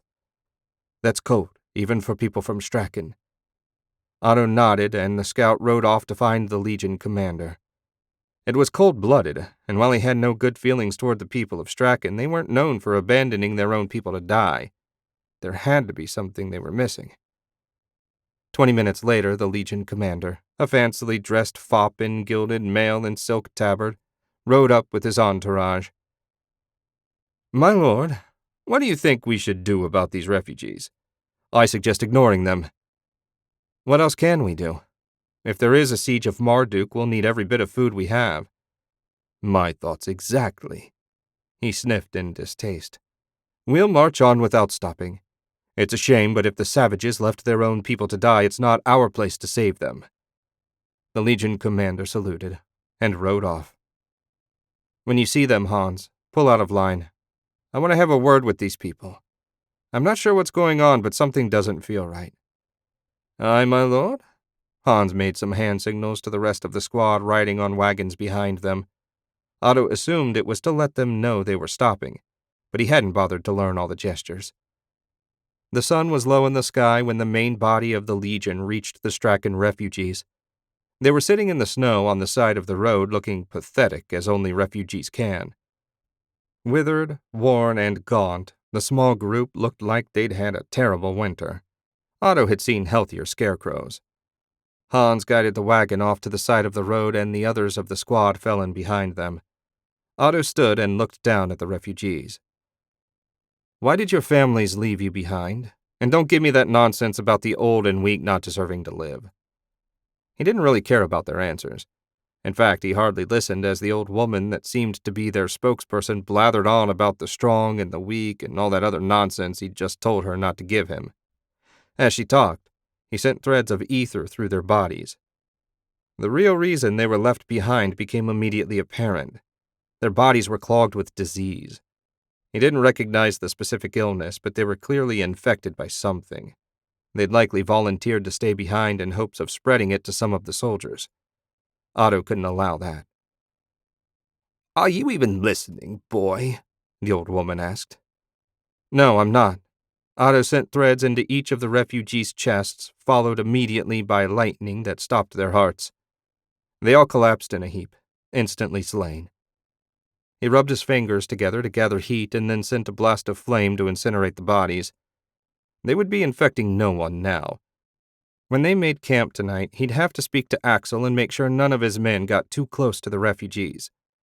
The Legion stopped to make camp not much over a mile from where they'd met the refugees. Otto left Hans and the rest of the squad to set up the tents, while he sought out Axel. His pretend aide would join them later. For some reason, the man had rubbed Hans the wrong way, and the two glared at each other so hard that Otto had finally ordered him to travel at the end of the line. It didn't take long to find the scouts. They had their little tents halfway up and a fire already going to fix their evening meal. As was his way, despite being their commander, Axel was busy putting up his own shelter. Otto could only shake his head as he approached. The best part of being in charge was that you didn't have to do such tedious tasks yourself. "Axel?" His brother turned to face him. "Did you deal with the refugees?" "Yes, they're all dead and their bodies burned. Did you or any of your men get close to them?" Axel stared at him, a horrified expression on his face. "Are you mad? Why would you kill harmless old men and women?" "Because they weren't harmless. They were diseased. A living trap meant to take advantage of anyone soft-hearted enough to get too close. I didn't recognize the illness, but from what it did to their bodies, I can assure you that you wouldn't want to catch it. Now, did you or any of your men Get close to them. Not too close, no. But I'll be sure to keep an eye on everyone. Should any of them show symptoms, we'll have them isolated. I'm sorry, Otto. I should have known you wouldn't just kill them without a reason. Otto waved off the apology and turned to rejoin his men. He no longer especially cared what anyone thought of him, including his brother. He'd do what he had to, and anyone that got in his way would end up like the refugees.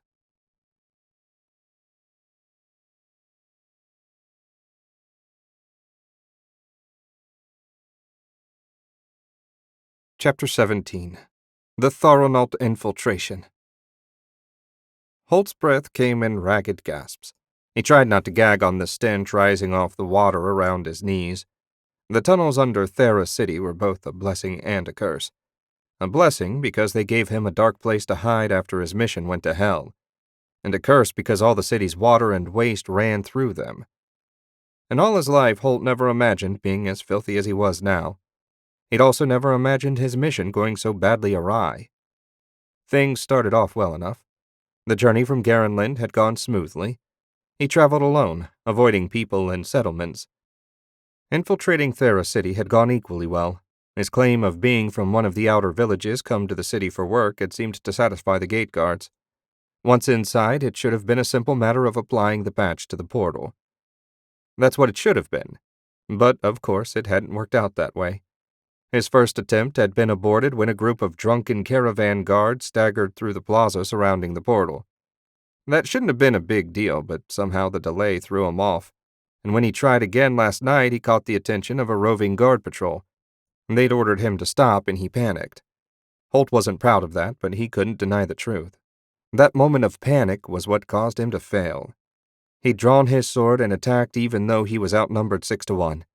His training allowed him to defeat 2 of the guards, but a lucky thrust to his left shoulder left him hurt and bleeding. Somehow he broke contact and fled to these tunnels. Splashing in the distance indicated that his pursuers hadn't given up yet. Killing a couple of their friends had no doubt motivated them to keep up the pursuit despite the nastiness of the tunnel. He pushed away from the wall and started down the passage again. The few dull shafts of light that made their way through the tunnel ceiling didn't reveal much beyond muck and pocked stone. His shoulder screamed at him, but he ignored the pain and kept moving as quickly and quietly as he could. Holt shuddered to think what was getting into his wound. Bleeding to death seemed unlikely, but fever and gangrene were distinct possibilities if he didn't get out of here soon. "I thought I heard something," a voice shouted from behind him.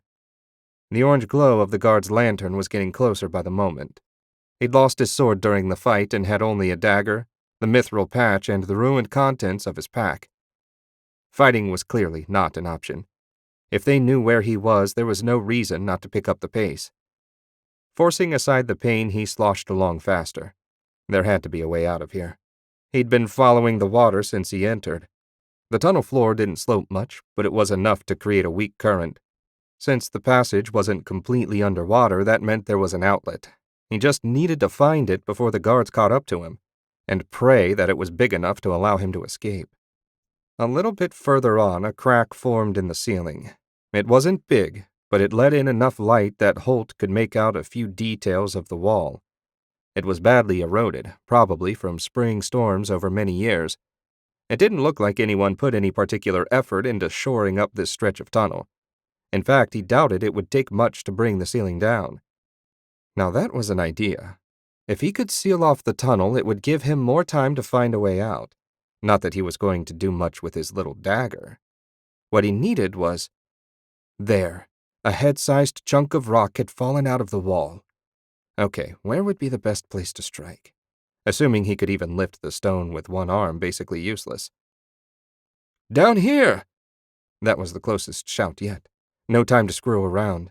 A little further down the tunnel, he spotted a stone arch that looked important and well-worn.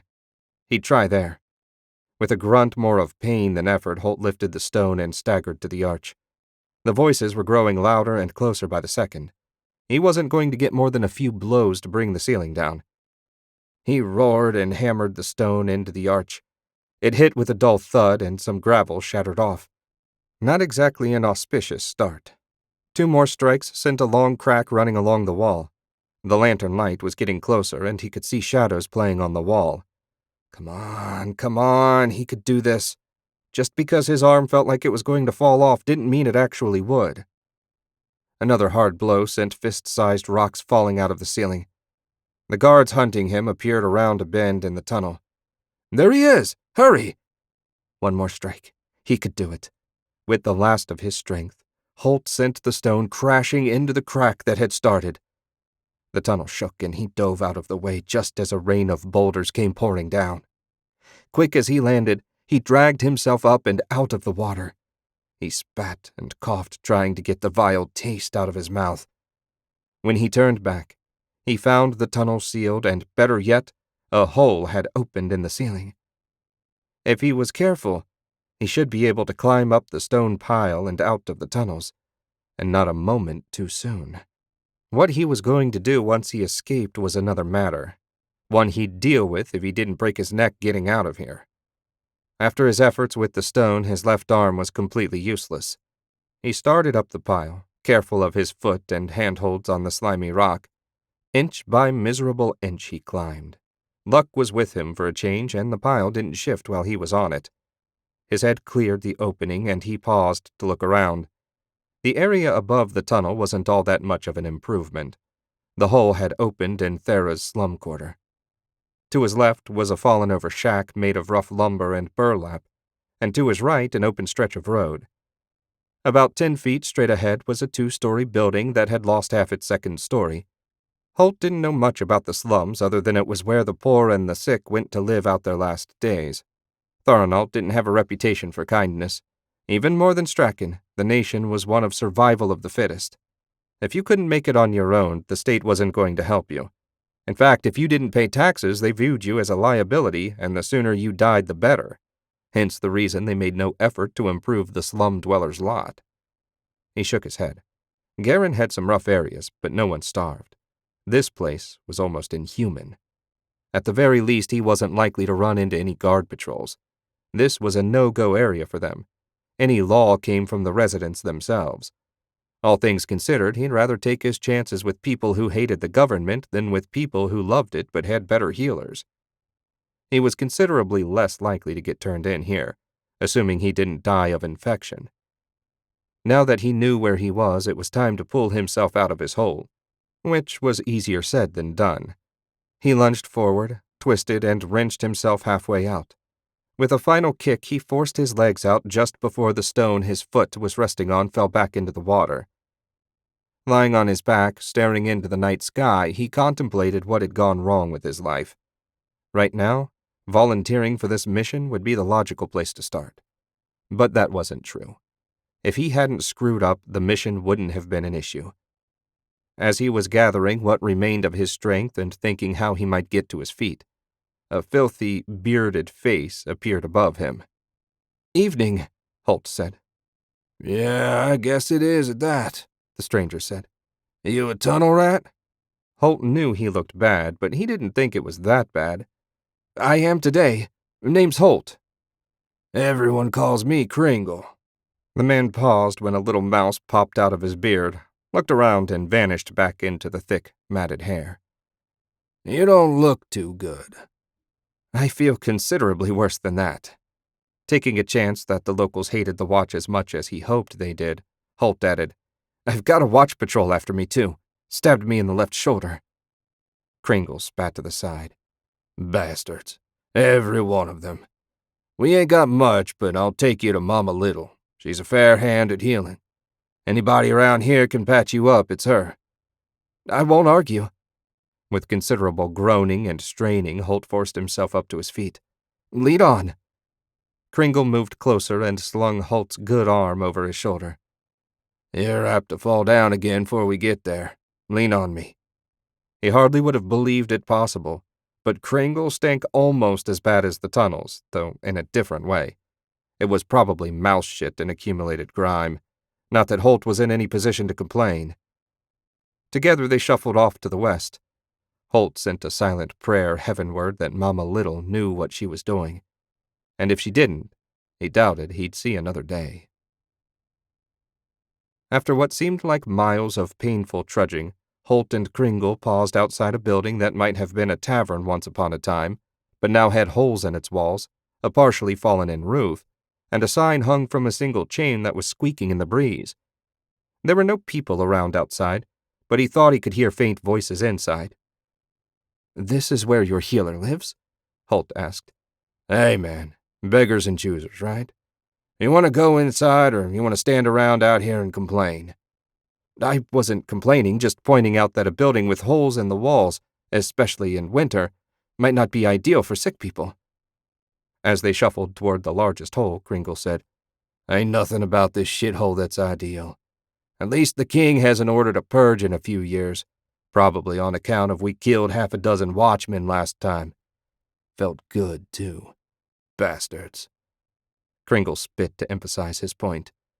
Anyway, it doesn't get that cold here most of the time, and when it does, we can scrounge enough wood to keep the place warm. Watch the lip. Holt barely got his foot over the remaining chunk of wall. Inside, 10 crude cots filled 3/4 of the space. 3 held shivering patients covered with thin blankets. At the far end, tending a glowing brazier, stood the fattest woman he'd ever seen. Her rear end looked at least 4 feet wide. Mama Little had to be a joke. She left the heat of the fire, her stained white gown flowing around her as she approached.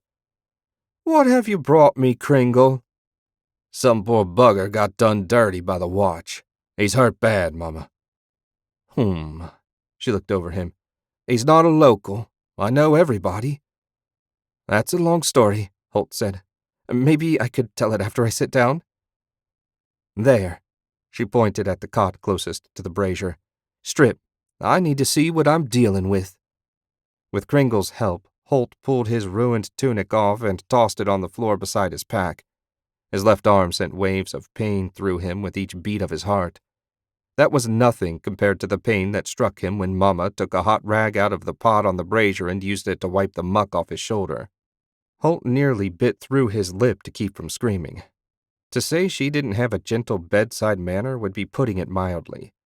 Finally, she said, I seen worse. You want me to stitch it up or burn it closed? What a choice. Burn it. Do you have alcohol to clean the wound? Some. Stuff's hard to come by. I can pay, not much, but something. She nodded and stuck a flat iron in the coals to heat. It looked like she was getting ready to torture him, and having seen men get a wound seared shut, that wasn't far from what was going to happen. Mama Little waddled over to a broken cabinet against the far wall and returned with a bottle of clear liquid. She pulled the cork. This might hurt worse than the fire. Want a drink first?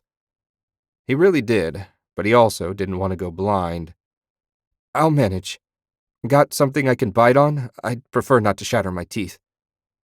You've got pretty good teeth. Just one more thing that tells me you're not from around here. She reached into the front pocket of her dress and tossed him a 6-inch length of rope. Holt took the rope, jammed it between his teeth, and nodded. Mama poured the first slug onto his shoulder. He groaned and clenched his fist. She hadn't been kidding. That was just like liquid fire. I gotta get some inside now. Holt nodded again. With her thumb and forefinger, she spread the wound open and poured more of the white lightning into it. The first splash had been like a tickle compared to that. For a moment, it felt like his entire body was burning.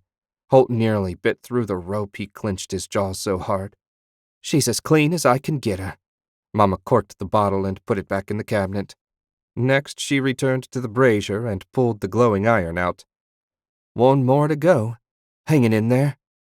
Holt grasped the sides of the cot to keep from bolting. Stray threads of hemp tickled the inside of his mouth. Do it! The words came out garbled, but she seemed to understand. Before he could think better of it, she slapped the glowing iron to his shoulder. Holt's muffled scream hurt his throat, and the smell of cooking flesh, his cooking flesh, filled his nose. And then it was over. He spat out the rope and panted, trying to let the pain wash over him the way his instructors had taught. It was easier said than done. He slumped down on the cot. It might have been worth going blind to take the edge off this pain. Mama looked the burned patch of flesh over and muttered to herself. At last she said, The outside looks good, but if you've been in the tunnels, there's bound to be some nasty stuff inside. I'll fix you something to burn it out." The last thing Holt wanted was more burning, but he knew she was right. He already felt off, like he'd picked up something. When he struggled to sit up, Kringle gave him a gentle boost. Easy now, the old man said. You ain't in any shape to be moving around. "My pack." Kringle grabbed it and handed it to him. "Thanks." Holt opened it, tossed out a few ruined pieces of clothing, and finally came up with his money pouch. There was only a handful of silver coins in it, but hopefully that would be enough to secure a place for him, at least until he'd recovered. "Here, some for you and some for Mama. It's all I have, but you're welcome to it. Thank you for everything." Anybody that's got the watchman after him can't be all bad. Kringle looked like he wanted to spit again, but a hard look from Mama changed his mind. What are you doing here anyway? "You can bother him tomorrow." Mama came trundling over with a steaming tin cup. "Drink this, quick-like. It don't taste too good." Holt took the cup and downed it in one go. She was right, it tasted horrible.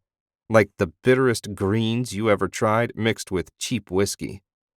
"Good," she said. "You'll sleep a spell now. I'll take that pouch."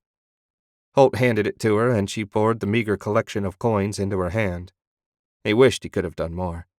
When Garenland took over, he'd be sure to mention their help to the king, assuming he could actually finish this mission. His eyes were getting heavy. With a pained grunt, he stretched out on the cot. A moment later, the world went dark. What do you think his story is? Kringle asked when he was certain the stranger was unconscious. Mama shrugged. "Nothing good, you can be sure of that." "Maybe I shouldn't have brought him here. We need more trouble like we need the plague. I just couldn't leave him knowing the watch was after him." Mama patted him on the head, and Kringle felt Wilbur, his pet mouse, shifting around in his beard. "Don't give it another thought. Anyone those bastards want can have my help any time. He paid, too, more than most of my patients can do. We'll get his story when he wakes up. If we don't like it, we can kick him out." Kringle looked down at Holt.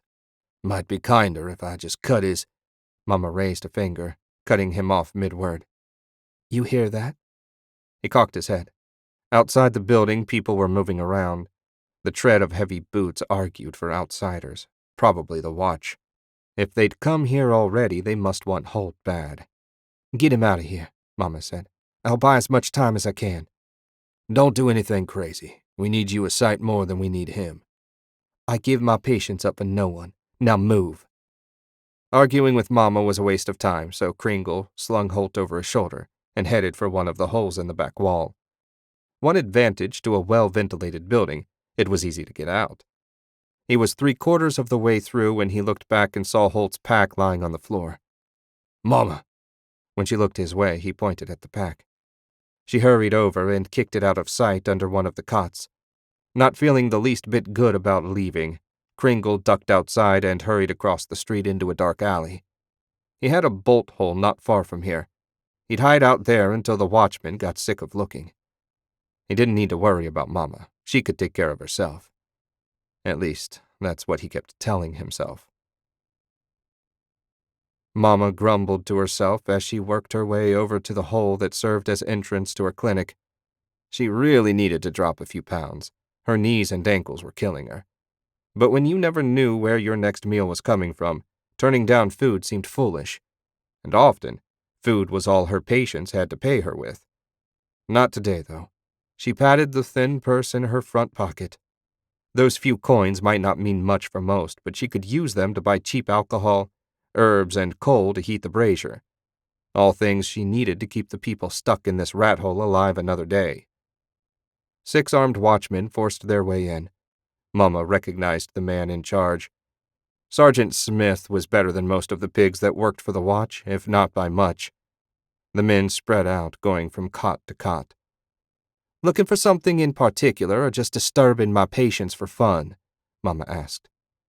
"We're looking for a man with a stab wound. He killed 2 watchmen and fled into the tunnels. We found a hole not far from here where we assume he emerged. With a wound like he had, this would have been the first place he visited. You seen him?" "Nope. I got 3 old-timers fighting lung rot, and that's it. Who's this man you're looking for? Smith shrugged. No idea. He ran before we could question him. All I know for sure is he's a killer. No one here, Sarge, one of the watchmen reported. His men gathered around him, and Smith said, I know you and the rest of the people here don't think much of us, but if you see him, please let us know. He's a murderer, and not the sort of person you want to take your chances with. Don't suppose there's a reward for information? Mama asked. Reporting criminals is your duty as a citizen of Thoronaut, one of the younger watchmen said. That was about what she figured. So far, their murderer had done more to help the people of the neighborhood than the watchmen ever had, and that was all that mattered to Mama. I'll keep my eyes peeled, Sergeant. Smith let out a long sigh. Sure you will. Just take my warning to heart. You might not believe it, but keeping you safe is part of my duty. Let's go, men. He couldn't have gotten far. Smith led his troop of happy assholes back the way they'd come. Maybe if he ever lifted a finger when they had real problems, she'd be more inclined to be helpful. As it was, she'd be happy to see them all fall into the tunnels and stay there. She shuffled over to where she hid the pack and opened it up. There was a glint of metal in the bottom. A quick tug revealed a hidden compartment with a square of shiny metal inside.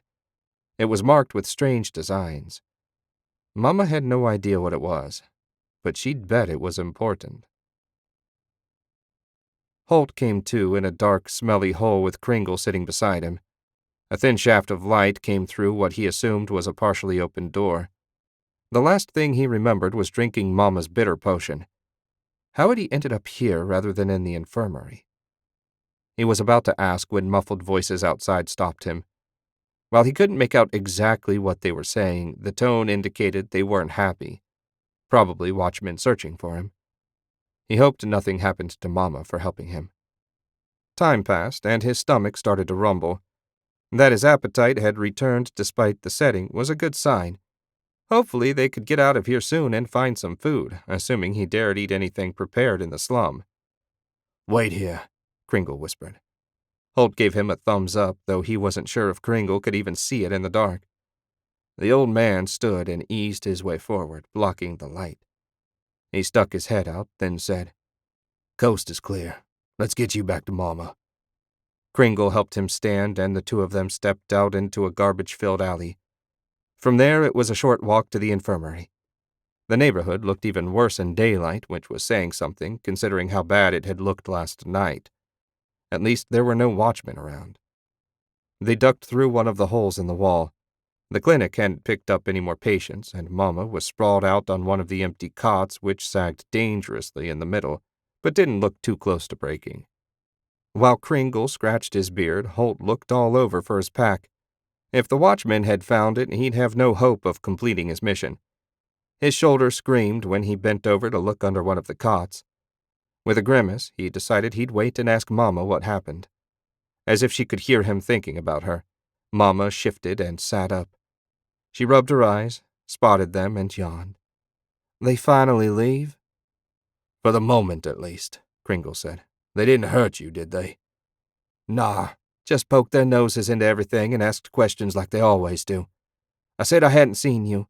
Not sure Smith believed me, but he couldn't prove otherwise, so he left. Thank you for your discretion, Holt said. My pack? I bet this is what you're looking for. Mama reached behind her and came up with the mithril patch. Holt was at once relieved that the watch didn't find it and horrified that Mama had.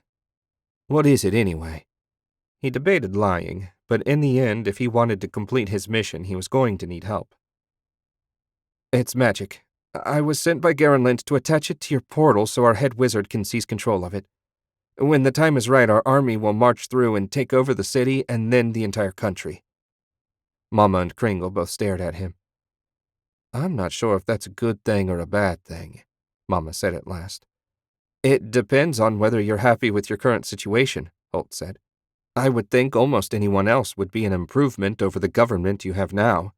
At the very least, if you help me complete my mission, I promise you'll get all the supplies you need to run this clinic properly, even if I have to pay for them myself. What do we need to do? Kringle asked. I need to get close enough to throw the patch at the portal's master rune. The magic will do the rest. Since they caught you near there once, Kringle said, I bet they'll keep a close watch over the plaza. There are 4 roads that converge there. Maybe we could sneak you in amongst the merchants, but even that's iffy. What about the tunnels? Holt asked. Do they run under the plaza, or at least nearby? Kringle looked at Mama, who shrugged. I don't think anyone's ever really mapped them. Heaven only knows where all they run, though I doubt they'd run under the plaza. No one would be stupid enough to undermine something as huge as the portal.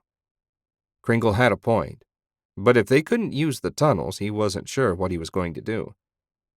Why not ask Digger? Mama said. Kringle grimaced. Because he's crazy? Nobody's perfect, and nobody knows those passages better than him. If anyone can get you to the portal, it's Digger. Perhaps we could go talk to him, Holt said. What could it hurt? It could hurt your peace of mind, but Mama's right. The only way to know for sure is to ask him.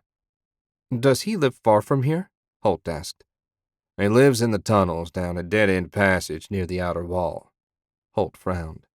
Back into the tunnels. Great. Holt and Kringle decided that the safest way to travel to Digger's place was to take the tunnels.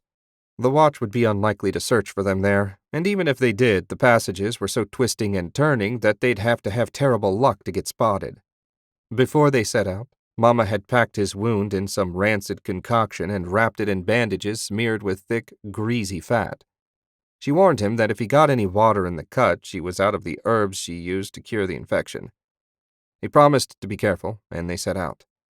That was half an hour ago, and now, as they slogged through the water and filth by the light of a homemade torch, he was starting to question his decision. Maybe risking the watch and staying above ground for a while would have been worth it. Are we getting close? Holt asked. I think so, Kringle said. We're moving in the right direction anyway. You think so? What little confidence Holt had just went up in smoke. I haven't been this way in years. Just be patient and old Kringle will get you there. Holt contented himself with muttering under his breath. It wasn't like he had so many options for help that he could be picky. At least no one was chasing him this time, and his arm, while still hurting, no longer made him wish he was dead. The smell had taken over that job. They rounded yet another corner, and Kringle said, We're getting close now. That's Digger's mark on the far wall. Holt squinted and could just make out the faint outline of a pickaxe carved into the stone, an appropriate design for someone named Digger. So, what's he like? He's one of a kind. Eccentric, I believe is the word you'd use. What would you use? Nuttier than a shithouse rat. I heard that, a gruff, harsh voice from the darkness said. A hunched-over, gaunt stick figure of a man came shuffling out of the darkness ahead of them. For a moment, Holt wasn't sure if he was alive or some sort of undead. He tapped along with a cane made from a chair leg, and he wore cut-off pants and a tunic with more holes than cloth. Morning, Digger, Kringle said. We were looking for you. Yeah, I heard you coming 15 minutes ago. What do you want? No one comes to see me unless they want something. We had some questions about the tunnels, Holt said. Digger turned a squinty eye on him. And just who the bloody hell are you? He's a friend, Kringle said. We need to know if the tunnels run under the portal plaza. Course not. They don't go anywhere near the city center. How close can we get? Holt asked. Digger picked something out of his nose and flicked it into the water. I could get you within 4 blocks of the plaza. That might not be close enough, Holt muttered. If we have to travel 4 blocks on the surface, we're bound to run into watchmen. If we could draw their attention away for just a few minutes, Kringle said, you could do what you had to and we could scram. Sure, but what kind of distraction? Rats, Digger said. Holt turned to look at the old man. In truth, he'd forgotten for a moment that Digger was there. What do you mean? I got a whole herd of 'em down here. In fact, they're getting a little thick. You scatter some bait where you want them, and I'll get them to the nearest tunnel exit. When a few hundred rats come boiling out of the tunnels, you can bet the watchmen will be jumping. Either that or tucking their pants into their boots. Digger cackled like it was the funniest thing he'd ever heard. Holt didn't think it was that funny, but it just might work. It had taken most of 2 days for Digger to get his troops ready for battle. Holt shuddered just thinking about the little beasts. He stood in a shadowy alley while Kringle spread rat bait all around the plaza. He had offered to help, but Kringle just shook his head and told him to wait. There was no doubt every watchman in the city now had a description of Holt, and his shoulder wound made him easy to spot. Not that Kringle blended in. Even dressed in his best tunic, it was clear he didn't belong in this middle-class neighborhood. Hopefully no one would stop him or ask questions. Holt's smile was bitter. Given how things had gone so far on this mission, Kringle would probably end up getting an arrow through the gut. He shook his head and forced himself to think positive. Just because he had bad luck up until now didn't mean things couldn't turn around. Especially now that he wasn't acting on his own. Even though they weren't exactly the sort of troops he was used to, having allies made Holt feel better. He was used to being with a squad, and being alone made him edgy. That was probably why he'd panicked when the guards approached him earlier. Maybe volunteering for a solo mission hadn't been the smartest move. Across the plaza, a handful of wagons had gathered to travel to whatever nation was next on the rotation. Holt hadn't bothered to learn the local order, and he only glanced at the collected merchants. His focus was on Kringle's ragged figure as he worked his way across the plaza. He paused every few yards, and dark rat bait pellets fell out of his pant leg. 2 of the guards looked Kringle's way, and he tensed. But they just shared a laugh before turning their attention back to the merchants. Holt let out a long breath. "That's right, you idiots. Mock the old man that was going to bring about your downfall. It'll serve you right if the rats eat your toes." After a painful half-hour, Kringle reached the opposite side of the plaza. With the bait spread, he would now make a circle back to Digger, who was waiting to set his soldiers loose. Holt gripped the crude, homemade satchel Mama had sewed to hide the patch. If this didn't work, he didn't know what he was going to do. Even covered, the sharp edges of the mithril square cut into his fingers, almost like it was reminding him to focus on the mission and not think about failure. That wasn't possible, of course. Even though it was magical, the square didn't have any awareness. At least he was pretty sure it didn't. He made a conscious effort to still his wandering thoughts and focus. It wouldn't be long now, and he needed to be ready. The first wave of squeaking vermin arrived a few minutes later. The carpet of rats came boiling down the eastern street and poured into the plaza. Shouts went up from the gathered merchants as the little beasts crawled over everything and everyone. The watchmen stomped and kicked, trying to drive the rats back. They weren't having much luck. Soon the watchmen were shouting and tearing rats off their backs and legs. Merchants were fleeing as fast as they could. This was Holt's chance. He lunged out from his hiding place and made straight for the portal. The watchmen nearest him were fully occupied with trying to avoid getting eaten alive. They didn't even notice as Holt hurried by them. Thanks to the surprisingly fragrant repellent Digger had applied to his boots, the rats gave Holt a wide berth. He reached the portal, looked up, and spotted the master rune. With his target located, he took the patch out and got ready. "Hey!" He turned to see a watchman looking his way. Somehow the woman had found a spot clear of rats. "Get away from there!" Holt ignored her, drew back, and threw the patch straight up. Lightning sparked and pulled it into position. The watchman was running his way, doing her best to avoid the rats as she came. Though his mission was now complete, Holt had no desire to spend however long it was going to take Garenlin's forces to arrive in the clutches of Tharanot's interrogators. He ran. The plan was to escape via the tunnels, but he needed to cover the 3 blocks to the nearest entrance, and he needed to do it faster than the speedy woman behind him. Stride by stride, his lead shrank. His injury had left him weak and slow. Holt didn't need to look back. He could hear the watchman's boots pounding right behind him. Somehow he reached the alley where the tunnel entrance waited. He ran between the 2 buildings and caught a glimpse of someone as he hurried by. A moment later, a loud crash brought him to a halt. He turned to see Kringle standing over the woman, a broken chunk of timber in his hand. "Figured I'd wait and make sure you didn't need any help." Between ragged breaths, Holt said, "Thanks. Is she—" "Still breathing, just out cold. Come on, let's get out of here before her friends arrive." That was the best idea Holt had heard in a while. He followed Kringle into the tunnel. Looked like he was going to survive this mission after all. For a while there, he'd had his doubts. Now it was just a waiting game. Hopefully Garenland acted before the watch found him, but that was out of his control. Holt had done his part. Now it was up to his comrades to do theirs. Chapter 18. The lady in red was starting to feel like a beggar as she and her entourage emerged from the portal in Thoronaut. The Garenland army was once again threatening Marduk, and it was time to call in the Alliance's aid. Roland had already committed and was gathering troops.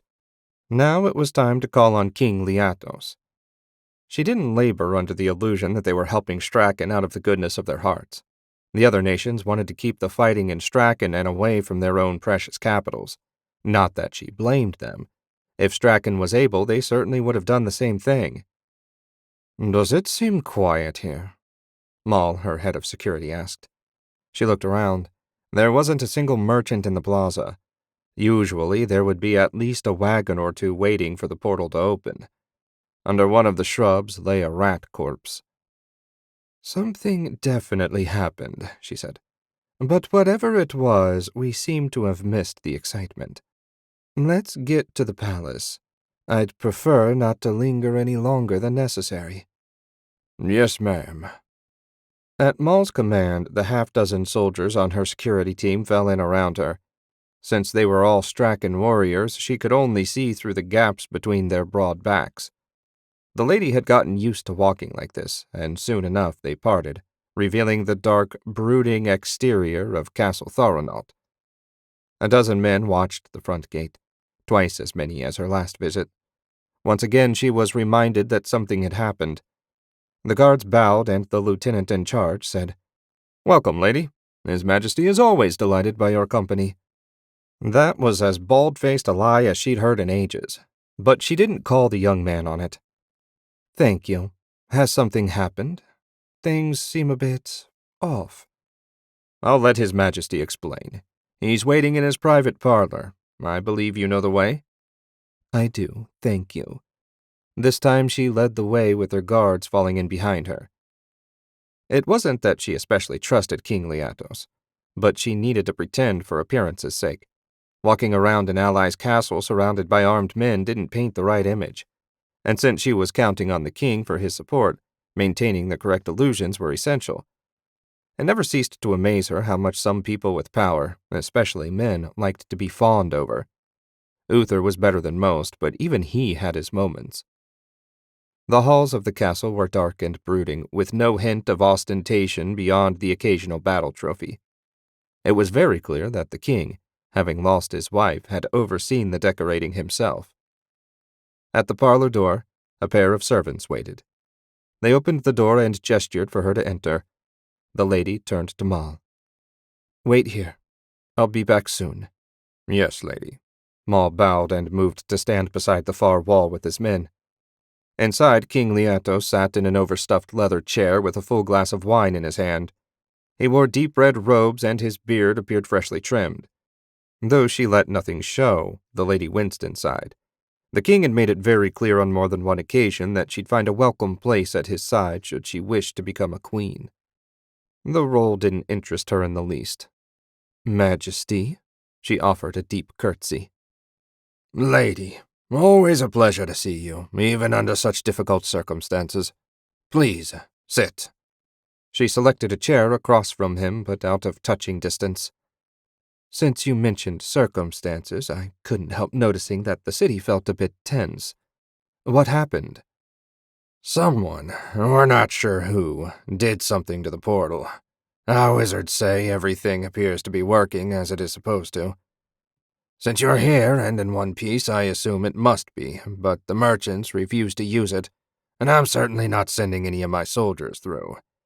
I'm sorry, but you'll have to manage in Marduk without us. After that pronouncement, he could have knocked her over with a feather. How could someone even interfere with the portal? Its magic was powerful beyond anything she could imagine. As you observed, I came through with no difficulty. Does that not prove it's safe? It only proves it's safe for the moment. Who knows when that might change? He shook his head. I'm sorry, but as I said, I won't risk my soldiers. What shall I tell Uther and the other members of the Alliance? Tell them what I've told you. and tell them they might want to check their own portals just in case. Will you be joining me for dinner? So that was it. No help would be coming from Thornot. Uther wouldn't be pleased, but she'd dealt with kings often enough to know that Liatos wouldn't be changing his mind. Not until he was certain there was no danger to his soldiers. No, I fear I don't have much of an appetite. Plus, I need to return and let King Uther know what has happened. And that he would have to make do with only half the reinforcements he expected. Chapter 19. The massive stone walls of Marduk were in sight of the Northern Army once again. The 3 legions had reunited a week ago for the final march on Straken's capital. None of them had encountered much resistance on their marches. The sick old people Axel had found were the most dangerous things reported. To Otto's left and right, the soldiers were deploying, setting up lines and digging defensive positions. No one believed they could take the city in one assault, even Otto, though he suspected the second attempt would meet with greater success. Yesterday, when he returned to Garen, the portal showed Thoranault was now under his control. To say that Otto had been relieved would be a tremendous understatement. He had begun to fear that the agent they sent had been caught or killed. Now that the other 4 nations had been compromised, all that remained was Straken's portal. That was going to be tricky, but with nearly 100 wizards under his command instead of just 20, Otto was confident they could hold off any barrage the enemy wizards could send their way. The hardest part was going to be getting his final spy inside and safely to the portal. He had a plan, but it wouldn't be easy. Lord Shank. Otto turned to find General Varchi approaching. He was dressed in black lacquered plate armor and had a full complement of his personal guard trailing him. Could I trouble you to scout the city for me? I'd like to know what we're facing. As it happens, I was just about to do that. One moment. Otto closed his eyes and sent his sight flying toward the city. This time he was careful to approach from the rear and high in hopes of avoiding enemy wizards. Soldiers were patrolling the walls in groups of 4 spaced about 50 yards apart. If their discipline held, it would make sneaking in trickier. Inside the city, the streets were packed with people, many of them fighters, but just as many regular citizens. Otto didn't dare get too close, but from a distance they looked thin and ill-used. Clearly, Straken had a rough winter even with the help of their allies. Otto wished he could conjure up some sympathy, but he didn't have it in him. He eased his way closer to the mustering ground near the main gate and quickly spotted Roland's cavalry and their wizards, about 40 of them. Thousands of huge Straken warriors milled around with little in the way of discipline. They'd get that ironed out when the fighting started.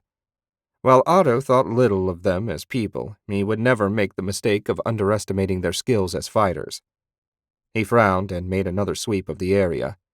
There was no sign of Thoranault's heavy infantry. Surely they would have arrived by now if they were coming. Could they have gotten lucky enough that the alliance had broken already?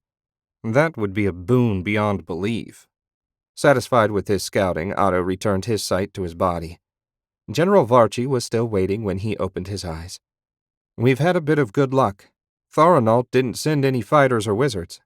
We'll have the advantage with magic this time, rather than an even fight as I feared. Where do you suppose they are? The general asked. Otto shook his head. No idea, but I suggest we prepare to attack as soon as possible lest they change their minds. Sound advice.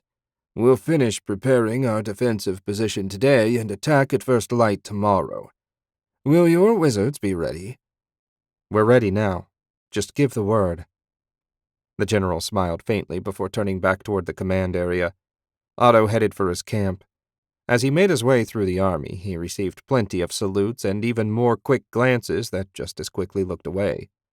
He made them nervous. All the wizards did. He'd hoped after fighting together last year that the soldiers would look more favorably on his war wizards, but perhaps it was too soon for that.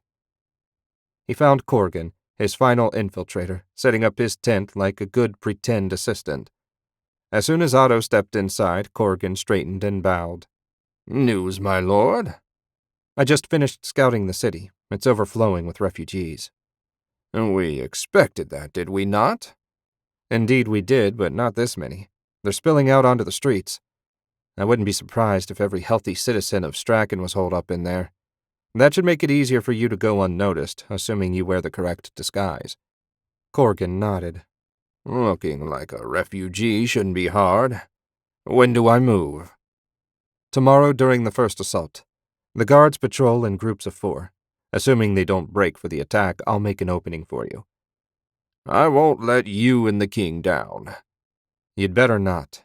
Your fellows would never let you live it down if you were the only one to fail his mission." Otto found he was too anxious to sleep, and at the first sign of dawn threw off his blanket and went outside. The morning was clear and cold. Not a cloud marred the sky. Somehow he imagined it should have been darker given how many people were going to die today. Just went to show you how indifferent the world was to the doings of its meaningless inhabitants. A noise from near the wagons caught his attention, and Otto walked over to find Hans polishing his giant suit of armor. "Couldn't sleep?" "No, my lord.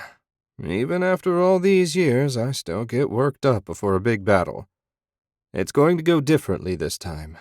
We'll show them." "Yes, we will. It helps that they only have half as many wizards on their side. How is your training with the armor gone?" "Good. We can all use them like they were an extension of our own bodies. I never imagined I'd have a chance to use such a thing." Hans shook his head in wonder. Otto knew just how he felt. Every time he learned a new spell or technique, he got the same jolt of excitement. Did Lord Coronin still feel that way after she'd been an arcane lord for centuries? Otto hoped so. He didn't want to lose that sense of wonder when he became one. "Corgan should have breakfast ready before long." Hans's lip curled in distaste. "Why do you dislike him so? You're both servants of the crown."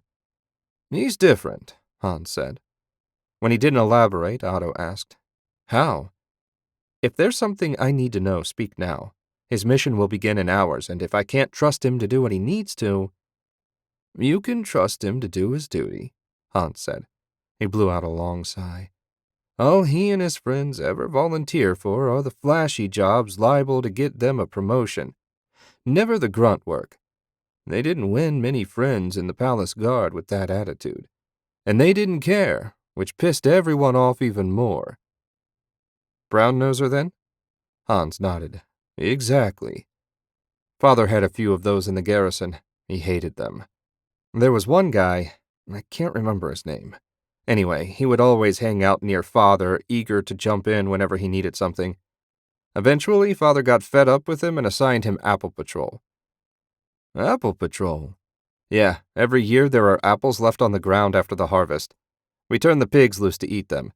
Sometimes wolves get the idea that they're easy pickings, so guards are assigned to keep them away. It's cold, smelly, muddy work, and only people that get on Father's bad side end up doing it.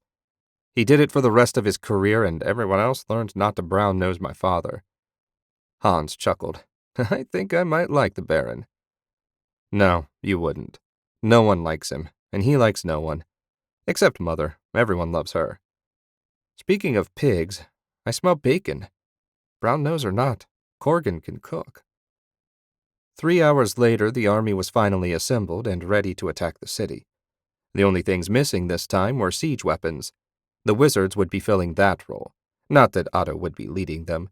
He'd selected one of his best sub-commanders for that task.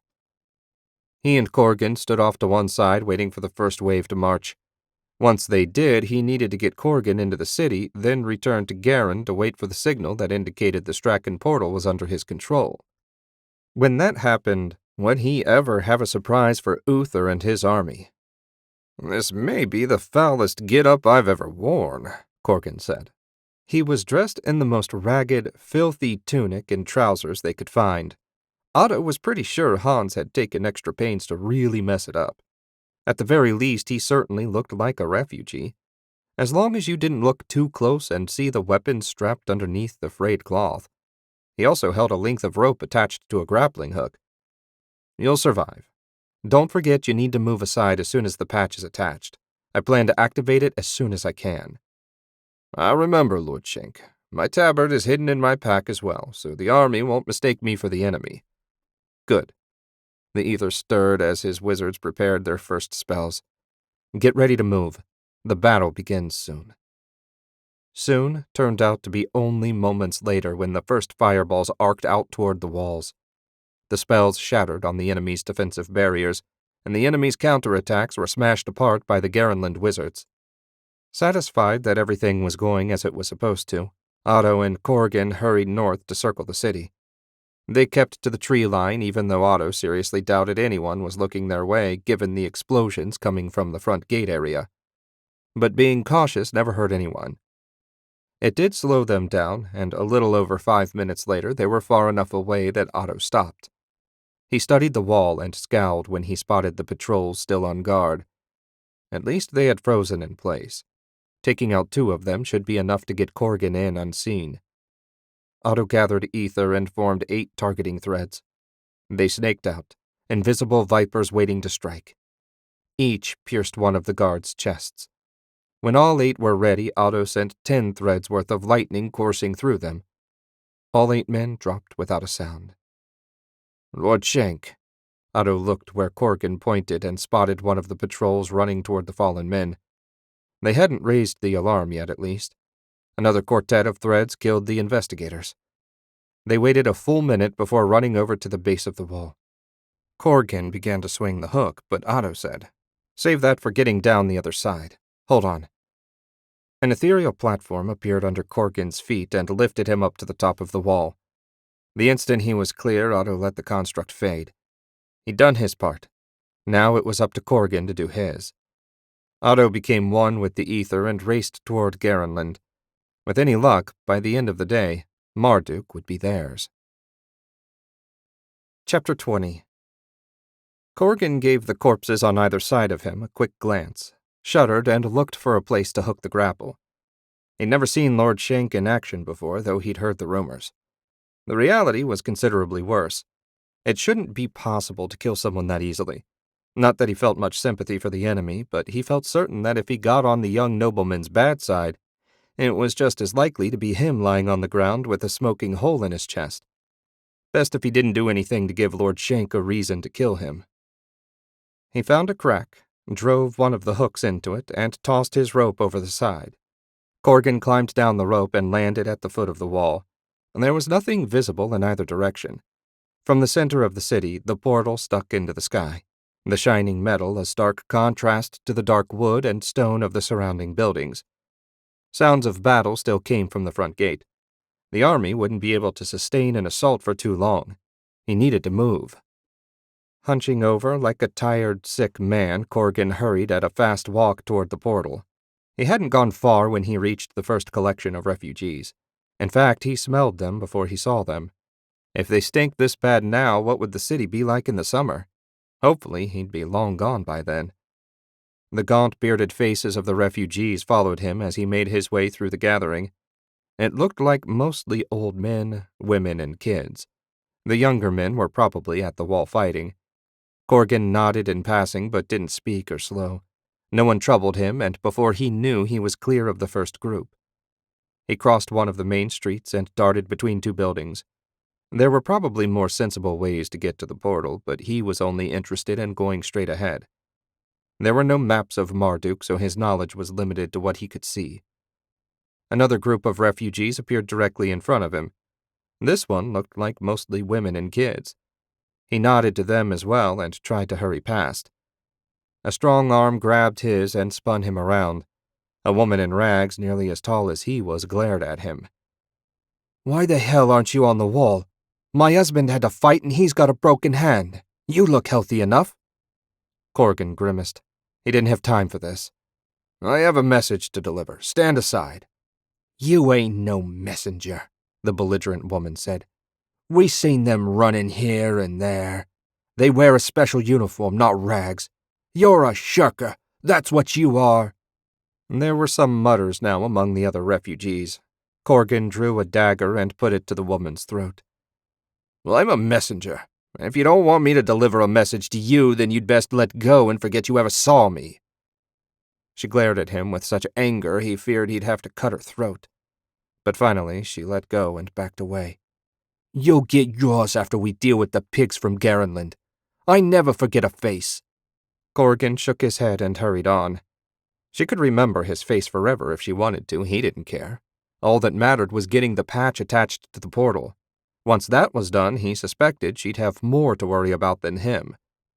After leaving the most recent group of refugees behind, he hurried down another alley and emerged directly across from the plaza that surrounded Strachan's portal. He grinned. There were a few evergreen shrubs, a quartet of stone benches, and not a soldier in sight. Perfect. Corgan pulled the patch out of its hiding place and darted across the open space. A little ways from the portal, a squad of 10 armed and armored soldiers leapt out from behind the various shrubs. They surrounded him with swords drawn.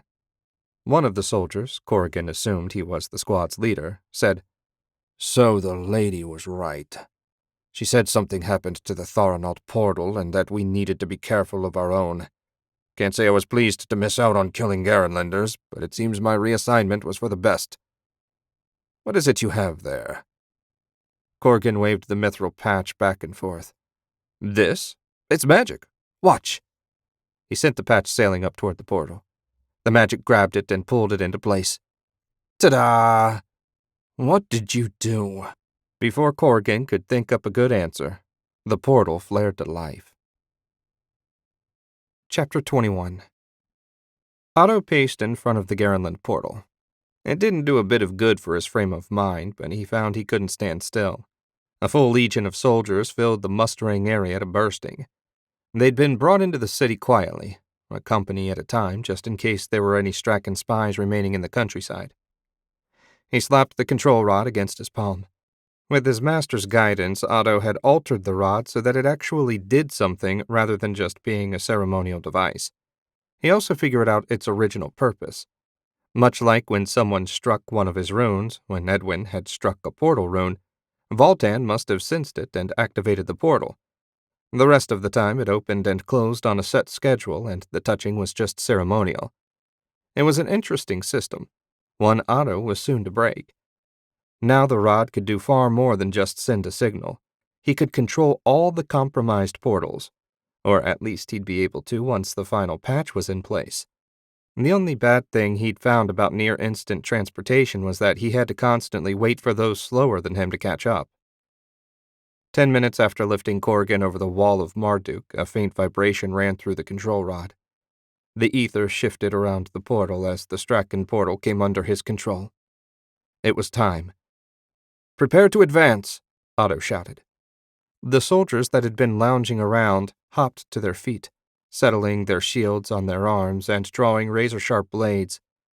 Otto charged the rod with ether and struck the Garenland rune. Lightning ran through the portal and the runes shifted, melting and reforming as the magic was rewritten. Anyone in the other kingdoms watching at that moment would be getting quite a display.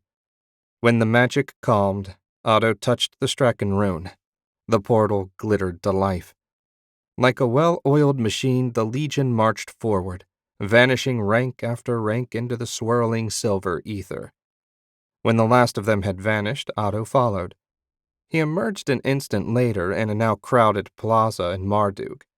A quick glance around revealed a badly outnumbered squad of Strachan soldiers holding Corrigan hostage. The Legionnaires didn't seem quite sure what to do. Lucky for everyone, especially Corrigan, Otto knew exactly what to do. He rubbed his iron ring and 10 threads of ether bound the soldiers. "Don't just stand there," Otto said. "Legion Commander, take your men and seize the gate so the Northern Army can enter." "As you command, Lord Shank." The commander, a man easily 3 times Otto's age, gave a quick fist to his heart salute and said, "Legion forward." 9,000 men marched off toward the gate. Since he couldn't hear sounds of battle, the Northern Army must have fallen back after the first assault. Which reminded Otto. He summoned a ball of ether and threw it into the air, where it burst in a brilliant display visible only to his wizards. That was the signal to attack again. With his part of the immediate battle finished and feeling a bit worn out, Otto walked over to Corrigan and the bound soldiers. "Congratulations on completing your mission." Once Otto had pulled the hand holding the dagger to his throat safely away, Corrigan said, "Thank you, Lord Shank. I see you ran into some trouble." "They set an ambush. It seems Holt was spotted in Thoranaut, and they sent a warning that we might make a run at their portal." Otto frowned as Corgan disentangled himself from his captor.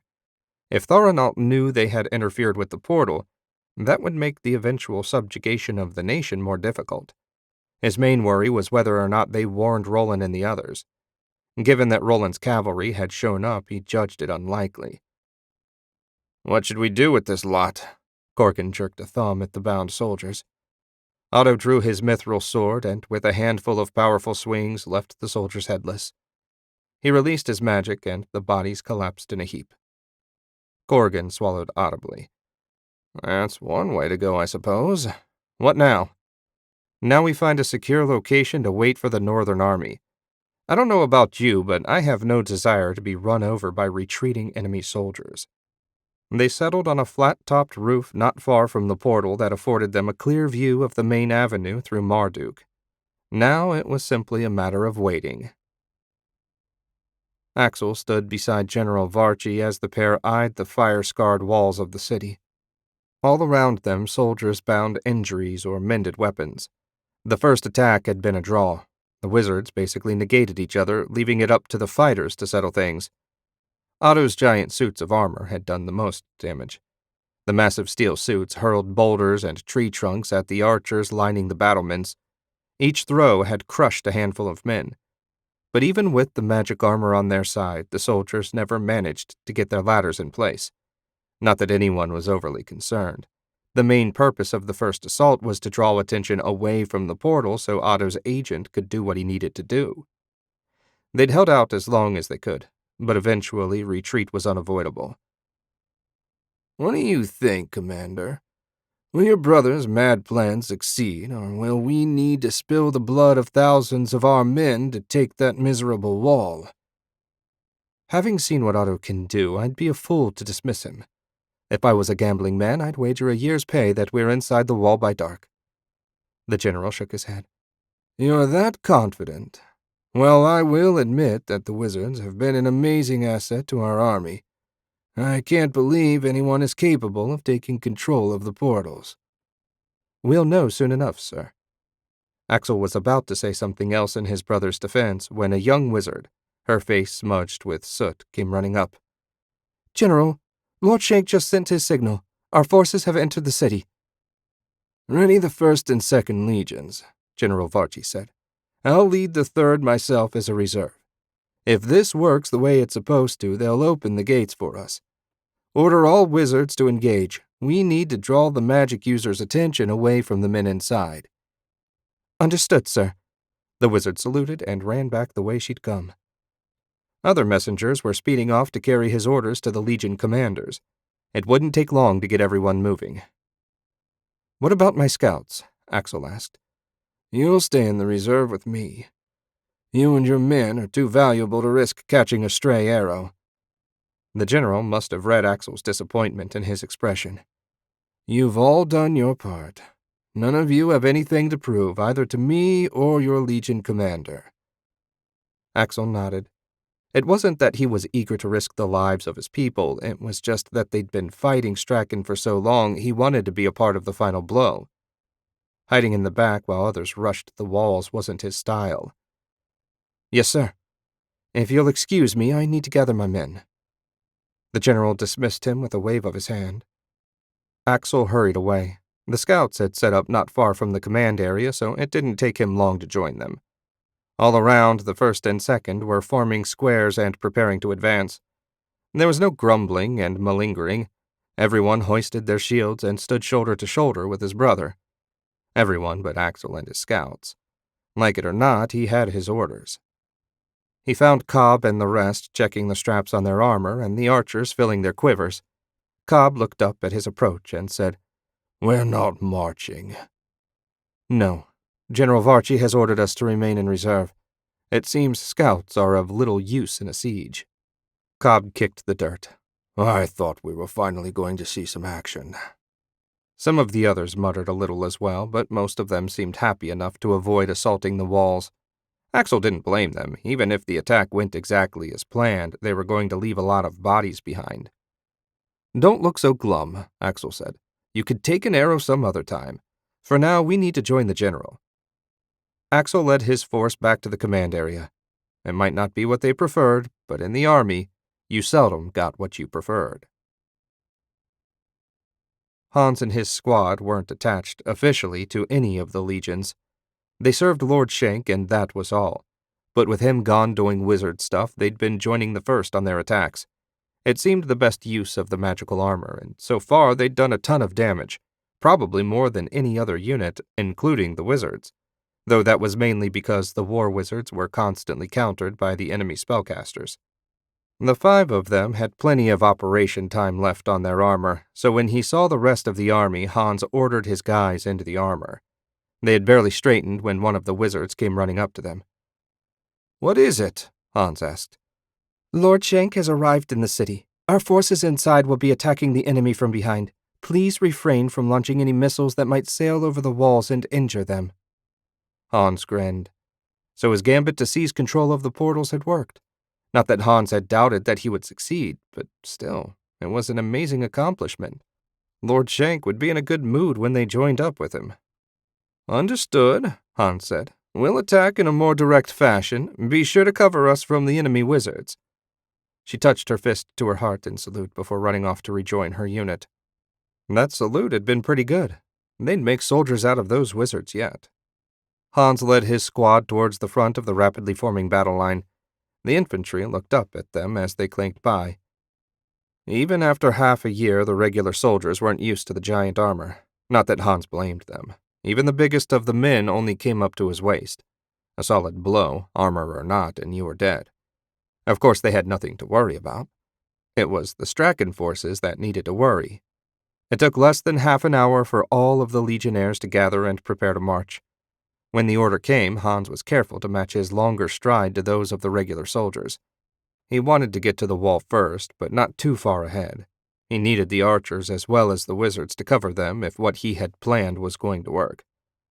The first arrow started clattering off his chest plate about 150 yards from the wall. Inside the armor, it sounded like a heavy rain was falling, and the arrows did about as much damage as drops of water. The armor's steel plate was easily 10 times thicker than what you would find on a typical suit of armor. More importantly, no fireballs exploded around them, and no lightning crackled through their bodies. It seemed the wizards were doing the job. The front line stopped and held their position 50 yards from the base of the wall. They were counting on the legion already inside to open the gates for them. The archers drew and fired, trying to keep the enemy's head down. They'd all hoped that their comrades inside, with the advantage of surprise, would have had the gate open by the time they reached the wall. Unfortunately, it appeared that things weren't going as smoothly as planned.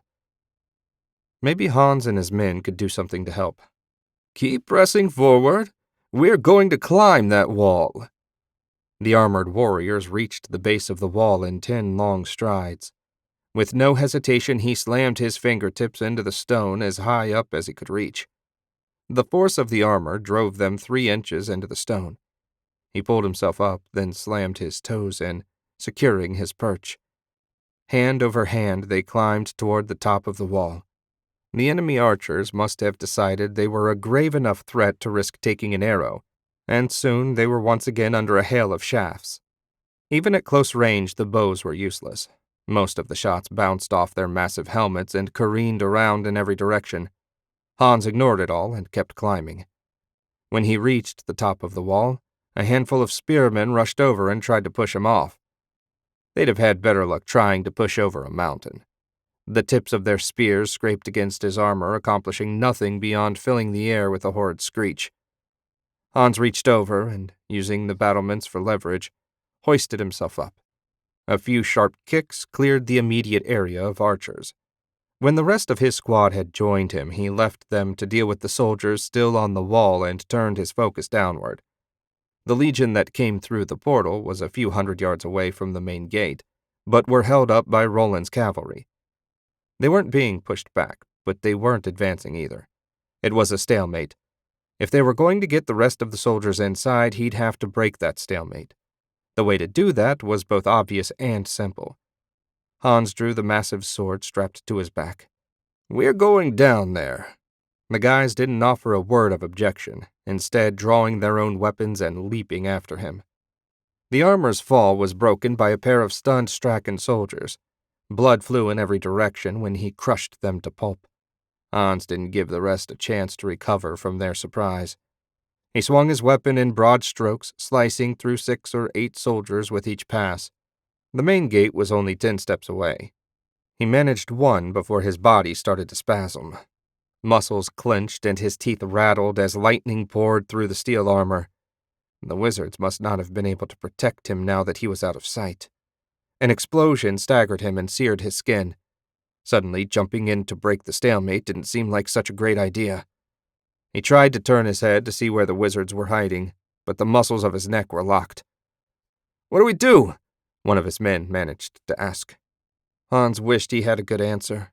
Focusing with all his might, he managed to turn a fraction, just enough to see a collection of wizards with their hands raised and pointing at them. They had to be the source of the spells assaulting him and his men. Pity he wasn't free to do anything about it. The pain grew worse by the moment, and just about the time he thought his body was going to give out, a massive fireball exploded in the wizards' midst. Their bodies flew everywhere, most of them in several pieces. The pain vanished and he was free to move again. A flash of light from one of the rooftops not far off caught his eye. Though the distance was too great to make out any details, he was certain that was Lord Shank up there. Hans doubted he was going to be pleased that the armor had been put at risk, but if they got the gates open, hopefully he wouldn't be too upset. Hans had seen Lord Shank upset and wasn't eager to have his ire pointed at him. "Cord, with me. The rest of you deal with the cavalry." Hans turned toward the gate, his sword carving a deadly path before him. It took only seconds for the enemy force to break. Getting harvested like wheat was too much for even the bravest soldier. Soon enough, they had a clear shot at the gate. Hans strode through it, reared back, and kicked the heavy wood. The armor's power overwhelmed the gate, and after only 5 strikes, the legions had a clear path through. He stepped aside, and thousands of angry Garenland soldiers poured in. Around the gate, chaos reigned. Men screamed and fought and died. Hans hardly dared move for fear that he'd hit one of his men along with one of the enemy. Anyway, they'd done their part. No sense hogging the glory. It didn't take long for the enemy to surrender. The soldiers were rounded up, disarmed, and placed under heavy guard. The surviving wizards were separated and placed under the watchful eye of Garenland's war wizards, augmented by 200 archers. Better safe than sorry where wizards were concerned. Hans and his squad left the sorting to the legions and went to retrieve Lord Shank. He was still standing on the rooftop where Hans had spotted him earlier. At least he'd sheathed his sword, which hopefully meant he wasn't thinking about punishing them. Hans reached up with his heavy, open gauntlet, and Lord Shank jumped into it. Corgan followed with considerably less enthusiasm. Hans set them down, then climbed out of the armor. He bowed and said, "Congratulations, my lord. Your plan worked. Marduk is ours." "Hardly ours, but we've taken a major step forward. There's still the castle to seize, but hopefully that won't be too big a job, especially since they're all out of wizards." Lord Shank narrowed his eyes. "Quite a bold move, leaping into the city with no wizards to protect you." Hans cleared his throat. "Frankly, my lord, I didn't consider that line of sight would be a problem for our wizards. I assumed they'd have some magical way to keep track of what was happening. It was good fortune that you were here to help us out." "Yes, and better fortune for you that the armor wasn't damaged. In the future, try to be more careful with your decisions." Was that it? Just a stern lecture about being careful? Hans forced himself not to wipe the sweat from his brow in relief. "Yes, my lord." Lord Shank had turned to face Castle Marduk. It was an imposing structure with its dark stone walls and many guard towers. "With any luck, we'll deliver Uther's head to Wulfric by the end of the day. Hopefully still attached to his body, since I'm sure the king would enjoy seeing the beheading firsthand." Hans shivered at Lord Shank's offhand tone, as if the beheading of a king was no big deal. And to him it probably wasn't. Just one more obstacle out of his way. Hans dearly hoped he never found himself as an obstacle to the young lord. Chapter 22. Arcane Lord Voltan sat cross-legged in his meditation chamber and let the ether swirl around and wash over him. Sometimes Marcaine felt like another world, disconnected as the island nation was from the rest of the continent. But what happened there affected them whether they liked it or not. The colors of the ether were endless and ever-changing as he studied them. Little of the bliss remained to him now. After centuries of channeling massive amounts of ether, he no longer felt the rush from the meager 40 threads he could call on now. Sometimes he regretted his decision to bind the bulk of his power to the portal network, but regret or not, he'd felt compelled to do it as penance for the evil he and his fellows had committed both here and on the other worlds they'd visited. That binding had been the second most difficult decision he'd ever made. The first was to betray and destroy his fellow lords. They'd trusted him like a brother, and he cast them into the netherworld, the one place from which they could never return.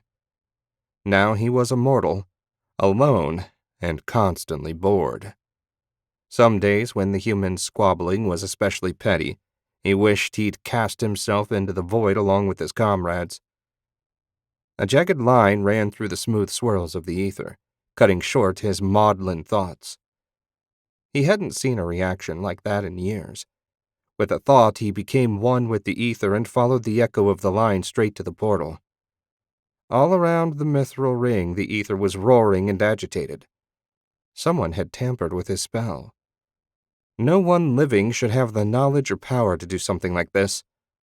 He waved a hand, attempting to smooth the ether. It did calm, but not completely. Still, it was enough to allow him to see what had been done. Someone had seized control of the continental portals. He could no longer activate them or access them from here. The Garenland portal was also working again despite him cutting off its activation rune. Any wizard capable of this was a threat. Not to him, but to the order he had so patiently built. Voltan needed more information. He shifted from the portal to the royal palace. King Edred was in his throne room holding court with the various nobles and merchants that advised him. The king appeared especially weak today, scrunched down in his throne and practically buried under his royal robes. 2 portly nobles were haranguing him about something while the rest nodded in agreement. Greedy fools, the lot of them, but no worse than any other mortal he'd met. Voltan appeared in an empty spot to one side of the throne. Every gaze in the room turned toward him.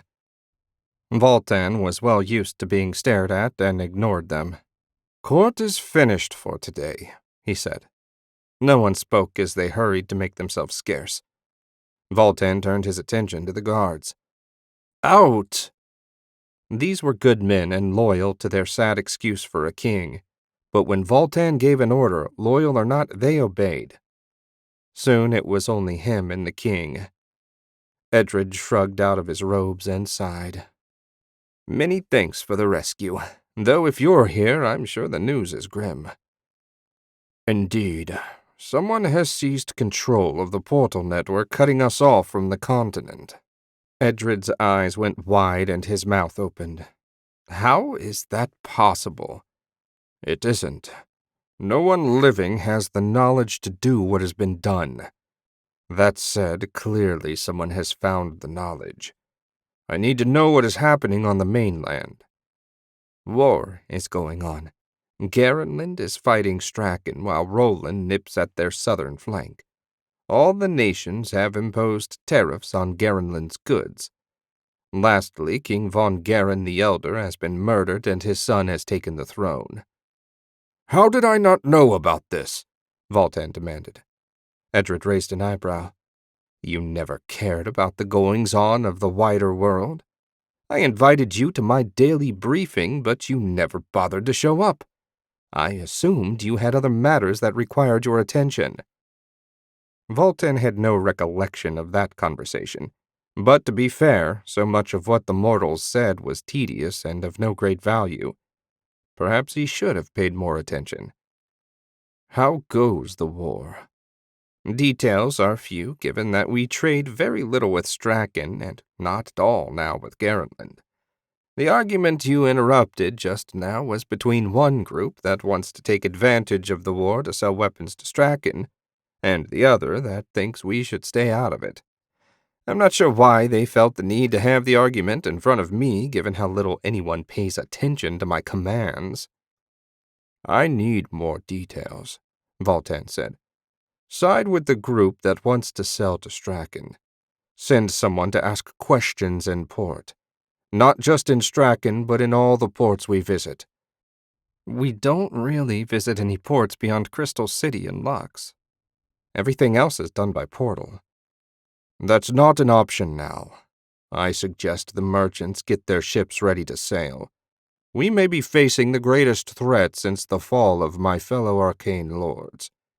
I must not be blind to what is happening. I require you to serve as my eyes since I can't leave the city. Edred blanched. Clearly that was a bigger task than he was looking for. Are you sure you want me to do it? I believe there's an admiral around here somewhere that would be happy for a project. No, you will do it. I have guaranteed your family's rule for 1,000 years. I'm calling one of my markers. You're a king.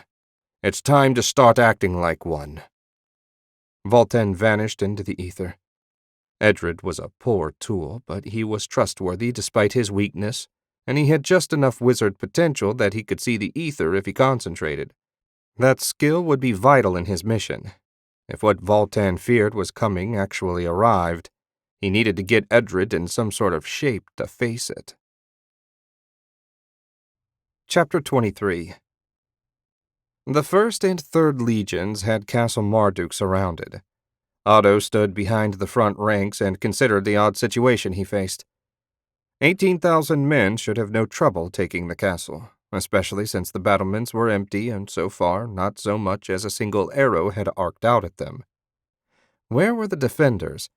Surely Uther hadn't sent them all to the outer wall. Otto closed his eyes and sent his sight flying toward the keep. He passed through the stone walls and found the gloomy halls beyond empty of soldiers and servants. If Otto had been the suspicious type, he might have feared a trap, but unless the plan was to bring the entire castle down on their heads, he saw no danger of that.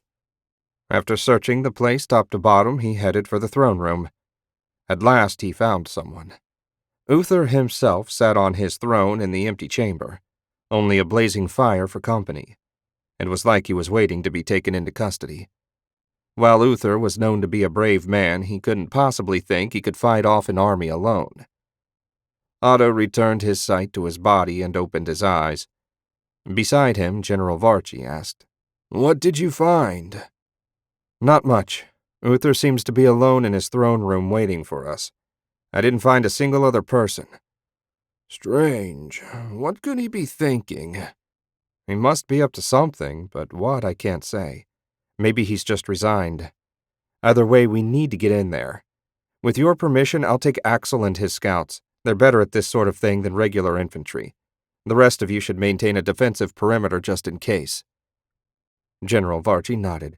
"Easily done, Lord Shank. We'll await your report." Otto nodded, and a runner was dispatched to fetch the scouts. Since Wulfric sent a message this winter explaining to the good general how the new chain of command worked, he'd been much more agreeable. That suited Otto very well, as having to constantly argue every decision got tiresome quickly. Axel and 100 men arrived a few minutes later. There were more scouts, but that was plenty to search the castle. They moved a short distance away, and Axel looked from Otto to the raised portcullis and back. "What's the plan?" Axel said. "We're going inside. Divide your men however you see fit to search the keep.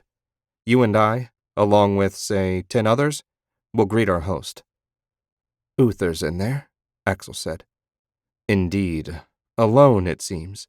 Just waiting for company. It's rude to keep a king waiting." "I don't like it," said Axel's crabby second-in-command. Otto couldn't recall his name, but he always reminded him of Sergeant Hans. "Your objection is noted, Cobb," Axel said. "Split your force, half upstairs and half down. I'll take first squad with me." "Yes, my lord." Cobb barked orders as they marched toward the castle. Otto let the scouts take the lead. After all, walking into danger was their job, not that he believed they were actually in much danger.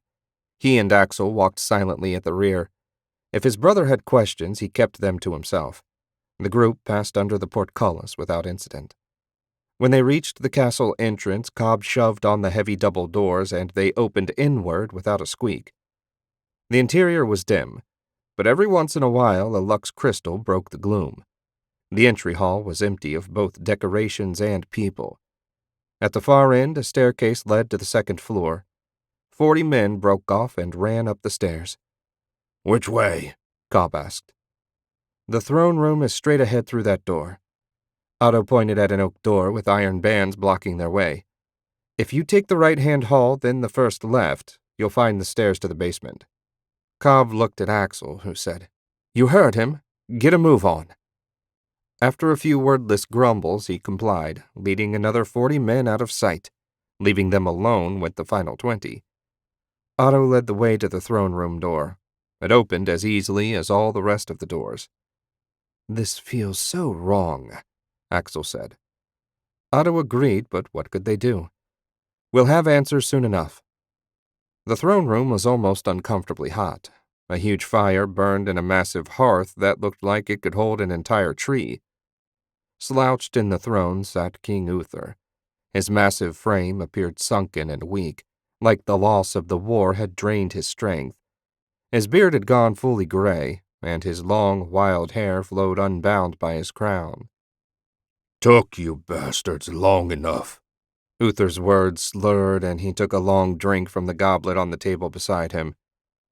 "We would have been here sooner, but we ran into an army," Otto said. Uther barked a laugh. "Fat lot of good that did. I thought for sure I had you weak merchants. I was going to have your king on his knees begging me to spare his life. Instead, look at me.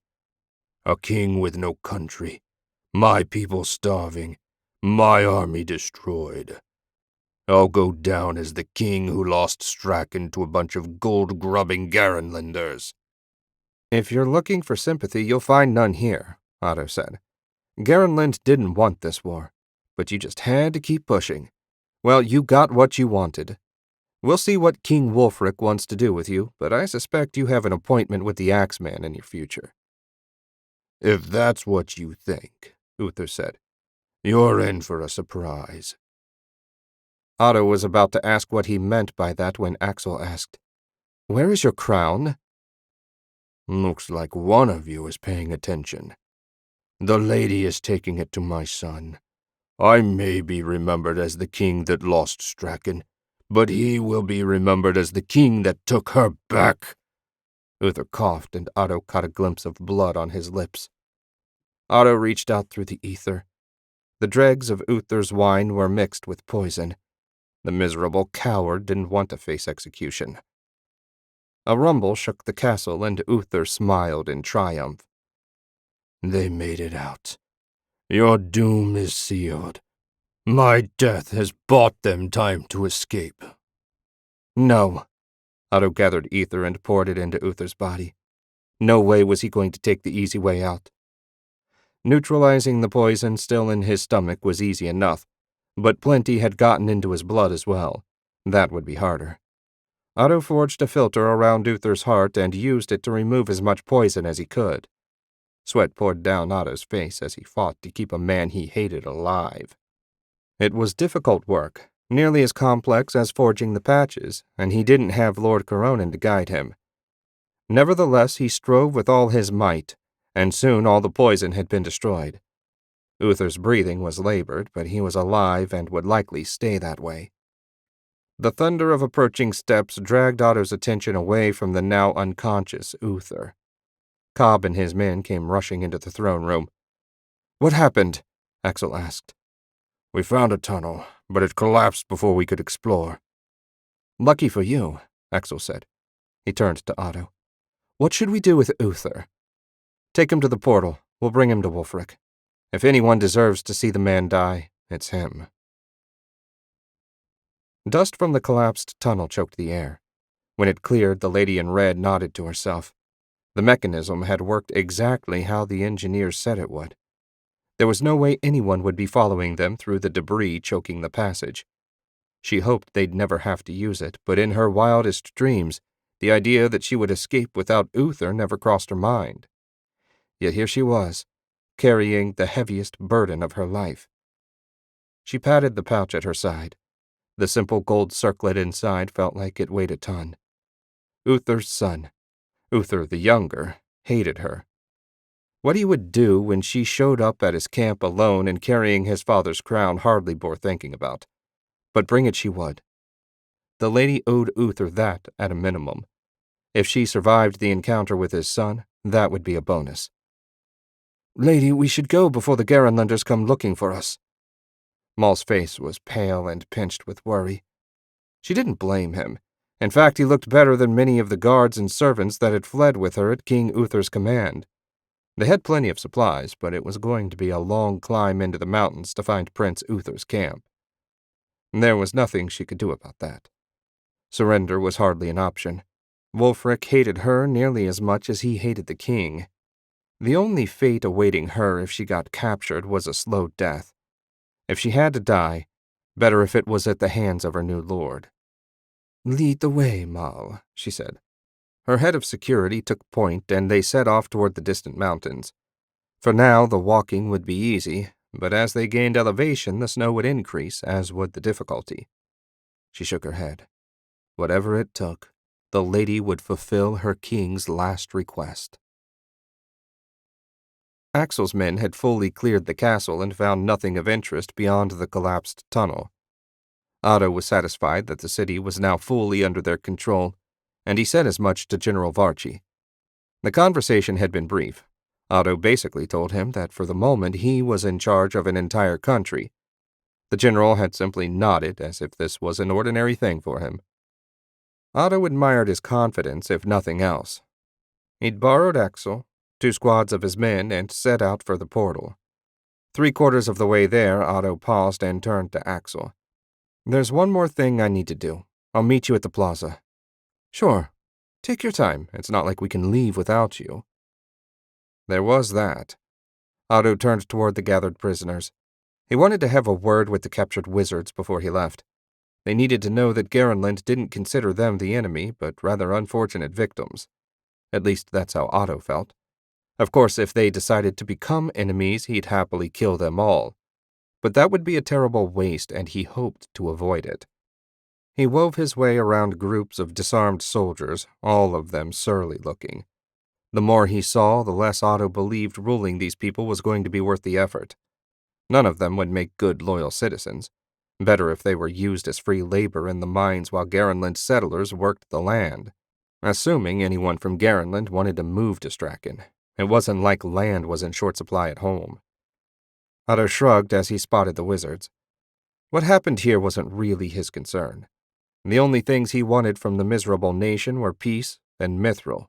He'd kill as many people as it took to get them. One of his sub-commanders, a young woman with a mithril ring on her right hand, spotted him approaching and offered a salute. "Lord Shank, is all well?" "Perfectly. We've captured the king, though some of his servants escaped. Have the prisoners given you any trouble?" "None, my lord. They've been as peaceful as lambs." "Good. Have any of them said they were in charge?" "Never mind, I'll ask." Otto walked past her and over to the Roland wizards sitting in the dirt, heads hanging. "I know fighting us wasn't your idea. Please understand I don't hold you responsible for what you had to do." As he spoke, the prisoners looked up one after another. When he was sure he had their attention, Otto went on. "I understand that your families have been taken hostage. If we can free them, will you swear allegiance to Garenland? You'll be granted full rights as citizens as well as the responsibility to protect your new homeland." "If you can free our families," one of the men said, "you will have our loyalty until our dying day." The others all murmured their agreement. Their eyes shone with hope. Now that he'd given them hope, Otto couldn't take it away. If he failed to free their kin, he'd have no choice but to kill them all. The risk of them lashing out was too great. "Do you know where they're held?" "In the capital somewhere," the spokesman said. They never let us visit them there, but sometimes they're brought to our barracks. Please, my lord. My mother is nearing 70. I don't wish for her to spend the last of her days in a prison." Otto held out his hand. "I swear on my honor as a wizard and nobleman of Garenland, I will set them free. You understand that I have to keep you in custody until I have." "We understand." The man took Otto's hand. "May all the angels in heaven watch over you. And good luck." "I won't turn down heaven's help, but there's something I need from you." "Anything." "I need some blood. I can use the connection between you and your family to track them down." The spokesman let go and turned up his left wrist. "Take all you need."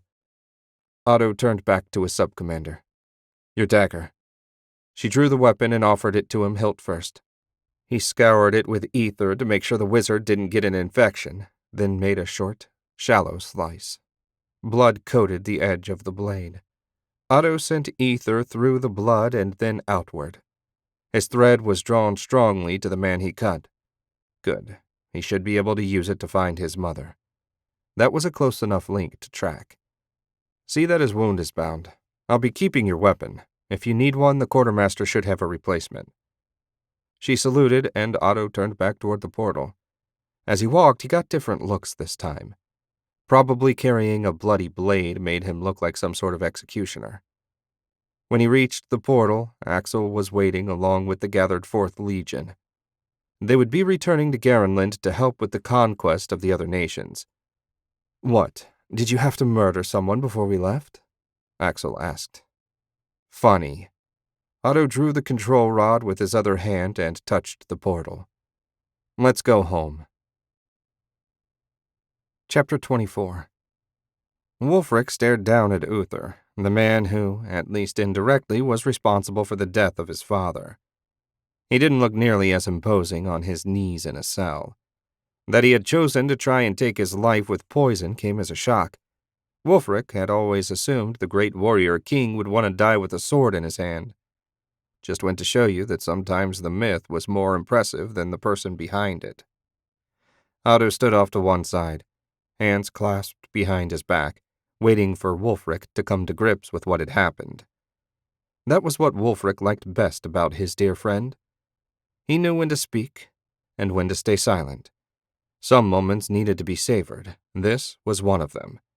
There were so many ways he'd like to kill this man. Pity he could only do it once. "So much for conquering Garenland," Wulfric said at last. Uther coughed and said, "I might not be conquering it, but my son or his son or some other member of my family years from now will. The people of Straken are strong. They'll weather whatever you do to them and come back to strike you or your heirs down. Just wait." Brave words from a man in a cell waiting to be executed. Wulfric paced a few times, then paused. "Perhaps I'll let you live. Once we capture your son, you can hang together." "Yes, that would be fitting. What do you think, Otto?" "I think Uther is irrelevant, save for how we might use him as bait to draw out the prince.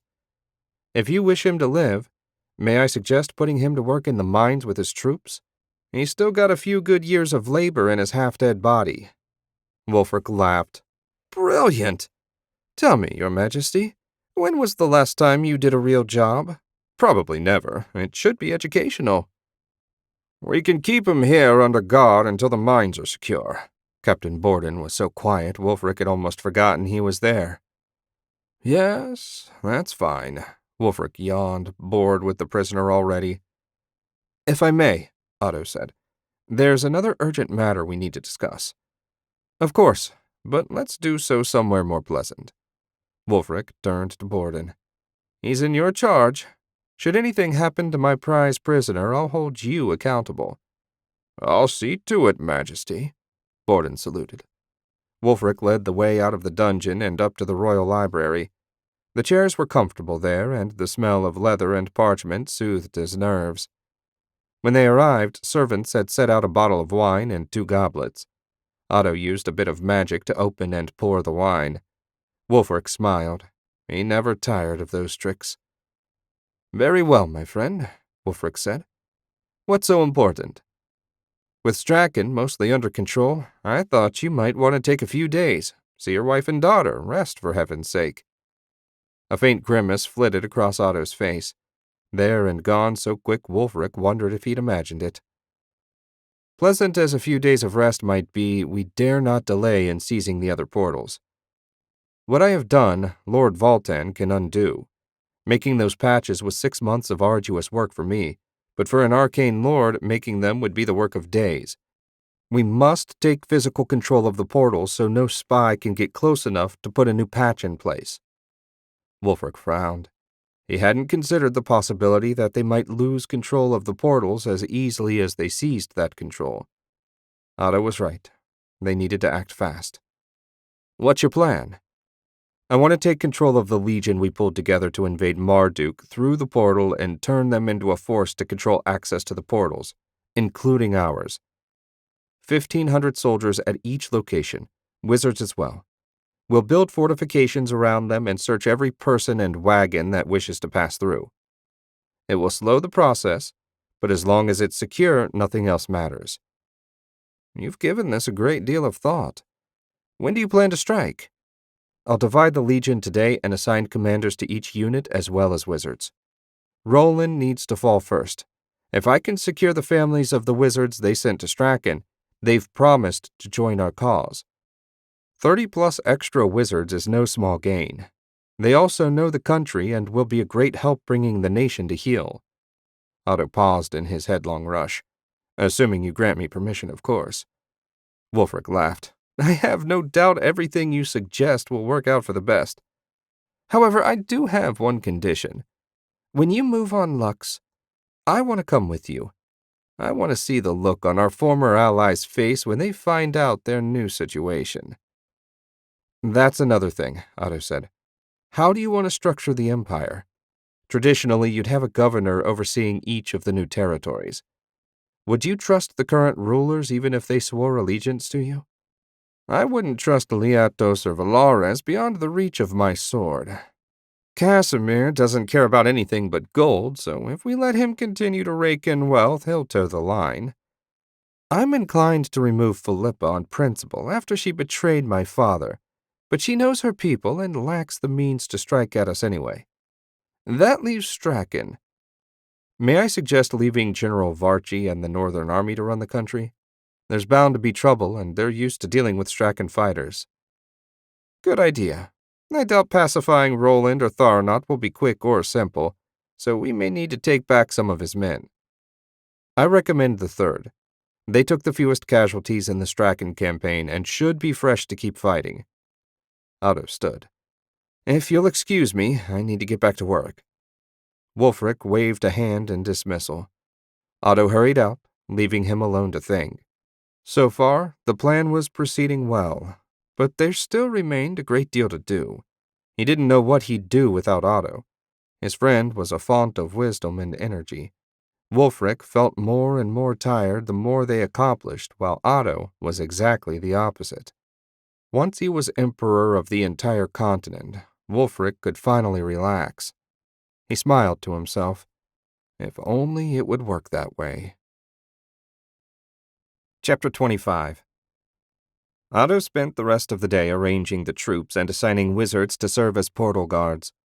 Luckily, Enoch had completed training some of the new recruits, so he didn't have to pull very many from the Northern Army.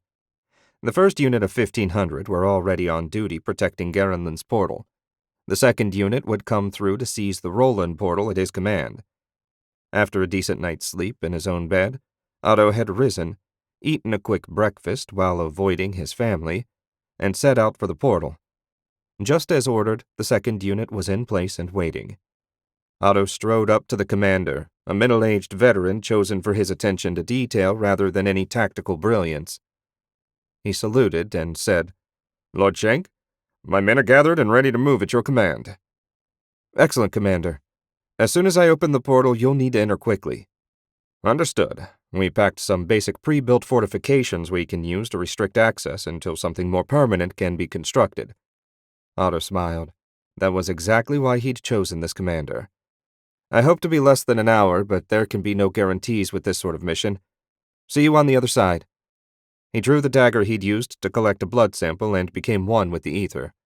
Surrounded by the swirl and flash of the ether, Otto connected a thread to the dried blood and willed it towards Roland. The streamer shot out like a hunting hound, and Otto followed right behind. The trip took only an instant in real time, though it felt longer to him. Soon enough, he found himself inside a long wooden building lit by the orange glow of an iron stove. Scores of people lay in crude beds or sat at rough tables eating thin gruel. It was as miserable a prison as Otto had ever seen. If this was how Roland treated the families of wizards, it was no wonder they were eager to make a deal with him. His tracking spell stopped in front of an old woman who stood near the stove shivering. Her stole was ragged and thin, hardly enough protection for this time of year. He ended the spell and looked around for guards. There didn't appear to be any inside, so he pulled back for a wider view. The prison sat in the middle of a walled compound. 4 towers, manned by archers, dotted the corners of the wall. 3 squads of 4 men armed with truncheons patrolled the grounds.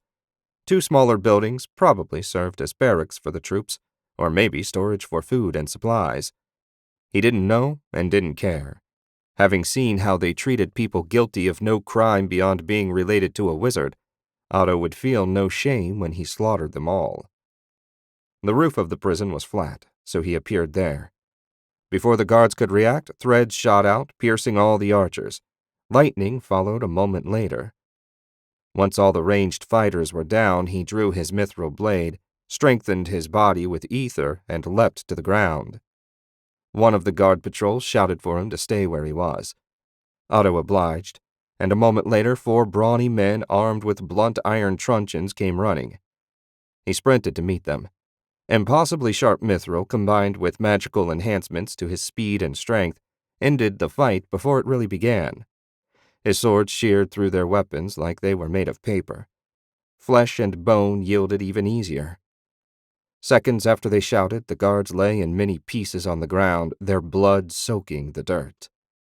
The remaining patrols rounded the corner and saw what had happened to their comrades. Foolishly, they chose to attack. 8 men only lasted a few moments longer than 4. When Otto finished, he flicked the blood off his sword and sheathed it. With a sigh of relief, he released his physical enhancements. They always took more out of him than attack spells.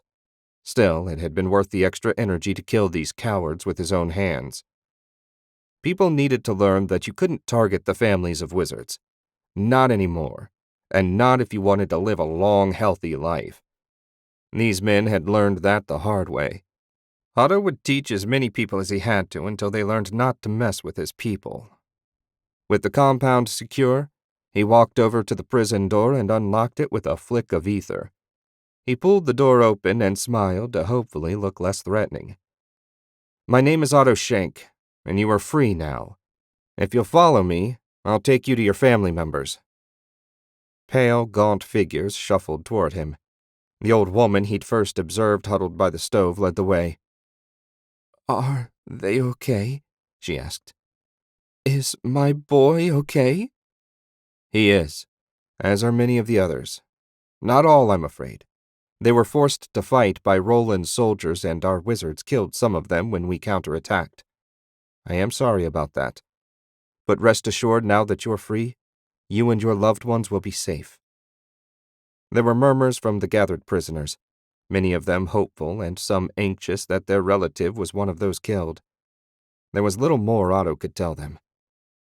"If you're strong enough, we need to get to the portal. From there, I could take you to Garenland, where you'll be reunited with your relatives. Follow me." The former prisoners fell in behind Otto. The gate in the prison wall opened easily after he sliced the lock off. Outside, the city was quiet. At least the area around the prison was quiet. They'd built the compound near the outer wall in the northeast corner of the city. In the distance, the portal jutted up like a beacon of freedom. At least to them it was. To the people of Roland, it was about to be a source of trouble. Otto kept his senses, both magical and mundane, peeled for trouble. The escape had gone smoothly so far, but it was only a matter of time before someone spotted the group of escapees trudging through the streets.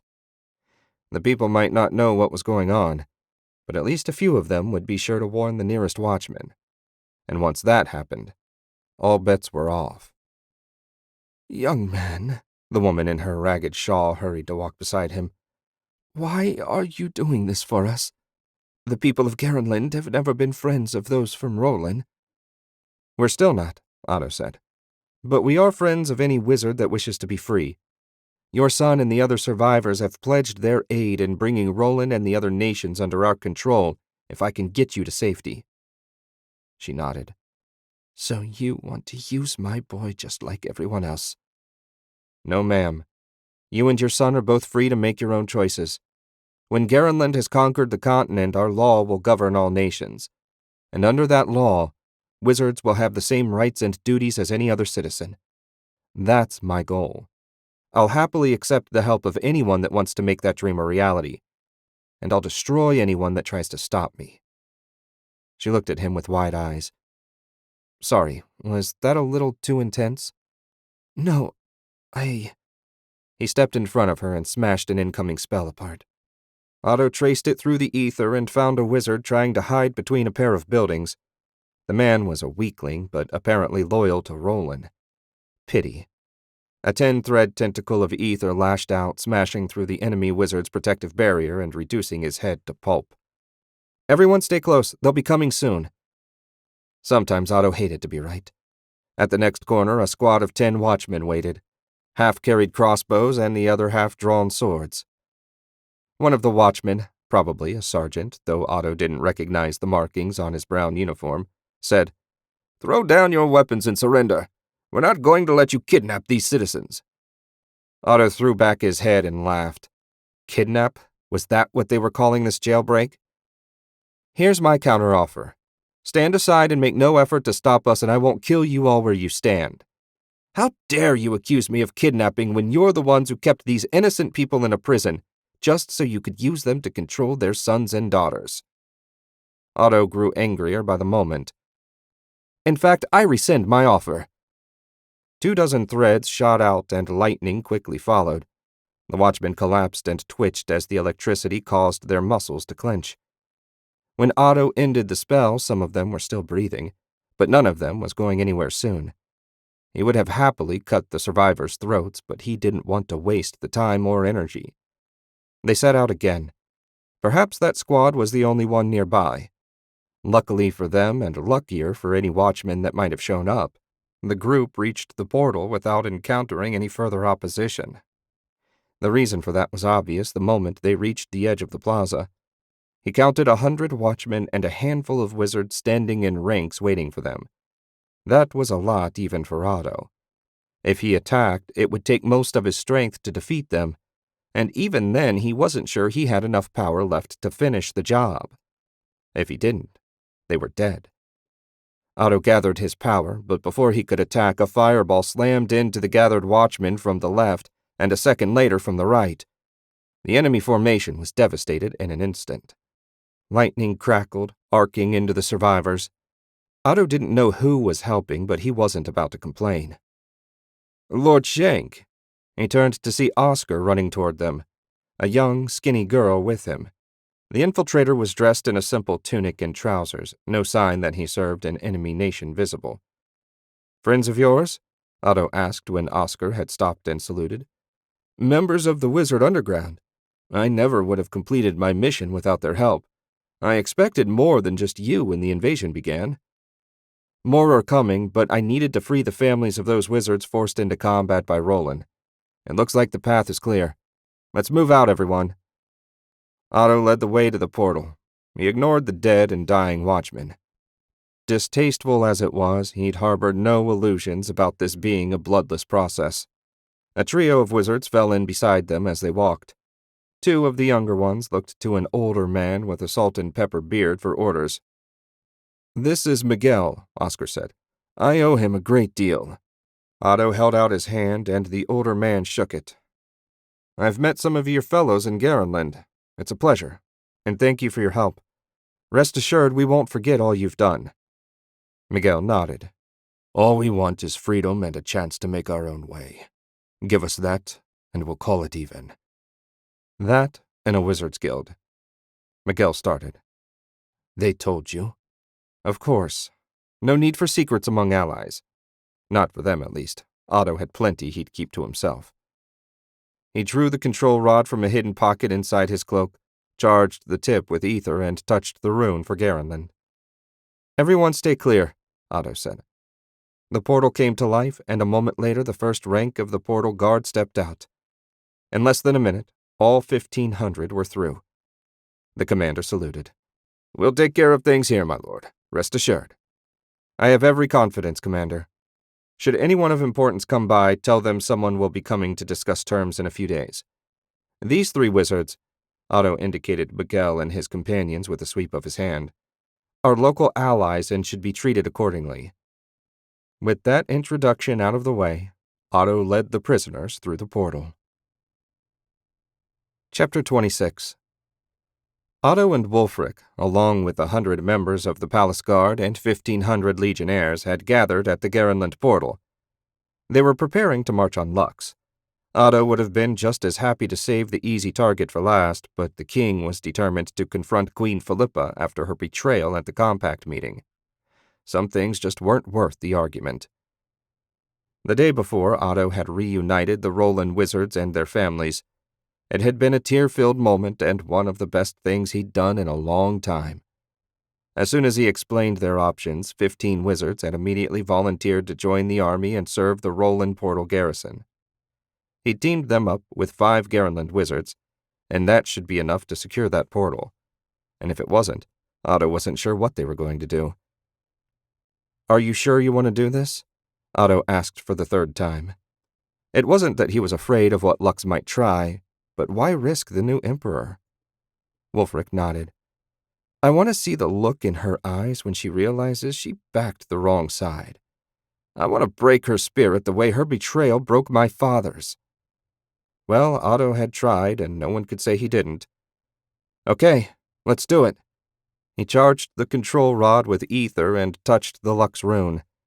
The portal crackled to life, and the legionnaires marched through first, followed by Otto and Wulfric, surrounded by the palace guard.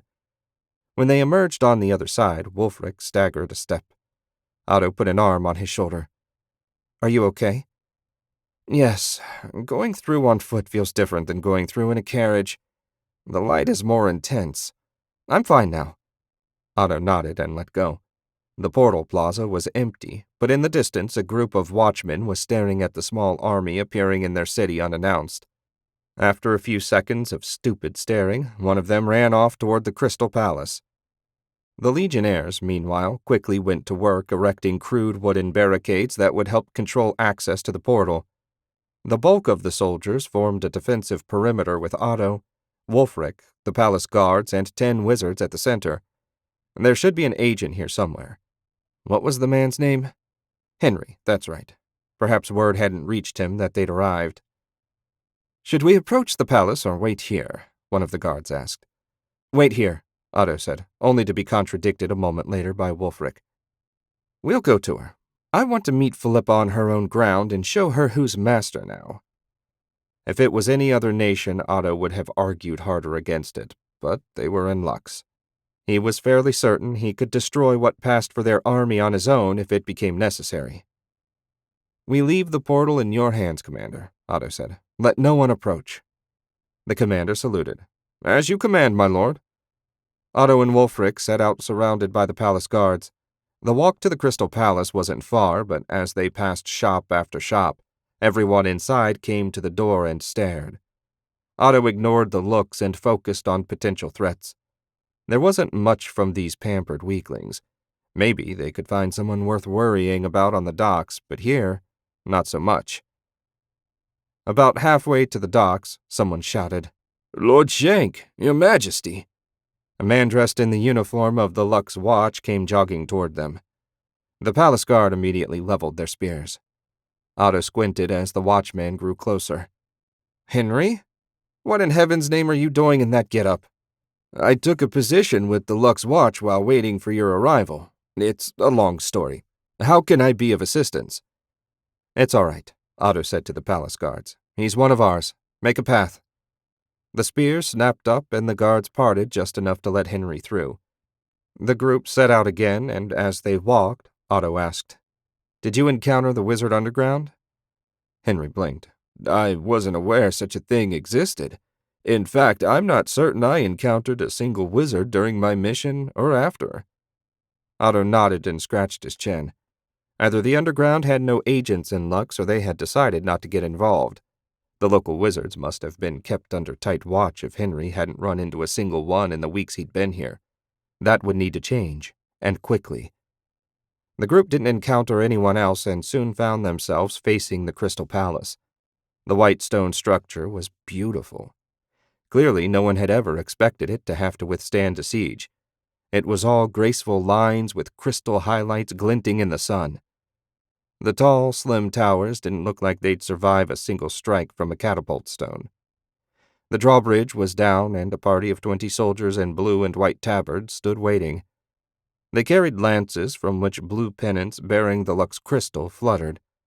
They didn't look like they had any intentions of fighting, and no archers appeared on the battlements. What was the Queen's game? "King Wulfric," one of the guards said when the group had stopped.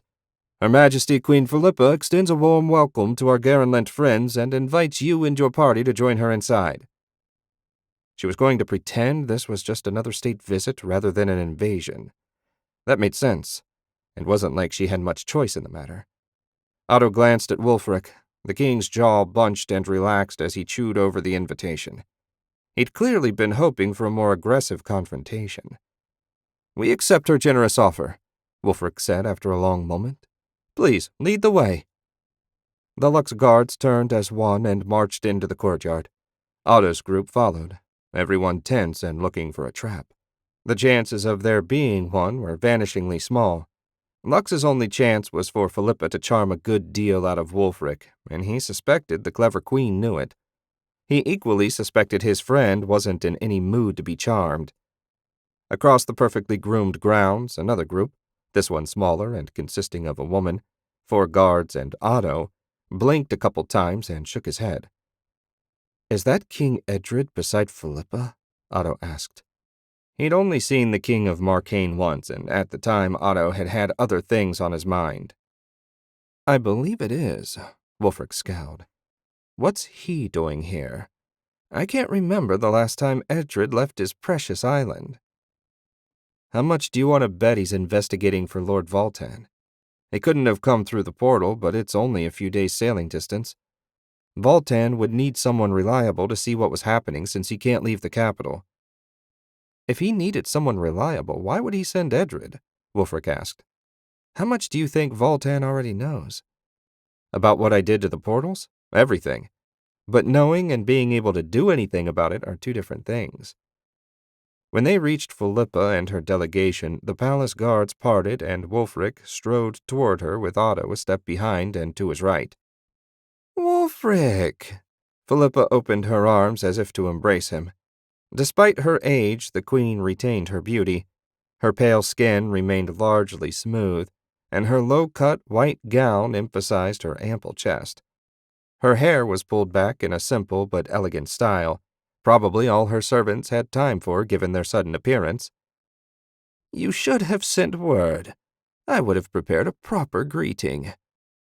"Spare me the court talk. I'm not in the mood." Wulfric crossed his arms. "I'm sure you've noticed that the portal no longer functions as it used to." Edred perked up at that. Otto kept half his attention on the Marcaine king. Maybe he could get some clue as to Voltan's intentions. "I did?" Philippa said, trying to maintain her smile. "I assume you have an explanation for that?" "Garenlent now controls all the portals." Wulfric nodded toward Edred. "Except Marcaine's. If you wish to resume using it, you'll have to accept some new rules." "Such as?" Philippa's smile was wholly absent now. It seemed she'd come to realize her charm offensive wasn't going to work. "1. Lux will become a province of Garenlent. You will be allowed to remain as ruler under our laws. Your title will go from queen to governor. 2. All wizards will be freed and given full rights as citizens. And last, you will pay a gold royal per head to use the portal.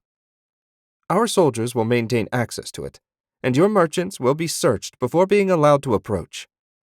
As Wulfric spoke, all the blood drained from Philippa's face. "You can't be serious," she said. "Leaving aside the insult of forcing me to swear fealty and serve as your steward, how will we survive without the wizards to produce our crystals?" Wulfric glanced at Otto, who stepped forward. "Your wizards will be free to continue creating crystals, but you'll have to pay them just like any other artisan. The new arrangement might reduce your profit margins, but that's a small price to pay for giving them their freedom and dignity, right?" "What if I refuse?" Philippa asked. Wulfric smiled. "If you refuse, I'll replace you with the governor of my choosing. I'm sure there are plenty of Garenland nobles that would be happy for the job. Either way, our soldiers are staying here and guarding the portal." "What have the other rulers said about this offer?" "You're the first I've spoken to. Well, not counting Uther. He's in my dungeon at the moment. I've appointed General Varchi to oversee Strachan in my name. I'm certain a similar arrangement can be made for Lux if you prefer." Philippa slumped, all signs of pride melting away. "I could have been your stepmother if only things had worked out differently. How can you do this to me?" "Do you really need to ask? After you betrayed Father at the council meeting? It broke his heart, and I think his mind. You couldn't have hurt him worse if you'd run a dagger through his guts. Be grateful I'm giving you this chance and not throwing you in a cell beside Uther. Now what's your answer?" "I accept your terms. Lux will become a province of Garenland, and all shall live under your laws." "Good. Rest assured that should you betray me or fail to fulfill your duties, I will have you removed. Permanently." Wulfric turned to leave, but Otto said, "I'll join you by the portal. I need to have a word with King Edred."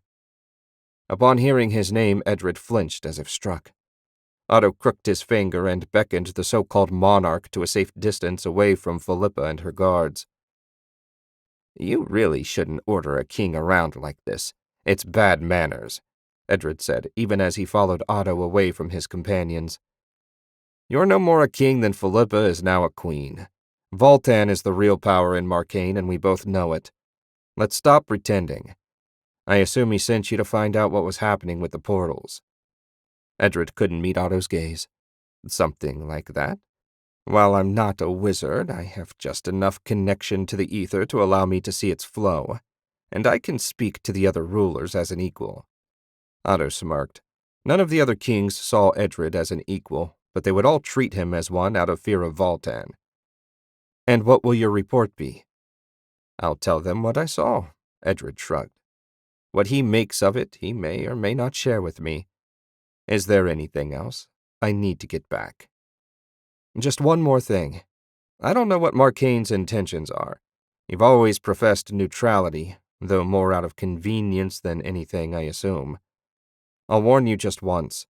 Stay neutral. We have no desire to go to war with you, but if you interfere in our new empire, all bets are off. Am I clear?" "Perfectly.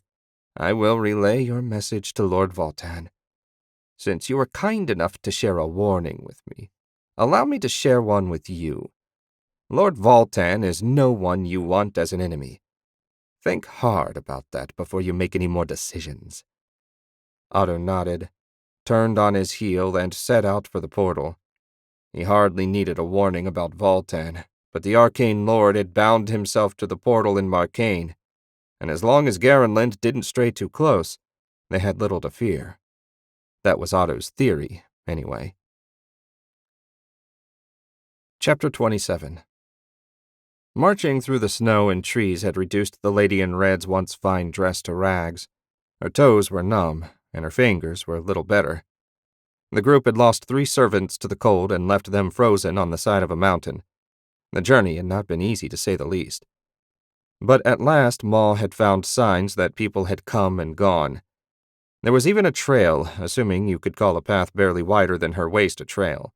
At least her feet weren't buried in the snow. Directly ahead of her, Maul's broad form blocked the worst of a chill breeze. He looked back at her, a concerned frown creasing his craggy features. "We're getting close, my lady. If you wish to turn back, this is our last chance. She wouldn't turn back now. Whatever Prince Uther might do to her, she would complete the final task given to her by the king. Besides, no one would survive the trip back down the mountain. They had supplies for another 2 days at most, and everyone was exhausted. Press on, Maul. We need to get the others to shelter. He nodded and trudged forward. 5 minutes later, he stopped again. If Maul was going to ask her if she wanted to change her mind every 100 yards, it was going to take forever to reach the prince's camp. He looked back again. We have company. The lady shuffled around beside him. 20 figures dressed in white and gray camouflage stood blocking their path. The rangers carried crossbows and had their signature curved swords at their belt. I must speak with the prince, she said. We know you, lady, one of them said. His Highness will not be best pleased to see you or the many mouths you've brought. I merely carry out my king's final command. Once I have delivered my message, I am at Uther's service. Let it be on your head, then. The rangers fell into line. Follow us. Our camp is right over this ridge. The camp wasn't terribly impressive. A collection of tents pitched around a central fire pit. More rangers in white and gray moved around silently, attending to whatever task they'd been set. A few glanced their way, but most ignored the lady and her party entirely. How long had Prince Uther been living wild like this? She couldn't remember exactly when he left, but it felt like months. She shook her head. He was certainly tougher than most nobles she'd met in her travels. Their guides led them to a tent that looked no different than any other. Maul took a step toward the flap, but one of the rangers stopped him. Only her. It's okay, the lady said when it appeared he was going to argue. Whatever comes, I'm prepared to face it. Maul grunted and stepped out of her way. The lady in red brushed through the flap. Inside, a single man waited. Prince Uther sat on a simple folding camp chair, his broad back to her. He was dressed the same as the rangers, only a collar of fur distinguishing him from his men. Your Majesty, she said.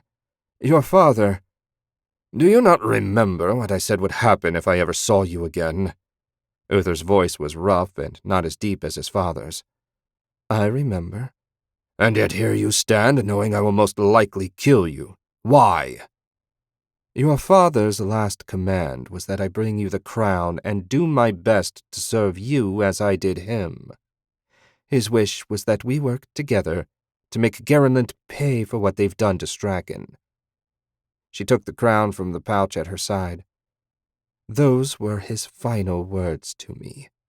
Uther rose and turned to face her. A scar ran down his left cheek to his chin, and his hair had turned white in the center.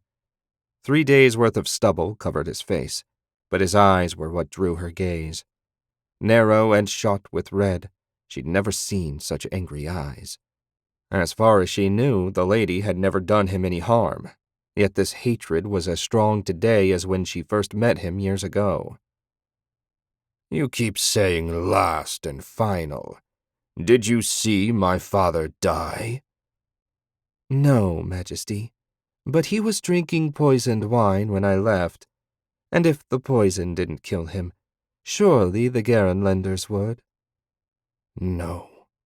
Until I see his body or hear news of his death from someone I trust, I must assume he's alive. Uther snatched the crown from her hands. I will hold on to this for him and serve as regent in his absence. As for you...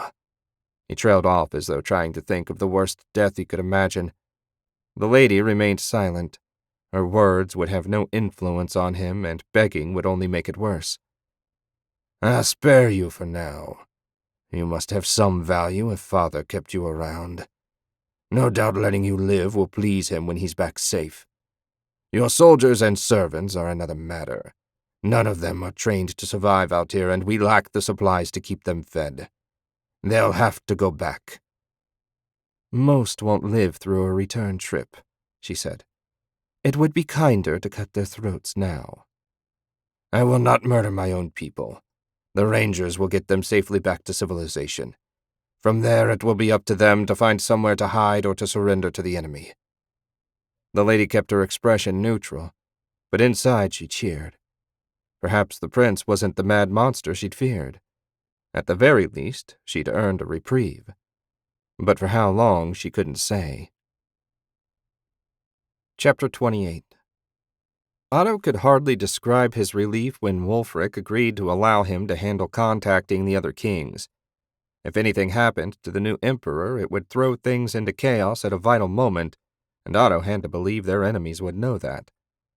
The moment they returned from Lux, the palace guard had hustled him back to the safety of the castle, leaving Otto standing beside the portal with the next group of portal guards. The wizard contingent was grinning to themselves. Probably figured after fighting a war in Strachan, portal duty would be easy. He hoped they were right. Despite everything, all Otto really wanted was peace so he could focus on his studies. Anything and anyone that got in the way of that would be removed. The next target was Lassel. They should be the easiest to deal with after Lux, or so he hoped. "Are your men ready, Commander?" Otto asked. "Ready, Lord Shenk," the man said. Otto hadn't even bothered to learn his name. As long as he did his job, nothing else mattered. "I'll need 100 men to escort me to the castle for a meeting with King Casimir." "Understood. First and second squads, you're with Lord Shenk. Is there anything else, my lord?" Otto took out the control rod and said, "No, that's it." He opened the portal and the soldiers marched through. Before he followed, Otto had a momentary thought about how this irregular opening and closing of the portals was affecting Lord Valtan, but then he shrugged. Surely an immortal wizard could handle it with no trouble. On the other side of the portal, the soldiers had set up a perimeter and were already erecting their rough fortifications. Enemy soldiers were watching them from all four corners of the plaza. Clearly, someone had anticipated their arrival. Otto sniffed. A pall of smoke hung over the city. Otto's guards formed up around him, and they went over to the closest group of soldiers. "I would speak to your king." "His Majesty has been expecting someone since the portal ceased to function," the unit commander said. "Follow us and we will escort you to the castle." Otto waved the man on. "After you. What's with the smoke?" "There was a fire in the docks district. A renegade wizard set one of the whale oil warehouses ablaze and it spread. Luckily, loss of life was minimal." Otto nodded and followed the soldier toward the castle. He suspected, strongly, that the fire had been set by one of the underground wizards, probably to help his agent get access to the portal. It pleased him to hear that they were willing to go that far for the cause. An ally that balked when the time for action arrived was of little use. No one troubled them as they walked through the streets, and soon enough the group arrived at Lassel Castle. Much like Vault City itself, the castle was blocky and tough-looking, the sort of place only a crazy person would consider attacking. A crazy person, or someone with a large force of wizards anyway. The portcullis clanked up as they approached. Otto glanced up when they passed through and saw the gleaming of armor in the murder holes above them. No one tried anything, though, so he ignored the implied threat. The courtyard was empty, and their guide led them into the main keep. The halls were even more stark than Castle Marduk. No decoration of any sort broke the endless expanse of dark stone. There weren't even any tapestries to help ward off the chill. King Casimir's reputation for austerity hadn't been overstated. Finally, the group reached another door that opened into the throne room. Otto left his guards near the door and walked toward the throne on his own. There were a few guards in Lassel's gray and silver livery standing behind the throne, but he ignored them. All his focus was on the man seated before him. King Casimir's thin, sunken face glowered at Otto. "I assume you have demands," the king said. "We require the use of our portal, so get on with it." Otto did so, giving him the exact list Wulfric had given Philippa. When he finished, Casimir said, "The toll is acceptable, but freeing our wizards won't do.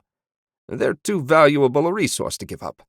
As for being governor instead of king and implementing Garenland's law, that won't do either. Here's my counteroffer.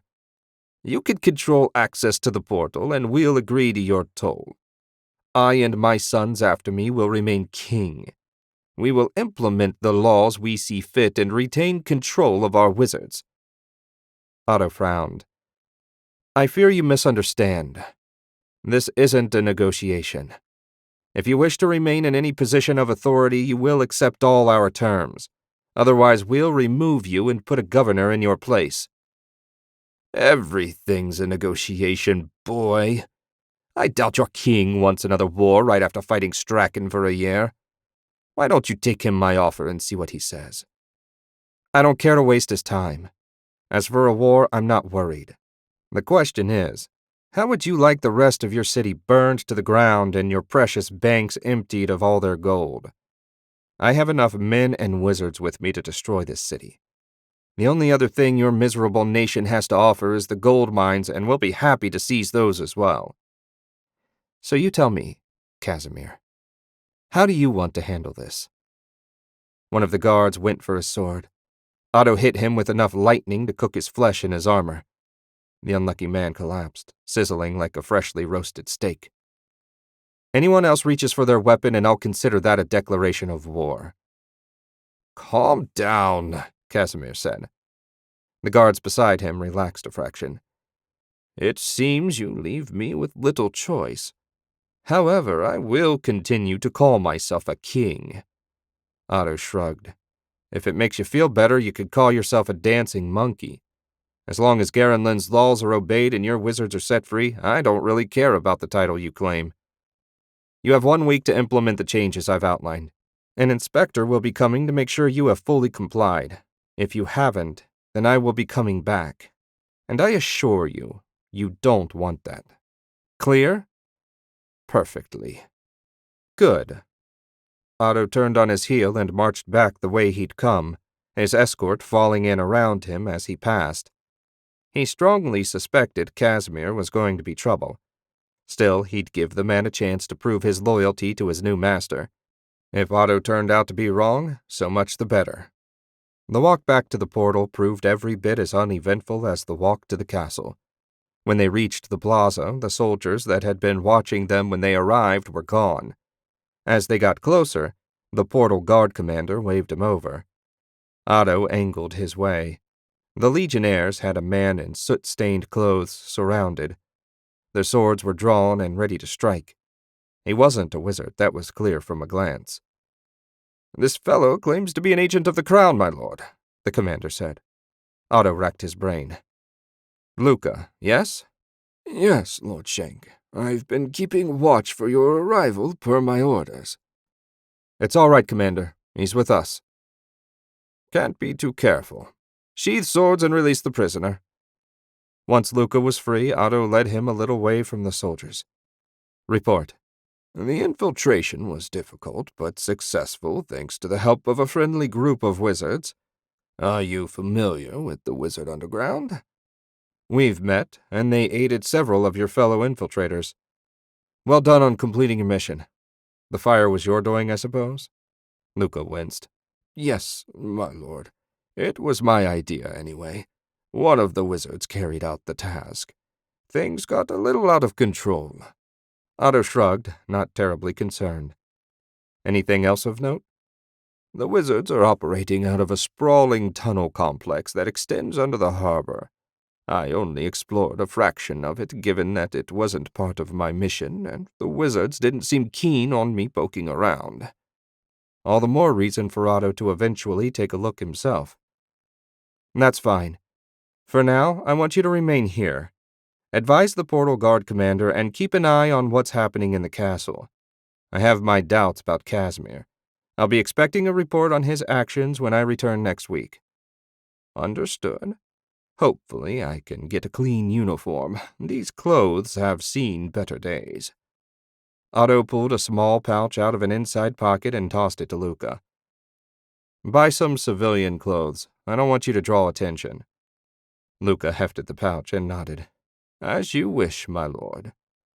There was no reason to activate the portal for just himself, so Otto became one with the ether and returned to Garenland. Matters were progressing nicely. But now the real hard work began, bringing Roland and Thoranaut to heel. Chapter 29. This is where they came out, sure enough, Cobb said. He was standing beside Axel, staring at a heap of broken stone that filled a hole in the ground.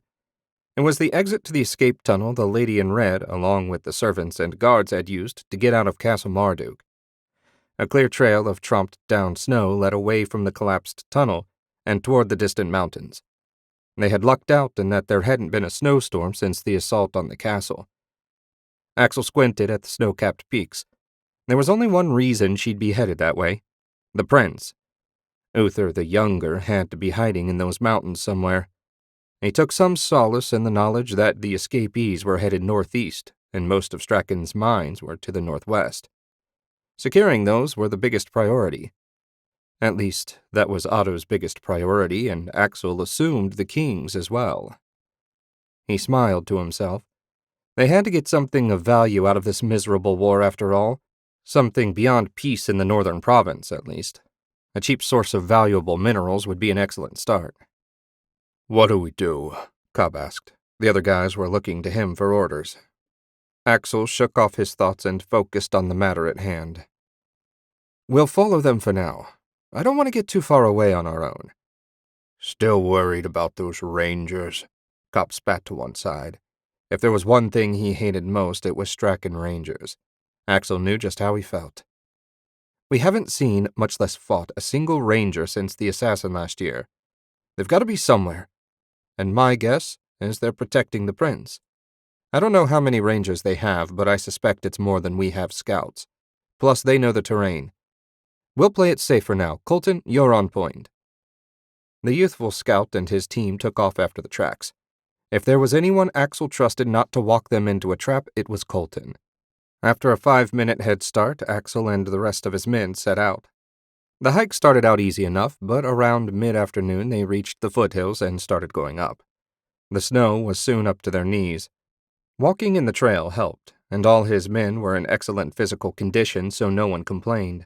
What he couldn't imagine was a line of palace servants trudging up this mountain. An hour later they found Colton and his group waiting. They were standing around a frozen corpse in Strachan livery. It was a woman, probably in her mid-50s.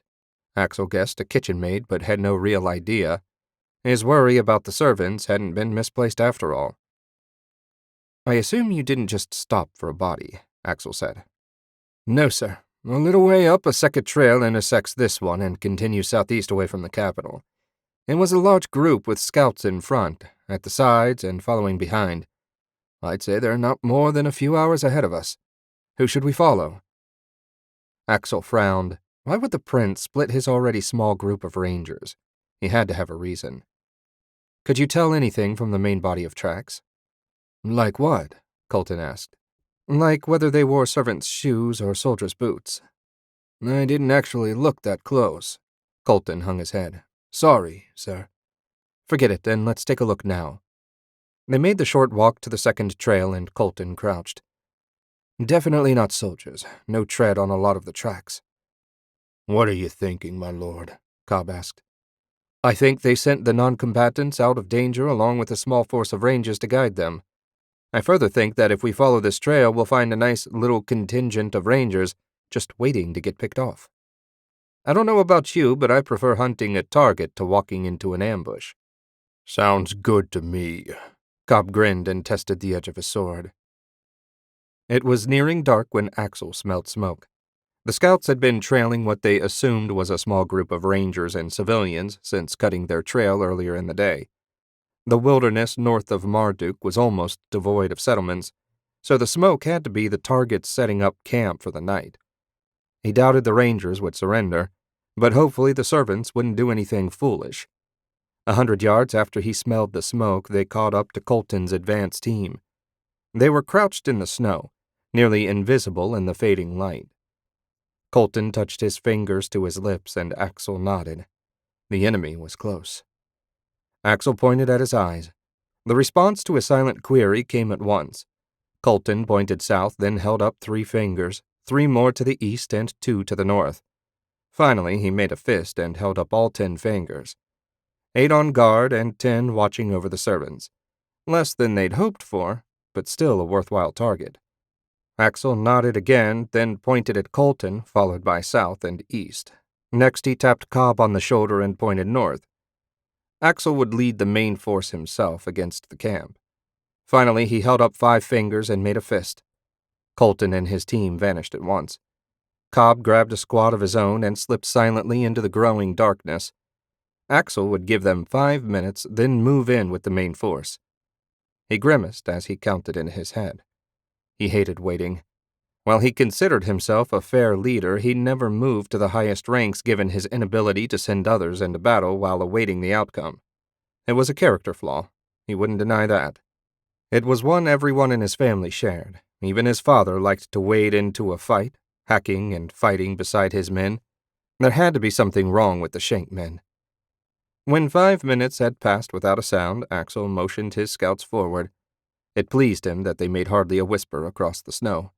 Even the newer guys maintained stealth as they eased closer. Soon enough, the enemy camp came into view. 30 men and women huddled around a small campfire over which an iron pot bubbled. Rangers in white and gray cloaks watched over them. Though their faces were covered, from their body language, Axel doubted they were happy with the assignment they'd received. They were about to be considerably less happy. He made the sign for the archers, then designated everyone's target. When they were at full draw, Axel pointed at the camp. The bows twanged as one, and down went the rangers, each pierced by 2 arrows. The servants screamed and leapt to their feet. Before anyone could take a step to escape, the scouts surged into the clearing and surrounded them. Axel glanced at Cobb's men as well as Colton's. No one appeared injured. That was a relief. "Keep calm and don't resist," Axel said. "We have no interest in hurting you. Raise your hands above your heads." When the servants had complied, Axel said, "Third squad, check them for weapons." The scouts moved in and quickly patted everyone down. A few small utility knives were found and confiscated. Axel was proud to see that not a single one of his men took advantage of his order to touch the female servants inappropriately. That showed good discipline. He wouldn't say anything, of course. Good discipline was the minimum he expected from anyone under his command. When the search was completed, Axel motioned Cobb and Colton over. "No trouble?" Nah, Cobb said. This lot wasn't expecting trouble. They weren't asleep or anything, but you can tell the difference. Axel knew what he meant. When you were expecting an attack, there was a certain tension in your mind and body. And why would they expect trouble? They were in the mountains in the middle of nowhere. "Set a guard," Axel said. "We'll camp here tonight and take them back to the city tomorrow." One of the prisoners groaned. "Relax, you won't be harmed. Once the city is secure, non-combatants will be released to return to their farms and villages. I assume you all have family. When the time comes, leave with them. There will be no work at the palace. Who's in charge?" They all looked at each other, and finally an older, bald man dressed in black stepped forward. "I'm the chief steward. That makes me the highest ranking among the servants. Not that anyone actually listens to us." "I'll listen to you," Axel said. "You're going to tell me everything about Prince Uther's camp, his soldiers, and what he and the Lady in Red are planning." The steward shook his head. "I fear you have captured the wrong people. None of us were privy to their discussions. The camp is 2 days from here, higher in the mountains. But they were packing up to leave at the same time we were. There were many rangers there, but I didn't count them." Axel frowned. It didn't seem like he was lying. Certainly, if they were leading the servants to safety, Prince Uther wouldn't want them to know anything they might reveal, either accidentally or on purpose, and the Lady in Red had a reputation for secrecy. "Well enough. Someone in Marduk will want to talk to you when we arrive, but for now I'm content. The stew looks ready. Eat and sleep. We leave at dawn." Axel moved away from the group and Cobb joined him. Pretty useless catch, Cobb said. Axel shrugged. "We killed 2 squads of rangers. That's no bad thing. We also know the prince is on the move." "Yeah, but to where?" That was indeed the question. Chapter 30. After a good night's sleep, Otto set out for the portal. He wanted to wrap up matters in Roland early so he could focus on Tharanaut. They already controlled the Roland portal, and now it was time to make an offer to King Valaris. Given his antagonism, Otto held out little hope that an agreement could be reached. Still, he had to try. Assuming the king refused a demotion to governor, Otto would have the perfect excuse to remove him. If he was being honest, he expected an easier time dealing with Roland than Thoranaud, who clearly knew something had been done to their portal. His forces would certainly be marching into a trap there. How serious a trap he wouldn't know until they arrived. Otto barely made it downstairs when Edwin called from the dining room. Otto, my boy, do you have a moment? He grimaced, but turned from the front door to the dining room. Edwin's rotund figure was seated at the huge table, not a morsel of food in sight. The cooks were probably still preparing the massive meal. It was early, after all. Edwin, is all well? Yes, indeed. The capital's been quiet. The first caravans of spring have departed and, as far as I know, encountered no bandits. The other merchants were wondering when they might expect to resume using the portal. What he was really asking was when could he resume the highly lucrative auctions that had made the family so rich. I assume you've noticed the fortifications being constructed around the portal. Yes, such ugly things in the heart of Goldward. Ugly, but necessary. Similar construction is proceeding in Lux, Lasso, Strachan, and Roland. Regular operation of the portal will resume once they're all complete. All shipments will be searched coming or going, including ones from Garenland. We've had enough trouble with infiltrators to not take any chances. Of course. Better safe than sorry. So, weeks? Months? By summer, I would say for Lux and Lasso. The rest will be determined by the situation on the ground.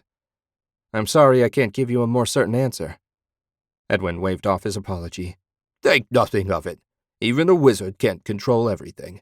By the way, have you seen your daughter lately? She's getting bigger by the day. I've been busy. Speaking of which, I need to get going. Good morning, Edwin. Be careful, Otto. We'd hate to have anything happen to you. Otto sincerely doubted Anna Maria would care a lick if he dropped dead tomorrow. In fact, she'd probably celebrate. Pity for her, he had no intention of getting himself killed. He left the dining room just as the servants were emerging from the kitchen laden with steaming platters. The delightful smells nearly made him turn around, but he shook it off. He'd grabbed something at a tavern on his way. Half an hour later, Otto strode into the portal plaza. 2 of the guard towers were nearly complete, and a section of wall connecting them would be going up shortly. A dozen wagons laden with building supplies were lined up facing the portal. Otto stopped beside the first wagon. Are you bound for Roland? Yes, my lord, the driver said. We arrived a few minutes ago so as not to keep you waiting. Splendid. I'll open the portal. A moment later, the ether swirled through the massive mithril construct. Otto leapt onto the bench beside the lead driver, and they passed through. The streaks of ether were absolutely beautiful, no matter how many times he saw them. All too soon, they emerged on the other side. The portal guards on duty motioned the wagons off to the left. The sun was well into the sky above Roland, and the guards were busy hammering boards onto the side of the first tower. If they kept up the pace, they should have the fort built in 6 or 8 weeks. That would be a relief to Otto. While it wouldn't guarantee the portal's safety, a physical barrier along with guards would certainly help. He hopped down from the wagon and went looking for Oscar. He'd left the spy in town to keep an eye on Roland's response to them seizing the city center. The lack of any sign of fighting, not to mention no one even watching what they were doing, was strange. Otto expected to find the plaza surrounded by soldiers just waiting for a chance to strike. He grabbed a passing soldier and asked, "Where's Oscar?" "No idea, my lord. He left early this morning and hasn't returned." Otto grumbled to himself, then asked, "The unit commander? Overseeing construction of the tower?" Otto nodded his thanks and let the man go. He strode over to the work crew and quickly spotted the commander standing a safe distance away, hands on hips, watching them nail the second-story platform into place. "Commander," Otto said, "how do you fare?" "We're progressing nicely, as you can see. The locals haven't given us a moment of trouble. Strange, I admit, but I'm not complaining. Building is far more difficult if you have to watch out for enemy archers." It certainly was, which was why Otto expected there to be a few on the nearby rooftops. Did Oscar give you any indication of his intentions when he went out this morning?" "No, my lord. I'm not entirely certain where he falls within the chain of command, so I didn't demand an explanation. While we're on the subject, is he under my command, or is he simply sharing our post?" "He's not directly under your command, but I expect you both to share information and work together for the good of Garenland." "Of course. Everything I do is for the glory of our homeland. Rest assured you have no cause to complain on my end." Otto clapped him on the shoulder and left the men to their task. Finding Oscar would be difficult since he had no way to track the man magically. Just sending his sight over the city looking would be a frightful waste of time and energy. In the end, he decided to simply wait. Oscar would return when he finished whatever he was doing. There was nothing pressing back home, and he wasn't planning to visit Thoronaut until tomorrow. He found a camp chair and settled in. Otto had barely gotten comfortable when a shout from one of the soldiers on guard duty brought him straight to his feet. He hurried to where the shout had come from and found Oscar running toward the partially built tower. He had a scroll clutched in his hand. The spy spotted Otto and angled his way. He stopped directly in front of Otto, panting for breath. "Found this, nailed to the castle gate." Otto took the scroll and unrolled it. The short note said that while they may control Roland City and the portal, the rest of the kingdom would resist to the death any attempts by Garenland to seize control. It was signed by King Valaris. This explained why there were no soldiers watching. Everyone able to fight had probably already left the city. "There was nothing else?" Otto asked. "No." Oscar had caught his breath and straightened up. "They must have all snuck out during the night. I know at least a few guards were on duty when I walked by the castle last night, and the watch patrols were out. I swung by watch headquarters on my way to the castle. Everyone was gone. So the capital at least is really ours. What about the people?" "I saw a few out and about, just women and children." "Trusting souls," Otto muttered, "leaving their families behind to our tender mercy. Lucky for them we're the honorable sort." "What are we going to do?" the unit commander asked. "You're going to do the job assigned to you. I'll arrange a garrison to patrol the city and secure the walls. I doubt Valaris will try anything too drastic given the thousands of his people we have in here with us. I need to go back and make arrangements. Keep your wits until reinforcements arrive." Oscar and the unit commander both saluted. Otto headed for the portal. He knew Roland wouldn't go down without a fight. Apparently, the king meant to prove him right. It was a pity and a waste of life. But what could you do? If they didn't surrender, Otto had to defeat them. Chapter 31. Having made his report to Wulfric and recommended that the Southern Army be alerted to Roland's potential increase in aggression, Otto retreated to Franken Manor. The sun hung low in the sky, and there was no time left to make a move on Thoronaut, even had he intended to. That would wait until morning. He yawned and closed his workshop door behind him. Just because he had to wait to invade didn't mean he couldn't at least take a look at what awaited him. He walked past his workbench to a bare section of wall and waved his hand in front of it, brushing the ether as he did. The illusion he'd created to hide a shallow niche vanished, revealing the crystal ball he took from Lord Coronan's armory. The cool, smooth crystal felt good in his hand. He found the device to be of use only in limited circumstances. The lack of detail in the image was a problem, but the range was excellent. Settling the crystal in a tripod he had made for it, and himself in a hard wooden chair, he focused on the ether, forcing it into the ball to awaken the magic, then compelling it to show the Thoronaut portal. He'd never been there himself, so at first it tried to show him the Roland portal. Willing the view to shift southwest, he eventually coaxed it to the right place. As usual, the image looked warped in the crystal. The portal appeared as an oval rather than a perfect circle, and the plaza around a blurry mess.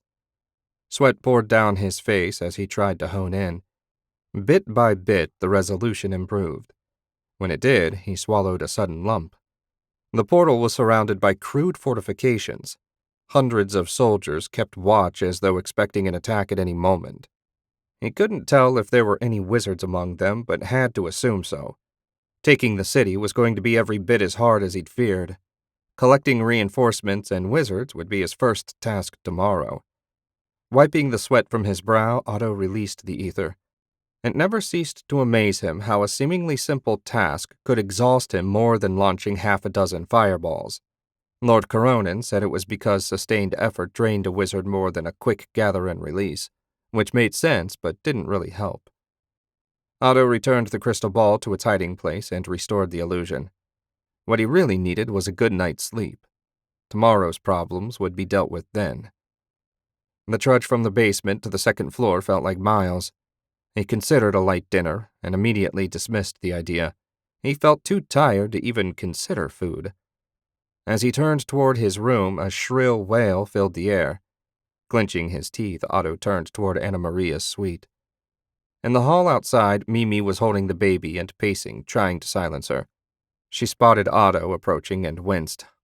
"Apologies, Lord Shank. The little one is fussy tonight." "Why is the child not with her mother?" "She's a bit under the weather and didn't want Abby to catch her cold." "Abby, that's the name she settled on?" "Do you like it?" Mimi asked, a bright smile lighting her face. Otto couldn't have cared less what Anna Maria named her brat. Abby was as good a name as any. "It's fine. Why don't you take her into one of the guest rooms? That would muffle the sound some." "I don't think Miss would." It wasn't really a question, more of an order. "Ah, right you are, my lord." Mimi made a face at the baby. "Come on, we're going for a walk." "One moment." Otto walked closer and looked down at the small round face peeking out of the massive blankets wrapping her. He conjured invisible, ethereal lights right in front of the baby. No reaction. Probably still too young to be able to see anything, assuming the baby had wizard potential. Otto had been 5 before he ever caught a glimpse of the ether. It was unreasonable of him to assume Abby would be different. "Take her away." Otto turned back to his room. Yet another disappointment. He shouldn't be surprised. Nothing to do with Anna Maria had failed to disappoint him since he met her. Otto emerged from the Strachan portal along with 3 wagons of building materials.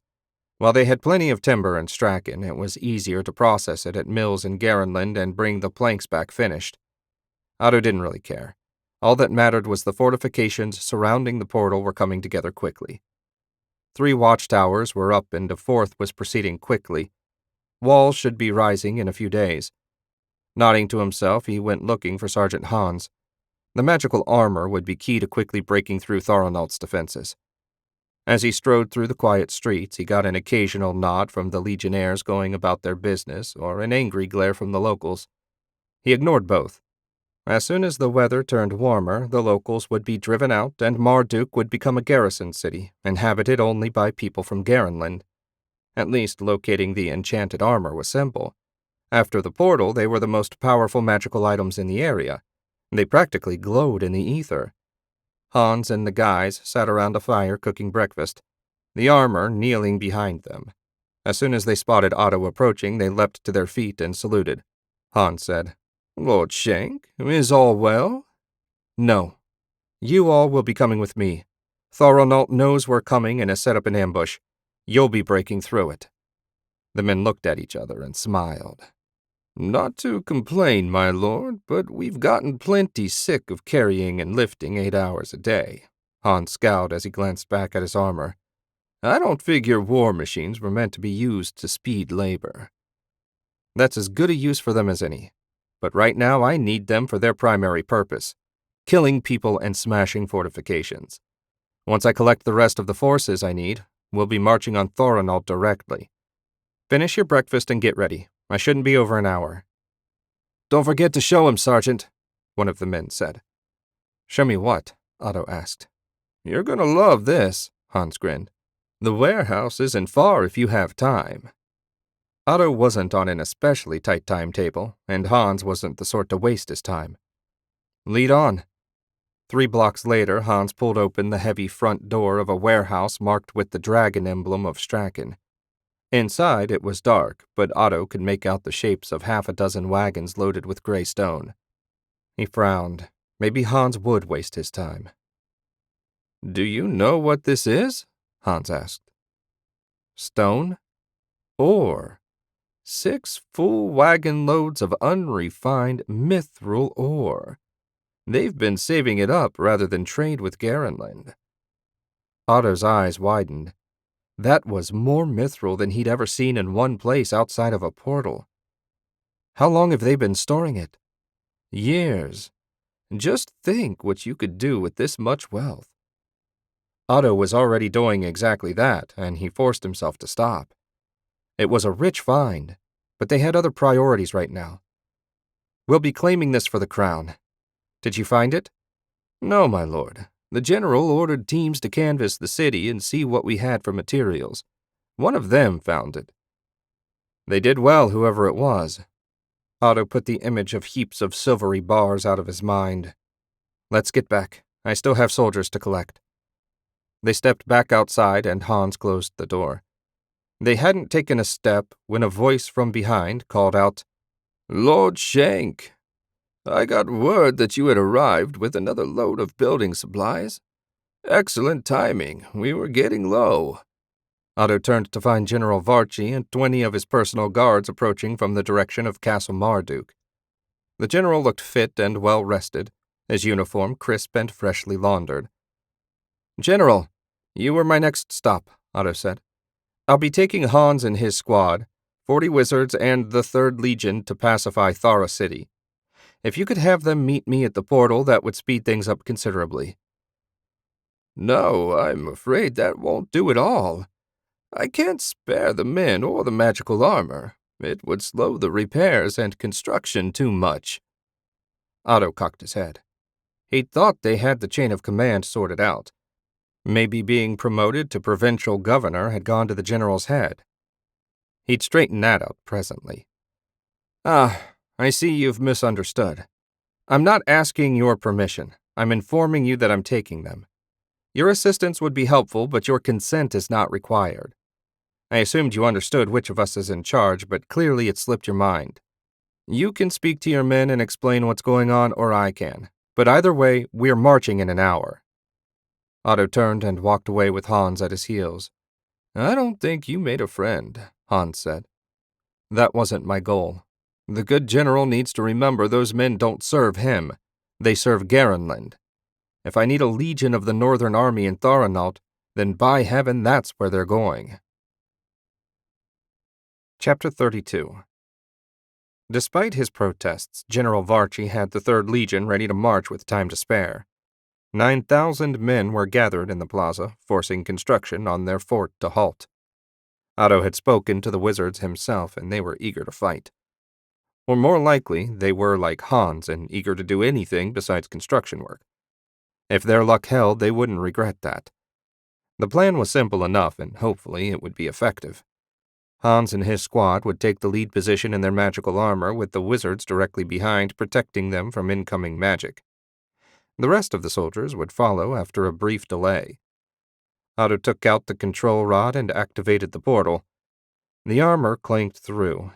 Otto and the wizards slipped in right behind them.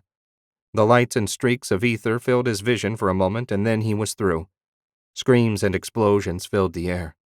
Otto didn't even think. He jumped behind Hans and formed a bubble of ether around his armor. An instant later, an enemy spell shattered on the barrier.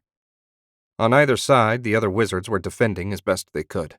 Once in a while, one of them would fling a counterspell that exploded amidst the enemy forces. Arrows clattered off Hans's armor, doing no more damage than the wind. A lightning bolt hammered into his barrier. Otto traced it back to the caster and fried him with a blast of his own. When the enchanted armor struck a section of crude fortification, in this case what appeared to be a pair of wagons nailed together, the crash of breaking wood was thunderous. Their massive gauntlets grabbed the wagons and hurled them at fleeing soldiers. The enemy wizards soon stopped their bombardment as well. Otto couldn't see much from behind Hans's leg, but at least a few wizards appeared to be surrendering. Hopefully all of them would. He hated killing wizards. They should be on the same side, after all. Behind him, the rhythmic stomping of thousands of boots heralded the arrival of the 3rd Legion. They faced little resistance now that the initial assault had broken the enemy position. Per their orders, the wizards fell back and joined up with the Legion, which was quickly breaking up into smaller groups suitable for fighting in the tight confines of the city. The whole process took only minutes, and then they were fanning out, leaving Otto and the enchanted armor alone in the plaza. "What now, my lord?" Hans asked. "Now I switch the portal target to Garenland and bring the portal guard through to consolidate control of the plaza. Then the 6 of us will head to the castle to say hello to King Liatos." "Do you think he'll be there?" Otto shrugged. He'd only met the king once, briefly, at the gathering last summer, and they hadn't even spoken directly. If the king was brave, he'd certainly be waiting. If he was smart, he would have abandoned the city as soon as he realized Garenland's forces were likely to show up. Though where he would abandon it in favor of was an open question. Unlike Roland, the people here weren't horsemen and didn't have a history as nomads. Living off the land in rough country wouldn't be easy. Otto used the control rod to adjust the portal, and a moment later the first members of the portal guard appeared. When all 1,500 soldiers had arrived, he switched the portal off. "You know what to do, Commander," Otto said. The unit commander saluted, started barking commands and getting his men into position. Out in the city, fires had flared.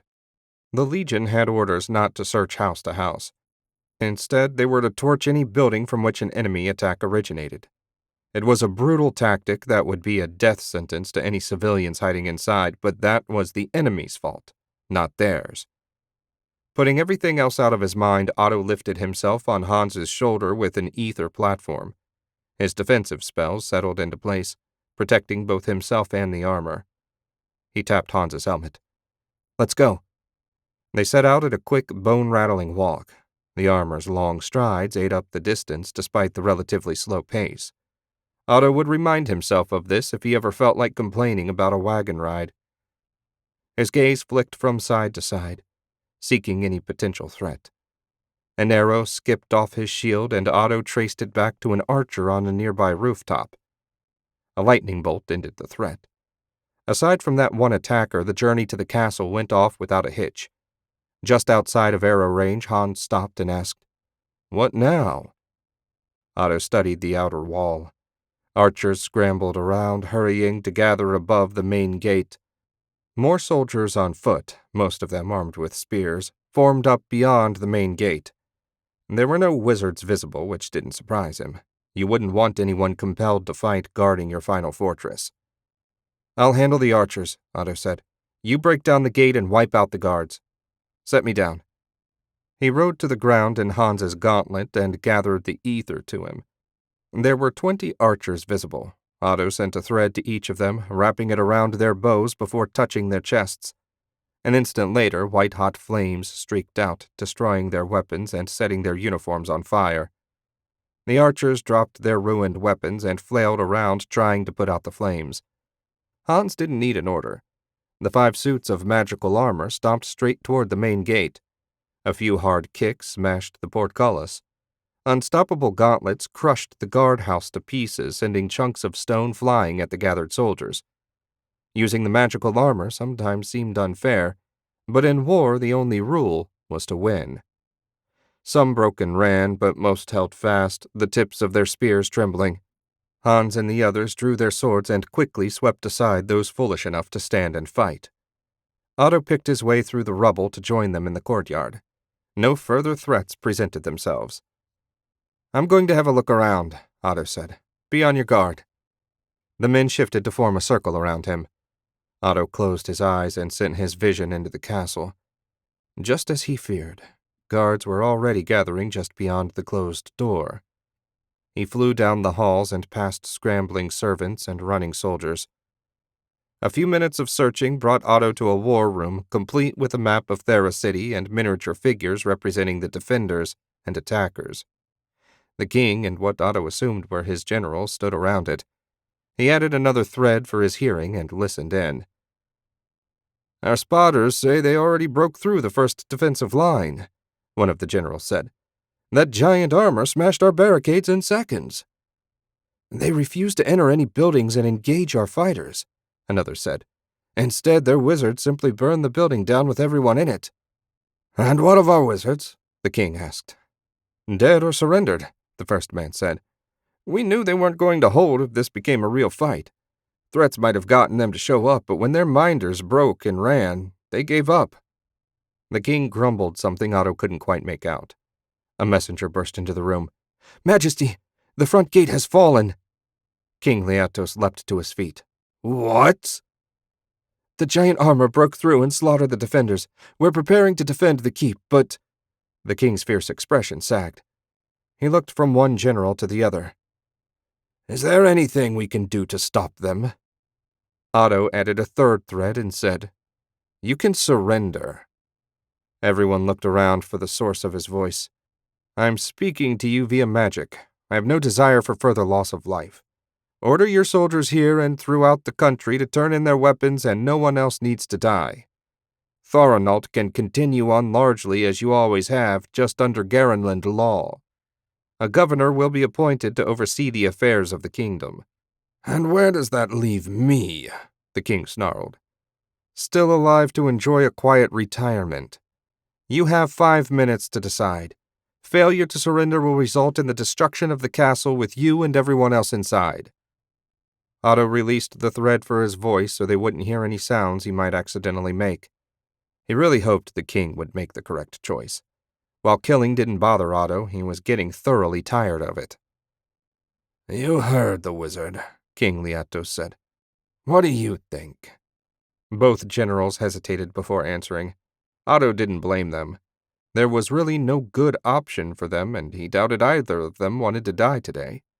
Most generals he'd met preferred younger, more expendable men to do that for them. "I think you should accept the wizard's offer," the right-hand general said. "This isn't a battle we can win, and don't forget, your daughter is upstairs." The king winced and nodded before turning to the second man. "Do you agree?"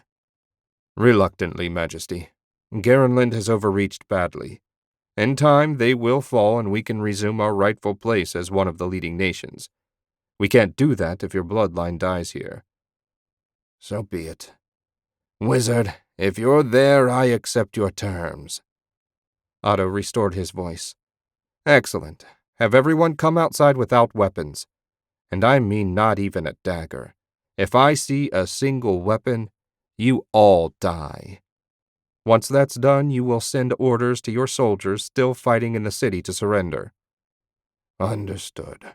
We'll be out shortly." Otto returned to silence but kept watching. He had no intention of being taken by surprise. Leatos did exactly as he was told, ordering everyone to disarm and head for the front gate.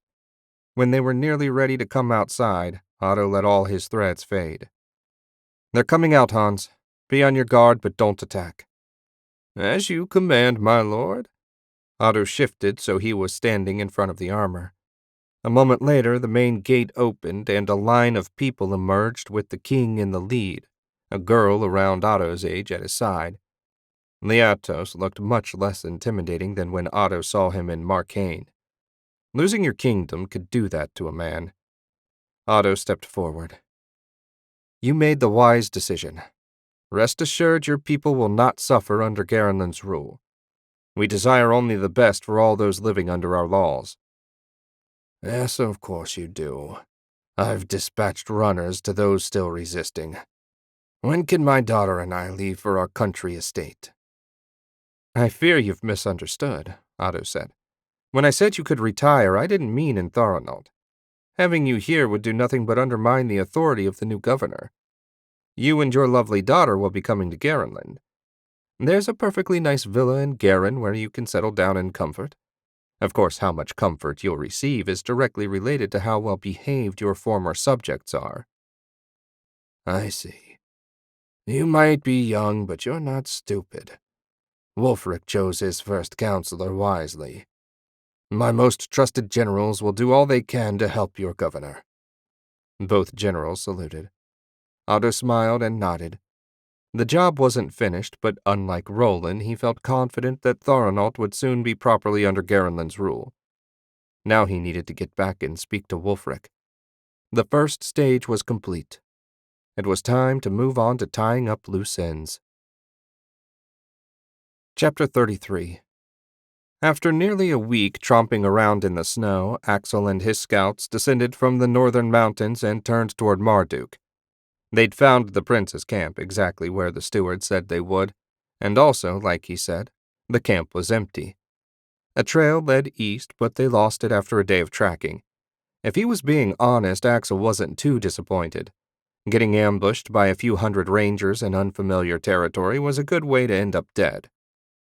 As they approached the city walls, Cobb asked, "What do you think he's up to?" "The prince? He was traveling dead east. The only thing of any interest, at least that we know of, are the mines. I assume General Varchi has sent a force to secure them. I doubt Prince Uther has enough men to drive them out, but he might lay siege, try and starve them out." Cobb snorted. "I doubt he has that kind of supplies. Not after the winter Strachan had." Axel nodded. Cobb made a good point. Whatever the prince had planned, there was nothing Axel could do about it now. He needed to let General Varchi know what they found. After that, it would be up to him to decide their next move. "Looks like work has slowed on the main gate," Axel said. "I don't see the enchanted armor either." A few of the soldiers inside nodded as he passed and turned toward Castle Marduk. The general had wasted no time moving in. He might have been better than most leaders, but he still liked his comforts. The streets seemed quieter than usual. Where was everyone? The silence was unnerving. At the castle gate, the guards on duty waved them through. Inside, Axel headed for the former throne room. The general was using it as a command center, and that was where Axel found him, scowling at a map and muttering to himself. "Sir?" General Varchi looked up. "Commander Shank, your prisoners arrived 2 days ago but had limited information to share. Did you locate the prince?" "No, sir. We lost their trail and deemed it prudent to return rather than risk an ambush. As best I can tell, they were headed toward the mines." "Of course they are. There's nothing else worth a damn in this heaven-forsaken country. If they show up, my garrison will deal with them. I sent 1,000 men plus wizards to secure the area." "The city seems quiet, sir." "Yes, thanks to your brother. He took my magical armor, half the wizards, and the 3rd Legion. How does he expect me to complete my work without the resources I need?" Axel had no answer and doubted Otto cared. If his little brother decided he had more need of the men and material, he wouldn't hesitate to take them. He was much like father in that respect, and since he had the king's ear, there was nothing the general could do about it. "Orders, sir." "Take a couple days to rest. Eventually, I'll want you to check out the mines and see what else we need to do to secure them. I doubt much will happen until the ground thaws and mud season is over." Axel saluted and led his scouts out of the room. A rest would be welcome, but he doubted the peace would hold. Not until Prince Uther was dead, or in a cell beside his father. After meeting with Queen Philippa and the encounter with King Wulfric and his advisor, Edred departed for home. The winds were against them, and the trip took nearly a week. He spent those days pacing and thinking in his cabin. What he'd learned, combined with Otto Schenk's comment before he left, put him in a difficult position. While Edred hated seeing what was happening to the other kingdoms, it really wasn't Marcaine's problem. They had always tried to remain neutral. Granted, he had never considered that when Garenland was kicked out of the Portal Compact, matters would end up like this. And even if he had, what could they have done about it? Lord Voltan could have refused to deactivate Garenland's portal, but that would make the idea that the nations ruled themselves a lie. The vote had been held and everyone agreed on the course of action. That the results hadn't been what anyone expected was hardly Marcaine's fault. "Approaching port, Majesty," the lookout called. Edred sighed. In the end, he would do what he always did, let Voltan decide and carry out his wishes. Thoughts and talking to the contrary, the arcane lord ruled Marcaine in all but name. Edred understood that and accepted it, just as his forebearers had. When confronted with overwhelming might, there was no other option, really, as Queen Philippa learned the hard way. Up on deck, Edred watched the ship sail smoothly into the harbor and tie off at the Royal Berth. The docks had gotten busier over the past few weeks, as without the portal they were forced to transport goods by ship. This was less of a hardship for the skilled sailors of the island than it would have been for a landlocked country like Garenland. When the final rope was tied off, Edred hurried down the gangplank. He didn't bother with guards or a carriage. From the docks it was only a 10-minute walk to Castle Marcaine. No doubt Lord Voltan was in his tower doing whatever immortal wizards did in their spare time. The guards saluted as he passed through the entrance. Just inside, one of the palace runners, a boy of about 12, stood waiting. He bowed and said, "Lord Voltan requests you join him as soon as possible in the library." Edred frowned. Voltan never spent time in the palace library. It was so vastly inferior to the one in his tower there was no point. He must have simply chosen the place to wait for Edred's return. And if he was waiting, that meant trouble. "Thank you," Edred said, and immediately turned toward the library. It was in the rear of the castle, away from the hustle and bustle of court. Not that the Marcaine court was all that busy, but it used to be. Edred hated that part of his job. He just sat on his throne and listened to everyone argue while they ignored him. He reached the library door and pushed it open. Inside, it was dark despite the bright sunlight outside. Voltan must have done something to the windows to dim everything. Edred found the arcane lord seated in one of the overstuffed leather chairs, his head in his hands. Voltan looked up as Edred approached. His face was pale and his eyes bloodshot. Edred had never seen him in such poor shape. "What news?" Voltan asked. "Garenland is seizing control of the other nations. In exchange for returning the use of their portals, they're making the rulers into governors and imposing Garenland's laws, including full citizenship of wizards. They're also building fortifications around the portals themselves." Voltan nodded. "Smart. Their wizard knows we need direct access to the portals to restore my control over them." "Forgive me for asking this, Lord Voltan, but are you well?" "No. Activating the portals takes a lot out of me. That's why I designed a specific pattern of activation and rest. 2 days ago, someone activated the Strachan portal, connected it to Tharanalt, then a few minutes later switched the connection to Garenland. When the portals were finally shut down, I nearly fainted." "Is your life in danger?" "Of course not. I'm immortal. But immortal doesn't mean free from pain and weakness. It's hard to function when you never know if someone's going to drain a large portion of your energy. I need to regain control of the portals." "I spoke with Otto Schenk, Wulfric's chief advisor and a wizard of considerable power. I suspect he is the architect of your difficulties. He said that as long as Marcaine remained neutral, Garenland wouldn't trouble us. Perhaps we might negotiate an agreement with regards to a schedule for the portals." "No. Garenland must be stopped and control restored to me.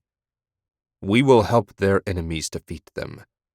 Neutrality may have served us in the past, but it will not serve here. Tell the merchants they can sell to Garenland's enemies. Food, weapons, whatever they need. If they can't afford to pay, give them the supplies." "And our soldiers?" Edred asked. "We have few enough as it is." "Our land forces are too small to be of use, but we can offer sea transportation if they need it. This war must be won, no matter what." Edred kept his face calm, but inside his mind raced. Everything about what Voltan suggested struck him as a bad idea. But even so, what choice did he have but to obey? "As you wish, Lord Voltan. I will begin making arrangements at once." Otto and Wulfric sat alone in the king's, make that the emperor's, private dining room. The servants had just finished clearing away the dishes and setting out glasses of fine port wine. Otto took a sip and sighed. How long had it been since he took the time to relax and enjoy a meal? He couldn't say, but it felt good to do so now. The other nations, now little more than Garenland provinces, were largely calm. That wouldn't last, of course, especially in Strachan and Roland. But for now, Otto was content to take a few days to recover. He'd used so much magic over the past few weeks his body ached nearly as badly as his head. Wulfric raised his glass and said, "To your success, my friend. None of this would have happened without your tireless efforts." Otto smiled, raised his own glass, and took another sip. "Many people played a part, but I appreciate your words. A great deal remains to be done, but I can see it now. The empire we dreamed of seems like a reality. A few fires remain to be stomped out, of course, but the heavy lifting is done. You now rule the entire continent of Etheria." Wulfric drained his glass. "Etheria? That's a name you seldom hear anymore. Did you ever wonder why?" "I assumed it was because most people think of their own country as being a distinct thing rather than a small part of something bigger. Besides, Lord Coronin isn't the most beloved figure in the world, and she was the one that named the continent and her empire that. Do you think we should change it?" "I thought the Garenland Empire had a nice ring to it." Otto laughed. "It does indeed. In time we can hope that the rest of the people develop similarly warm feelings." Wulfric leaned forward. "Do you think they ever will? One day, will a child born in Strachan think of his or herself not as a citizen of Strachan, but as a citizen of the Empire?" "Maybe not in Strachan." They both laughed again. "So what's next for you?" Wulfric asked. "That depends on what happens out in the Empire. My biggest priority is hunting down Valaris and Roland. As long as he's out there causing trouble, we won't know real peace on the southern border. Once I've fully recovered, I mean to lead the search. Hopefully Axel can deal with Prince Uther and General Varchik and get the mines producing. Then we need to figure out the new system of trade." Wulfric raised his hands in surrender. "And here I thought you said the heavy lifting was done. If I didn't know better, I'd say it was only beginning." Wulfric didn't know how right he was. Establishing the Empire was only the first step up the mountain that was becoming an arcane lord. Difficult as that climb was, Otto had no intention of stopping until he reached the top. I hope you enjoyed The Portal Thieves, Book 3 of the Portal War Saga. Be sure to subscribe so you don't miss any of my uploads. Thanks for listening, and I'll see you next time.